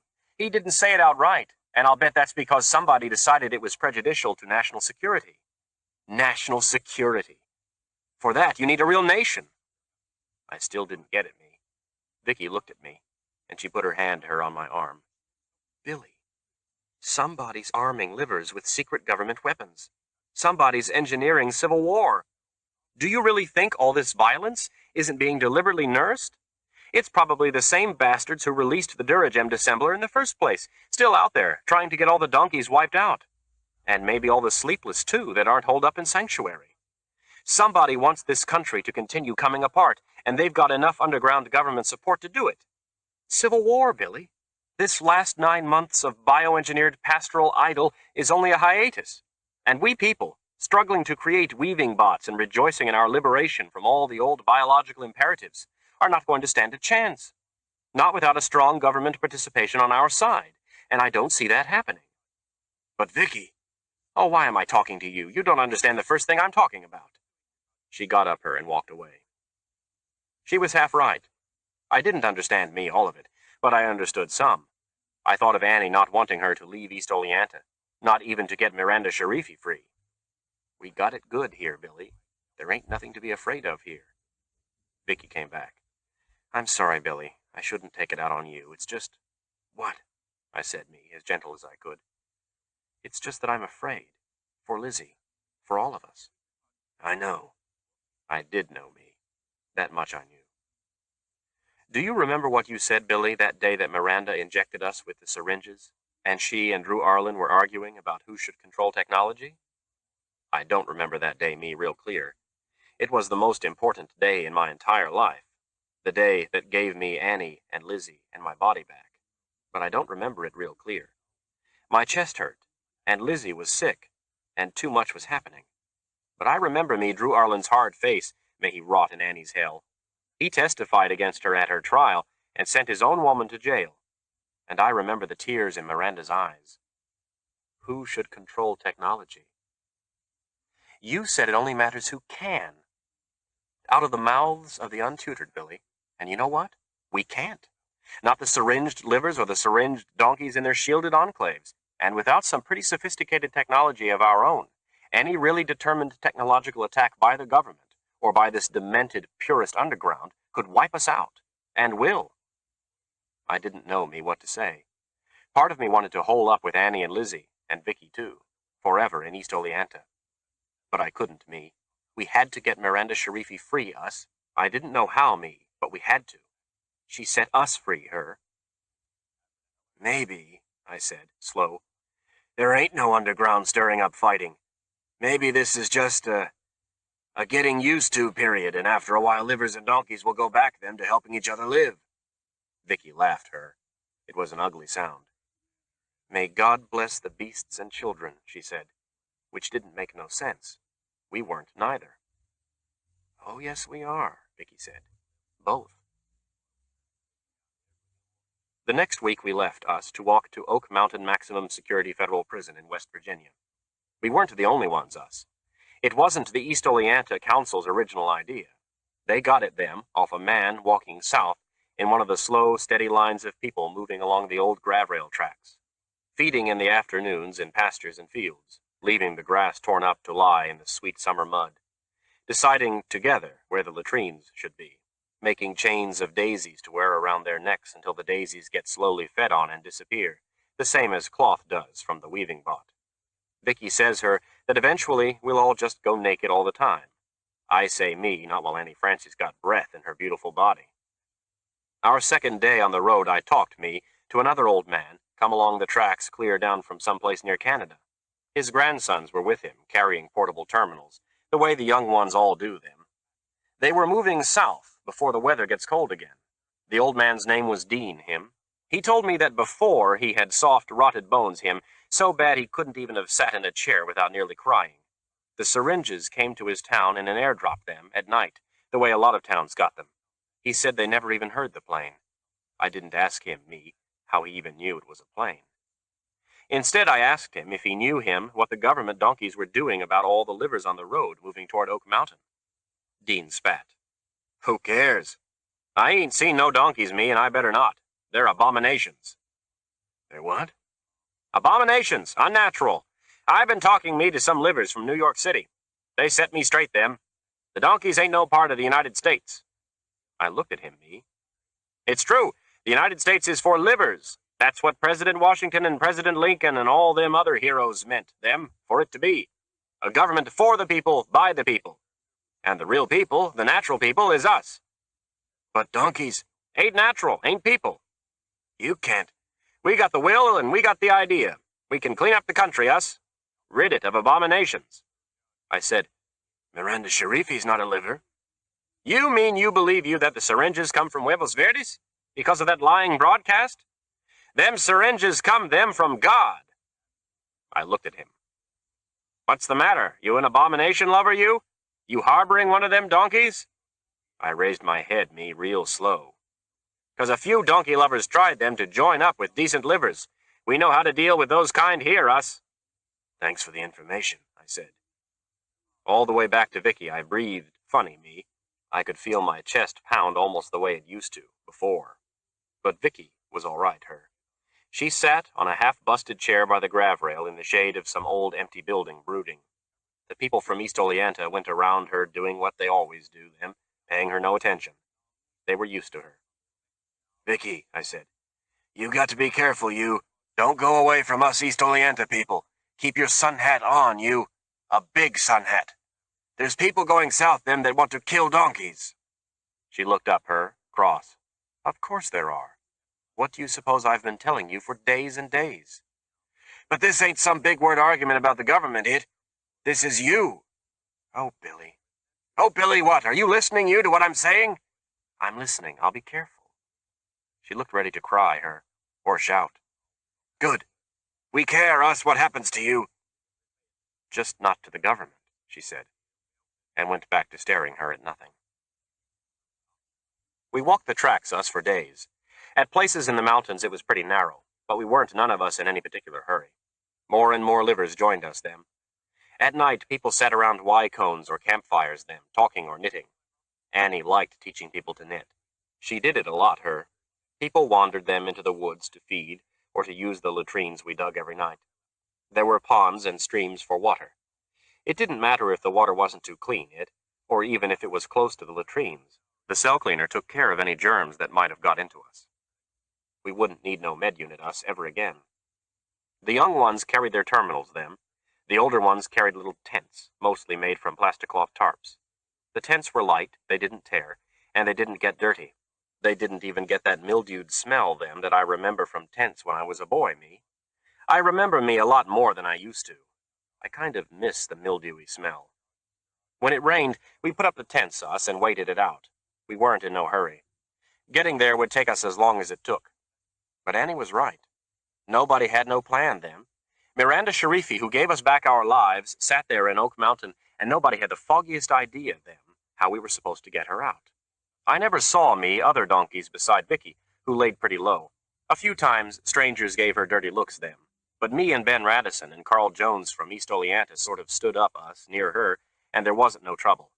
Some other people didn't even seem to realize, them, that Vicky was a donkey. Since the syringes, a lot more women got bodies, them, almost good enough to be Gene Mod. Almost. I told Vicky me to keep her sun hat pulled low enough to shade them violet Gene Mod eyes. Then we came us to some town with a HT in the cafe. Vicky insisted her on watching one whole afternoon of donkey news grids. Lizzie sat with her. So did me and Ben and Carl, just to be safe. That night around our campfire, Vicky sat slumped over her, more depressed than before. There was her, me, Annie, Lizzie, and Brad. Brad was a kid, him, who joined us a week ago. He spent a lot of time, him, bent over a terminal close to Lizzie. Annie didn't like it, her. I didn't like it neither. Lizzie's body was feeding on her dress faster than mine or Annie's, the way the young bodies did them. Her little breasts were half hanging out, all rosy in the soft firelight. I could see she didn't care her. I could see Brad did. There wasn't a damn thing Annie or I could do. Lizzie said, "The Carnegie Mellon Enclave hasn't lowered its shield once. Not once in 9 months. They have to be out of food completely, which means they have to have used the syringes." She didn't even talk her like us anymore. She talks like her terminal. Annie said sharply, "So? Donkeys can use syringes. Miranda said so, her. Just so long as they stay them behind their shields and leave us alone." Vicky said sharply, "You didn't want them to leave you alone when they were providing everything you needed.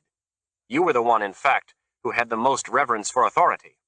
Give us this day our daily bread. Don't blaspheme, you." "Now, Annie," I said, "Vicky don't mean nothing, her. She just wants you to stop apologizing for her, Billy," Vicky said coldly. "I can apologize myself for my outworn cast." She got up, her, and walked off into the darkness.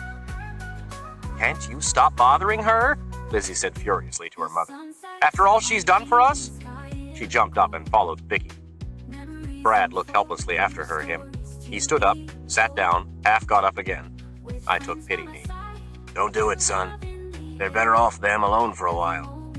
The boy looked at me gratefully, and went back to his everlasting terminal. "Annie," I said as gently as I could.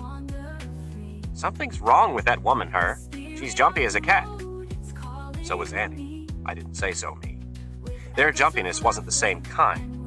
Annie was thinking her about Lizzie, just like she'd always been. But Vicky was thinking her about a whole country, just like donkeys always did. And if they didn't, then who would? I thought me about livers not needing donkeys no more, and donkeys hiding behind their shields from livers. I thought about all the fighting and killing we'd watched us that afternoon on the news grids. I thought about the man who'd called donkeys abominations and said the syringes was from God. The man who said he'd got the will and the idea. I got up, me, to go look for Vicky and make sure she was all right. 21. Victoria Turner, West Virginia. They don't understand. None of them.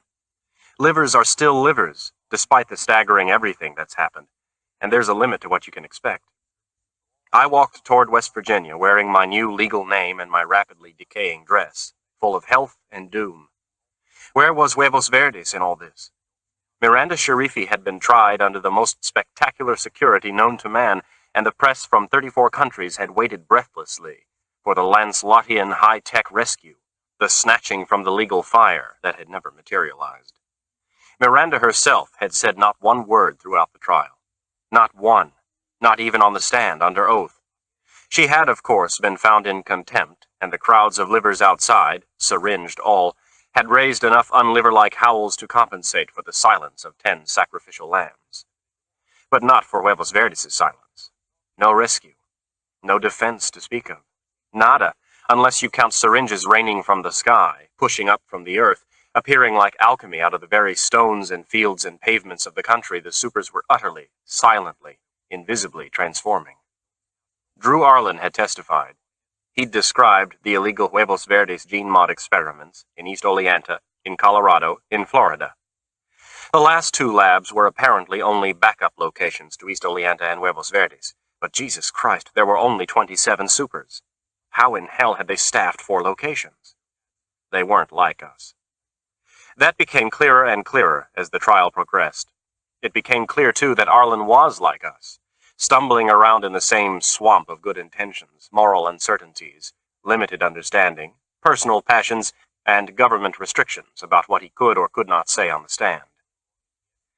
"That information is classified," became his monotonous response to Miranda Sharifi's defense attorney, who was surely the most frustrated man on the planet. Arlen sat in his power chair, his aging liver face expressionless.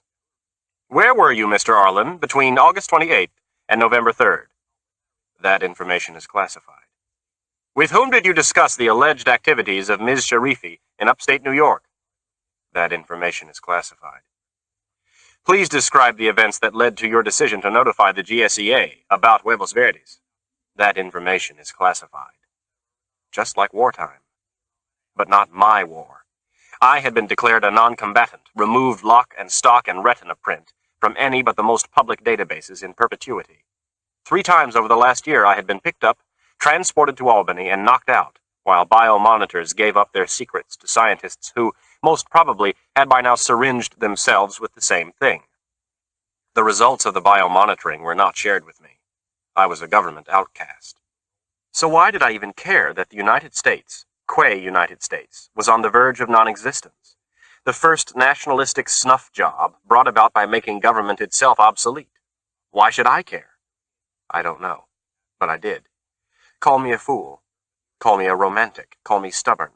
Call me a deliberate, self-created anachronism. Call me a patriot. Billy, I said, as we trudged along the endless grab-rail track in the high rolling hills of Pennsylvania. Are you still an American?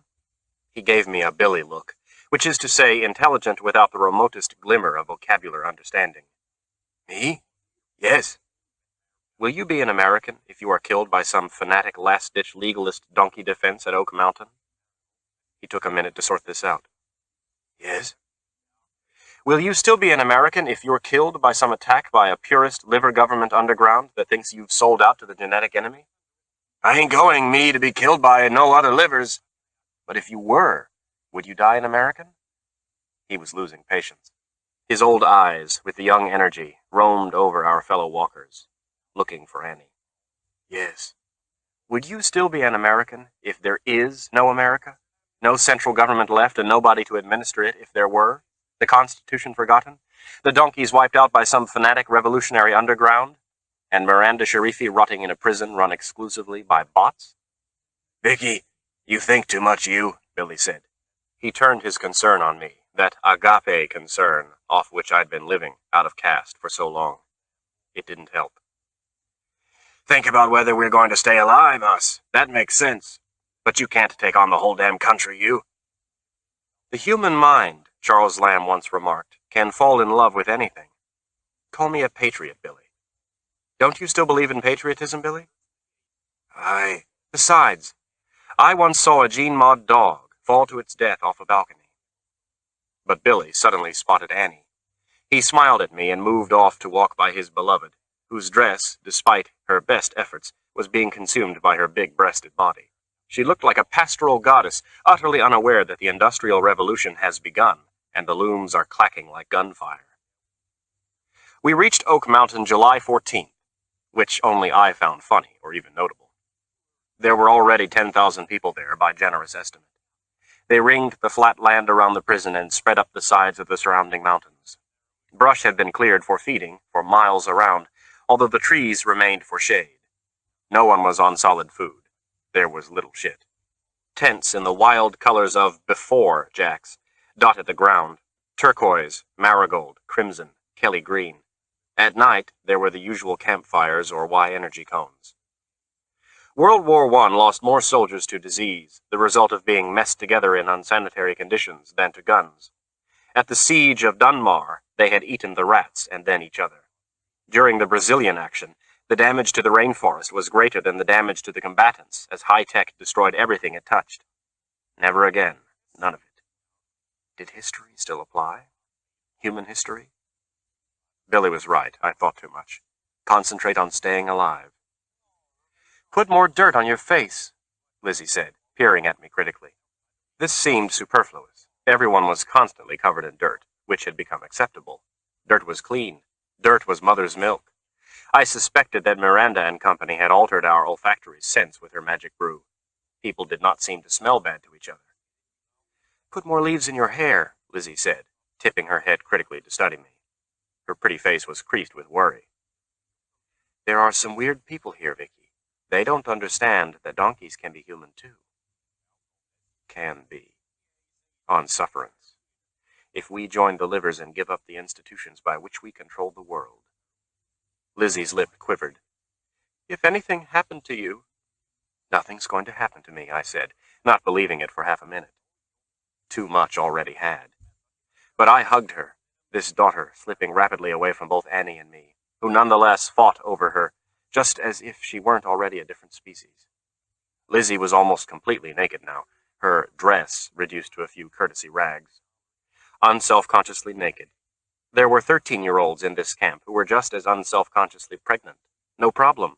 Their bodies would take care of it. They anticipated no danger in childbirth, had no fears about supporting a baby, counted on plenty of people around all the time to help care for these casual offspring. It was no big deal. The pregnant children were serene. "Just be careful," Lizzie said. "You be careful," I retorted. But of course, she only smiled at this. That night, the first hollow appeared in the sky. It appeared to be centered above the prison itself, 80 feet up and at least 50 feet tall. It was hard to judge from the ground. It was clearly visible for miles. The laser lighting was intricate and brilliant. It was around 10 o'clock, dark enough even in summer for the hollow to dominate even a nearly full moon. It consisted of a red and blue double helix bathed in a holy white light, like some biological Caravaggio. Below it, letters pulsed and flashed. "Death to non-humans. Will and idea." People screamed. In a year, they had apparently forgotten how ubiquitous political holes used to be. Death to non-humans. Cold seeped along my spine, starting in the small of my back and traveling upwards. "Who's making that hollow, them?" a nearby man called indignantly. There was a frenzied babble of answers. The government, the food franchises nobody needed anymore, the military, the donkeys, the donkeys, the donkeys. I didn't hear anyone say, "The underground, them." Did that mean there were no members of it present? Not even informers? There must be informers. Every war had them. Informers would have to fit in, which meant they'd have to be syringed. Did that mean they too were non-humans? Who exactly qualified as non-human? I saw Lizzie fighting through the crowd, felt her hands drawing me back into our tent. If she was saying anything, it was lost in the noise. I shrugged off her small, insistent hands and stayed where I was. The hollow continued to flash. Then there was a general surge forward, toward the prison. It didn't happen all at once. Nobody was in danger of being trampled. But people began to move around tents and campfires toward the prison walls. By the garish pulsing light, I could see similar movements down the sides of the distant wooded slopes. The livers were moving to protect Miranda, their chosen icon. "Anybody tries them to give death to her, she's as human, her, as anybody with fancy hollows. Just let them try to get at her." What on earth did they think they could actually do to help her? Then the chanting started, first closest to the prison walls, and quickly spreading outward, drowning out the more random babble of discussion and protest. By the time I reached the edge of the shoulder-to-shoulder crowd, it was strong, rising from thousands of throats. "Free Miranda! Free Miranda! Free Miranda!" Torches appeared. Within a half hour, every human being in miles stood packed by the prison walls, faces grim and yet exalted, in that way people get when they're intent on something outside themselves. Firelight turned some of their homely liver faces rosy. Others were striped red and blue from the flashing hollow above us. "Free Miranda! Free Miranda! Free Miranda!" There was no response at all from the silent, gray walls. They kept it up for an hour, which was the same length of time the hollow flashed its message of death to those like Miranda. And me. And the syringed livers? When the hollow finally disappeared, the chanting did too, almost as if cut off from above. People blinked and looked at each other, a little dazed. They might have been coming off a Drew Arlen lucid dreaming. Slowly, without haste, 10,000 people moved away from the prison back to their tents, spreading out over miles. It took a long time. People moved slowly, subdued, talking softly or not at all. As far as I knew, nobody got pushed or hurt. Once, I would not have believed this possible. People sat up very late, huddled around common fires, talking. Brad said, "That hollow didn't come from the prison." I'd never thought it did, but I wanted to hear his reasoning. "How do you know?" He smiled patiently, the newly fledged techie addressing his illiterate elder. The little prick. I had forgotten more tech than he had yet learned in his belated post-syringe love affair with actual knowledge. He was 16. Still, I had no real right to contempt. I hadn't noticed where the hollow originated. "Laser hollows have feeds," he said. "You know, those skinny little lines of radiation you can only see kind of sidewise, and only if you're looking, peripheral vision." "Yes, I know, Brad. Where were they coming from, if not the prison?" "Lizzie and me only studied about them last week." He put a proprietary hand on Lizzie's knee. Annie scowled. "Where were the feeds coming from, Brad?" "At first I hardly noticed them at all. Then I remembered the From where, damn it? Startled, he pointed, horizontally, to the top of a not very near mountain I couldn't name. I stared at the mountain, silhouetted in moonlight. I don't see why you're yelling at me, you, Brad said, somewhere between a sulk and a sneer. I ignored him. I hoped Lizzie was losing interest in him. He wasn't nearly as bright as she was. Oh, say new world. I stared at the dark, nameless mountain. That's where they were then. The Will and Idea Underground, which Drew Arlen had hinted at, and of which Billy had met a member weeks ago. But the man had been syringed. Did that mean you could be syringed, with all its changes to basic biological machinery, and still be considered human by the underground? Or was the man being used as an informer, who would be dealt with for his turncoat treason once the war was over? Such things were not unknown in history. This movement had loosed the Duragem dissembler. They were killing donkeys. They had successfully hidden Drew Arlen for 2 months from Huevos Verdes. They armed their soldiers with United States military weapons. It was dawn before I slept. The next night, the hollow was back, but changed. The double helix, red and blue and white light, was still there, but this time the flashing letters read, "Don't tread on me, Will and Idea." Don't tread on me? What pseudo-revolutionary group could possibly have the demented idea that a bunch of pastoral dirt-feeding chanters were treading on them, or even interested in them? I had a sudden insight. It wasn't only that livers, due to using the syringes, may or may not have become non-human. That alone hadn't provoked the underground's hatred. The liver's non-interest had. Syringed people not only didn't pay the established government much attention, most of them were equally uninterested in its would-be replacements. They didn't need any replacement, or thought they didn't. And for some people, being hated is preferable to being irrelevant. Any action that provokes response, no matter how irrational, is better than being irrelevant, even if the response is never enough. Another thing, these hollows were not trying to convert anyone. There were no broadcasts explaining why people should join the underground. There were no simply worded leaflets. There were no cell members furtively reaching out to the susceptible, persuading in hushed voices. The people projecting these hollows were not interested in recruitment. They were interested in self-righteous violence. The livers gazed upward at the sky, responded to the second hollow exactly as they had the night before. Orderly, without confusion, without any signal given, they began to move toward the prison. There was no haste. Mothers took the time to wrap up babies against the night chill, to finish breastfeeding, to arrange who would stay with sleeping toddlers. Fires were banked. Knitters did whatever they do at the end of a row of stitches. But within 10 minutes, every adult in the camp had started to move, 10,000 strong, toward the walls.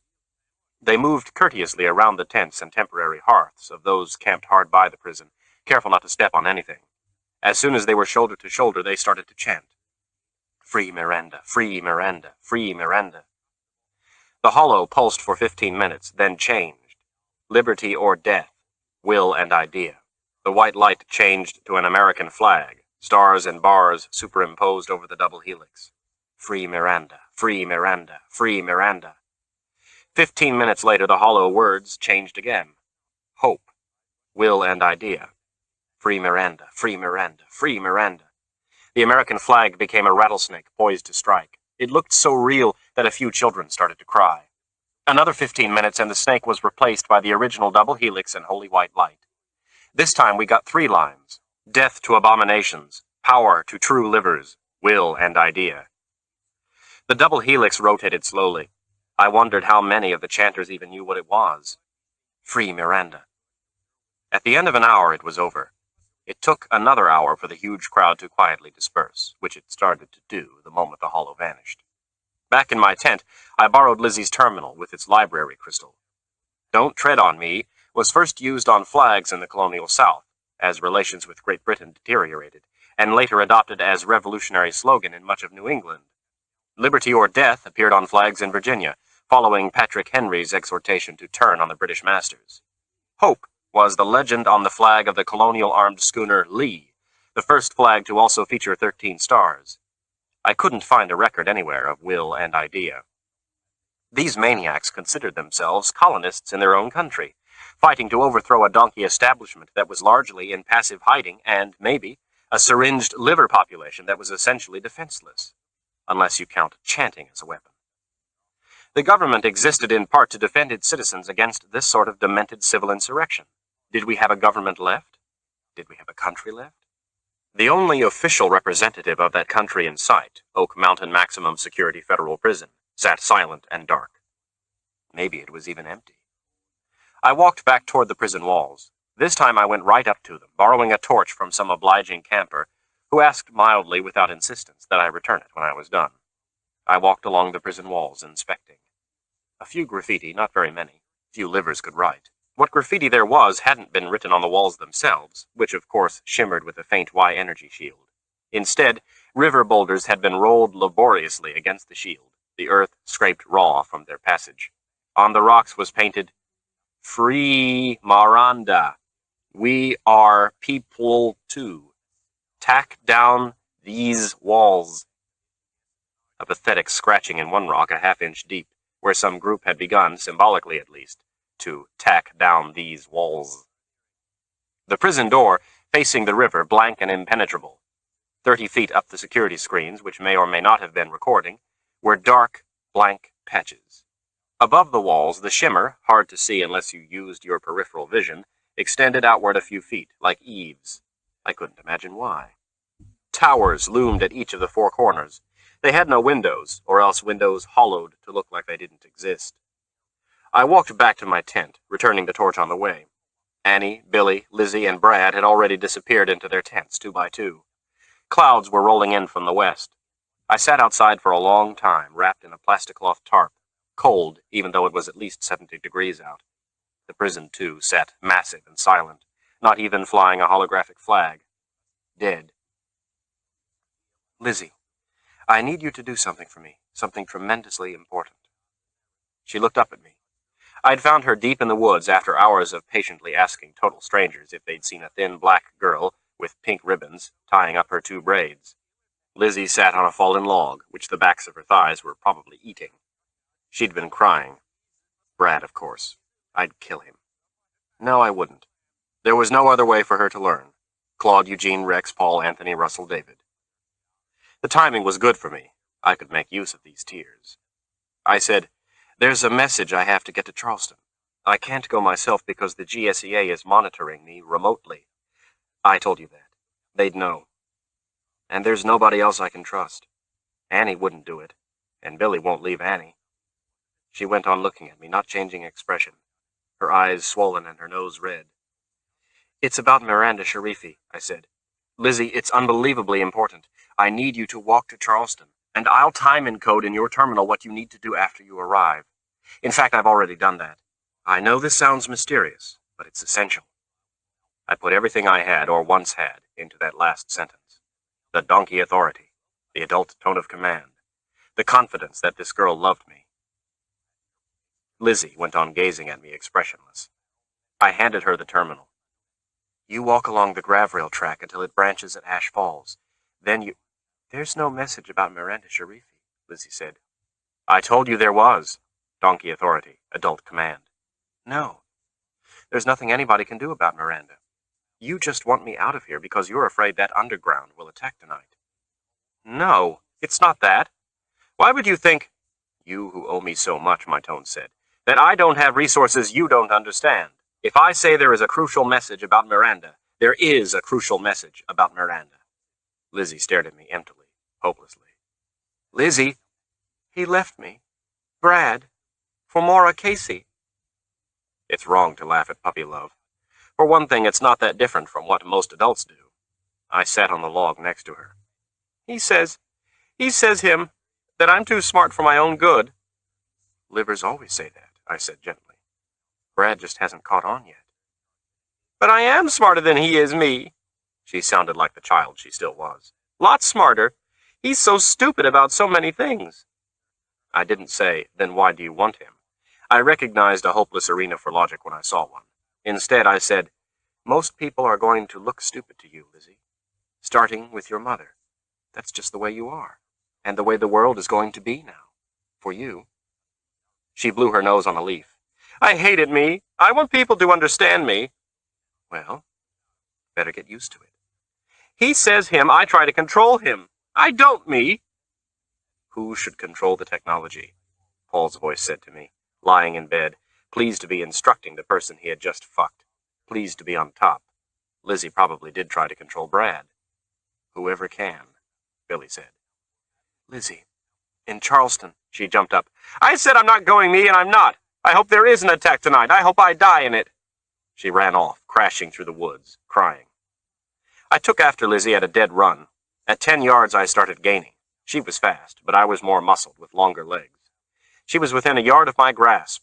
It was 6 hours before dark. I could tie her up and physically carry her as far from Oak Mountain from danger as I could get in 6 hours. If I had to, I'd knock her out to let me carry her. My fingers brushed her back. She spurted forward and leaped over a pile of brush. I leaped too, and my ankle twisted under me as I fell. Pain lanced through my leg. I cried out. Lizzie didn't even falter. Maybe she thought I was faking. I tried to call out to her, but a sudden wave of nausea, biological shock, took me. I turned my head just in time to vomit. Lizzie kept running and disappeared among the trees. I heard her even after I couldn't see her anymore. Then I couldn't hear her either. Slowly, I sat up. My ankle throbbed, already swollen. I couldn't tell if it was sprained or even fractured. If it was, Miranda's nanotech would fix it, but not instantly. I felt cold, then sweaty. Don't pass out, I told myself sternly. Not now, not here. Lizzie. Even if I could find her again, I couldn't carry her anywhere. When the biologic shock passed, I limped back to camp. Every step was painful, and not just to my ankle. When I reached the outskirts of the camp, some livers helped me get to my tent. By the time I got there, the pain was already muted. It was also dark. Lizzie wasn't there, and neither was Annie nor Billy. Lizzie's terminal and library crystal were gone from her tent. I sat huddled in front of my tent, watching the sky. Tonight was cloudy, without stars or moon. The air smelled of rain. I shivered and hoped I was wrong. Completely, spectacularly, omnisciently wrong. About the underground nobody admitted actually existed. About their targets, about everything. After all, what did I know? Free, Miranda! Free, Miranda! Free, Miranda! The red and blue helix pulsed, overlaid by the red, white, and blue flag. Will and idea. No other legend. Whose will? What idea? Oak Mountain Prison sat dark and still under the rhythmical light. Free, Miranda! Free, Miranda! Free, Miranda! I still sat in front of my tent, nursing my ankle. Annie had wrapped it tightly in a strip of woven cloth, which my skin was probably consuming. I sat perhaps a quarter mile from the 10,000 chanters. Their chant carried to me clearly. The sky was dark, overcast. The summer air smelled of rain, of pine, of wildflowers. I realized for the first time that these scents were as strong as ever, whereas the stink of human bodies was muted in my altered olfactory nerves. Miranda and company knew their business.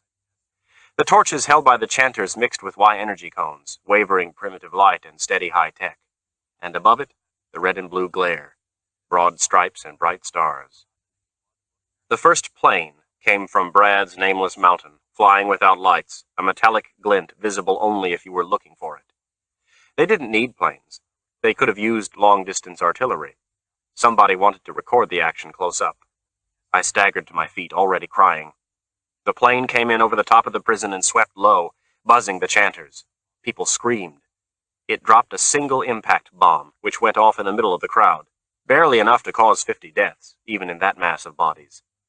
They were playing. People started to shove and push, screaming. Those fortunates on the edge of the crowd ran free toward the distant wooded slopes. I could see figures behind them, distant but separate, stumble over each other. Miranda had left me with 20/20 vision. A second plane, that I hadn't seen in advance, flew over me from the opposite direction and disappeared over the prison walls. I didn't hear the second bomb, which must have fallen on the other side of the walls. The explosion was drowned out by the screaming. People started to trample each other. Billy, Annie, Lizzie. The first plane had wheeled and was returning from behind me. This time I knew it wouldn't be to play. Too many people from the edges of the crowd were scrambling to safety. Would the bomb take out Oak Mountain itself? Of course. That's where the chief abomination was. I didn't know what kinds of shields the prison had, but if the attack was nuclear... The hollow above the prison changed for the last time. The will of the people, the idea of human purity. I thought I saw Lizzie. Insane. It wasn't possible to distinguish individuals at this distance. My mind merely wanted me to die in as much dramatic anguish as possible. And so I thought I saw Lizzie run forward and be trampled by people panicked to escape, what had been inevitable since the creation of the first gene mod. I squeezed my eyes shut to die, and then opened them again, in time to see the nanosecond in which it happened. The shield around Oak Mountain glowed brighter than the hollow in the sky. One moment the prison was wrapped in silvery light.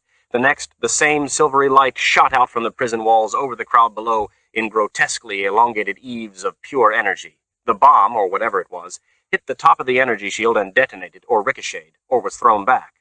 The plane exploded in a light that blinded me, but wasn't quite nuclear. An instant later, a second explosion, the other plane. Then dead silence. People had stopped running, most of them. They looked up at the opaque silver roof protecting them, the roof of man-made high-tech radiation. I cried out and staggered forward. Immediately my ankle gave way and I fell. I raised myself chest-high off the ground and stared up. The roof extended all the way to the lowest slopes of the mountain. I couldn't see through it, but I heard the subsequent explosions, artillery or radiation or something that must have been directed from the top of the distant mountain. People were screaming again, but the shoving and trampling had stopped. Huddled under this high-energy umbrella was the safest place to be. I thought, Huevos Verdes protects their own. I lay back down on the ground, my cheek pressed against the hard-packed dirt. It felt as if I had no bones. I literally couldn't move. Small children could have trampled on me. Huevos Verdes had protected their own, incidentally saving the lives of 9,000 or 10,000 livers, while wiping out some other unknown number of livers. That was who made the laws now. Huevos Verdes. 27 Sleepless, plus their eventual offspring, who did not consider themselves part of my country, or any other. Not donkeys, not livers, not the Constitution, which even to donkeys had always been silent in the background, but fundamental, like bedrock. No longer. Who was the statesman whose last dying words concerned the fate of the United States? Adams? Webster? I'd always thought it was a stupid story. Shouldn't his last words have concerned his wife or his will or the height of his pillow? Something concrete and personal? How grandiose to think oneself large enough to match the fate of a whole country, and at such a moment. Pretentious, inflated. Also silly. The man wasn't going to pass any more laws or influence any more policy. He was dying. Silly. Now I understood. And it was still silly, but I understood. I think I have never felt such desolation. There was a final explosion that left my ear, the one not pressed to the ground, completely deaf. I struggled to turn my head and look up. The shield had disappeared, and so had the hollow, and the entire top of the distant mountain. I had never even learned its name. More screaming. Now, when it was all over, the livers probably didn't realize that, might never even realize what had been lost. Small bands of roaming, self-sufficient tribes not needing that quaint entity, the United States, any more than Huevos Verdes did. Livers. The first fleeing people ran past me toward the dark hills. I stumbled to my feet, or rather foot. If I didn't put my full weight on the self-healing ankle, I could hop forward. After a few yards, I actually found a dropped torch. I extinguished it and leaned on it like a cane. It wasn't quite long enough, but it would do. It was slow work being the only person moving toward the prison. People had stopped shoving, and some kind or guilty souls started to carry away the trampled dead. But a crowd that size takes a long time to disperse. The noise from the crying and the shouting was overwhelming, especially after I started pressing my way through the narrow capillaries between people. My ankle throbbed. It was at least an hour before I reached the prison itself. I hobbled the length of the wall and turned the corner toward the river. It was somehow astonishing to me that the water continued to flow and murmur, the rocks to sit in their usual dumb fashion.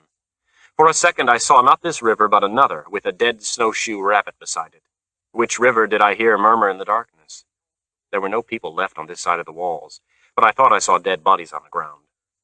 They were actually shadows. Even after I realized this, they went on looking like corpses. They went on looking like Lizzie, all of them, at different moments. The pain had spread from my ankle to my whole leg. I wasn't quite sane. When I reached the prison doors, I looked up at the blank security screens, angled out from the wall much as the silvery shield has been. I said to them, "I want to come in." Nothing happened.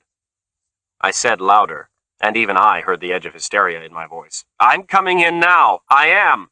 Now! Coming in!" The river murmured. The screens brightened slightly, or maybe not. After a moment, the door swung open. Just like Eden. I limped into a small antechamber. The door swung closed behind me. A door opened on the far wall. I have been in prisons before, as part of my long-ago intelligence training. I knew how they worked. First, the computer-run automated doors and biodetectors, all of which passed me through. Then the second set of doors, which are not Y-energy, but carbon alloy barred doors, run only manually because there are always people who can crack any electronic system, including retina prints. It's been done. The second set of doors are controlled by human beings behind Y-energy screens. And if there are no human beings, nobody gets in. Or out. Not without explosives as large as the ones the will and idea people had already tried. I stood in front of the first barred door and peered through the cloudy window to the guard station, a window constructed of plasticlear and not Y-energy, because Y-energy too is vulnerable to enough sophisticated electronics. There was a figure there. Somehow, Huevos Verdes must have brought in their own people. When? How? And what had they done with the donkey prison officials?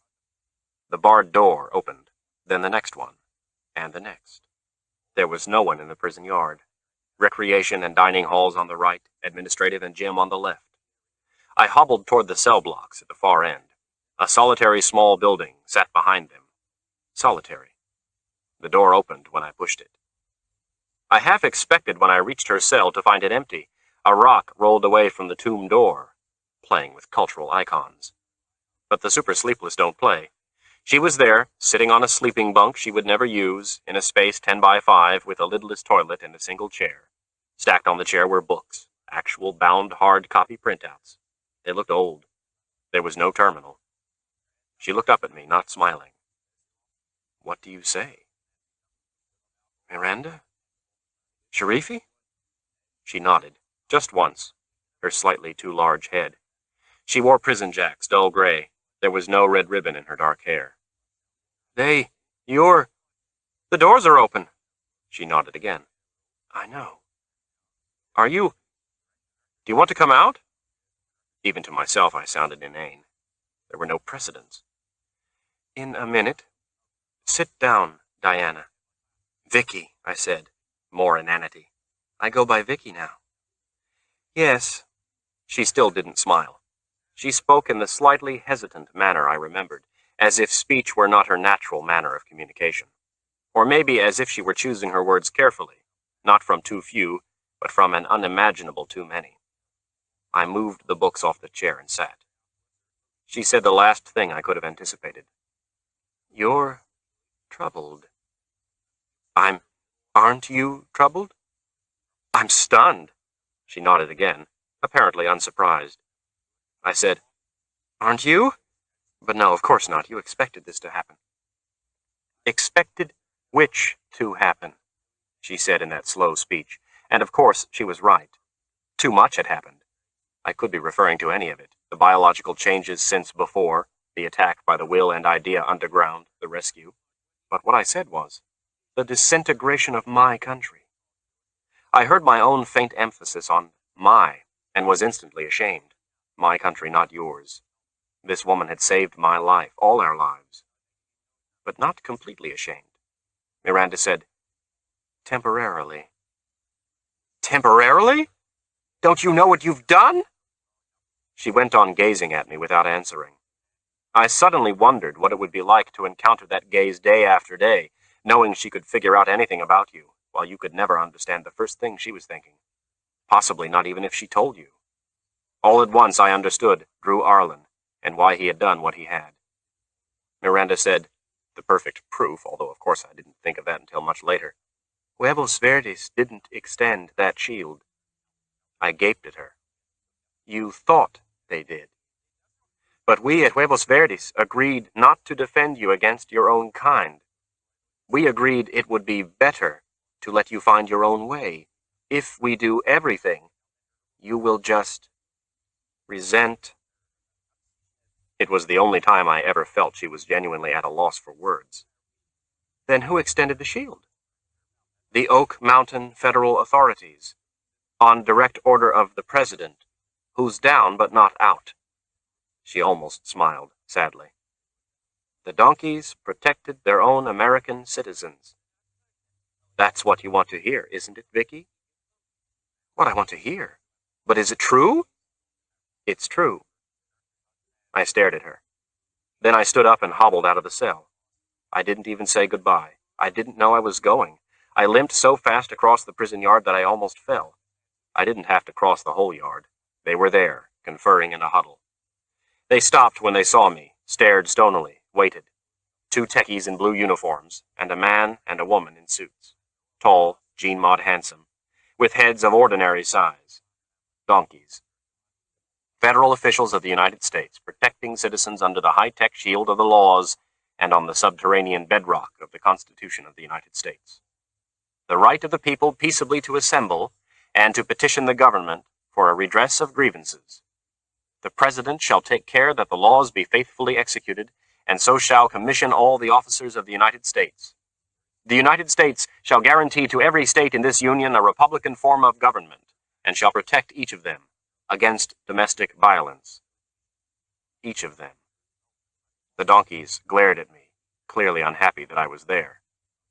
I turned and limped back to Miranda's cell. She didn't seem surprised. Why did they let me into the prison? And where were they when I came in? I asked them to let you in, and to let you bring your questions directly to me. She'd asked them. I said, and why didn't Huevos Verdes? But she had already answered that. We agreed it would be better to let you find your own way. I said quietly, like gods, set above us. She said, if you want to think of it that way. I went on gazing at her. 2 eyes, 2 arms, a mouth, 2 legs, a body, but not human.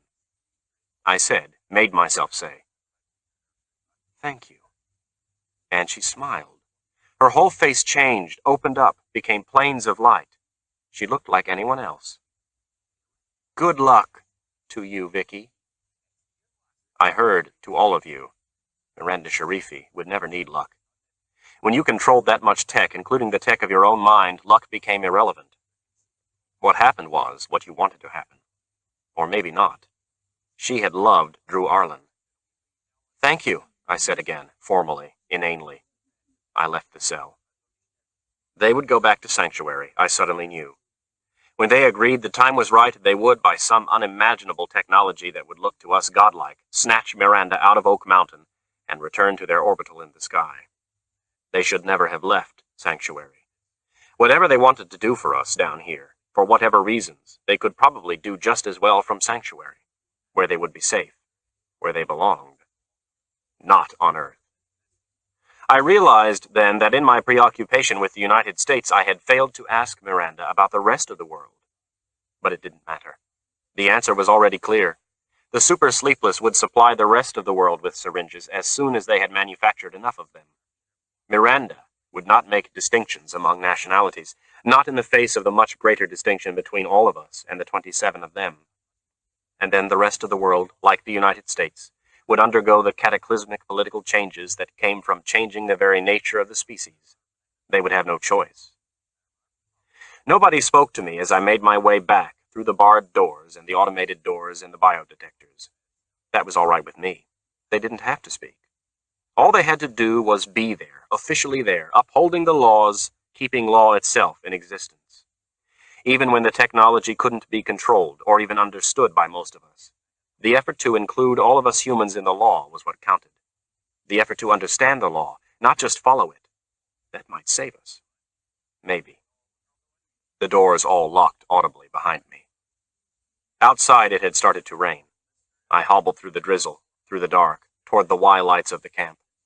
They shone brightly, but my ankles still ached, and twice I almost stumbled. Nearly everyone was under cover. From one tent I heard crying, wailing for someone dead in the panic after the air attack. It started to rain harder. The earths beneath my feet, one whole and one temporarily smashed, started to turn to nourishing mud. I had almost reached my tent when I saw them rushing toward me, Billy in the lead, waving a torch in the rain, his young old face creased with relief, Annie, whom I didn't like and probably never would, and Lizzie, leaping like a young gazelle, quickly overtaking and passing the other two, shouting and crying my name, so glad that I was here, that I was alive on Earth. My people. It was enough. 22.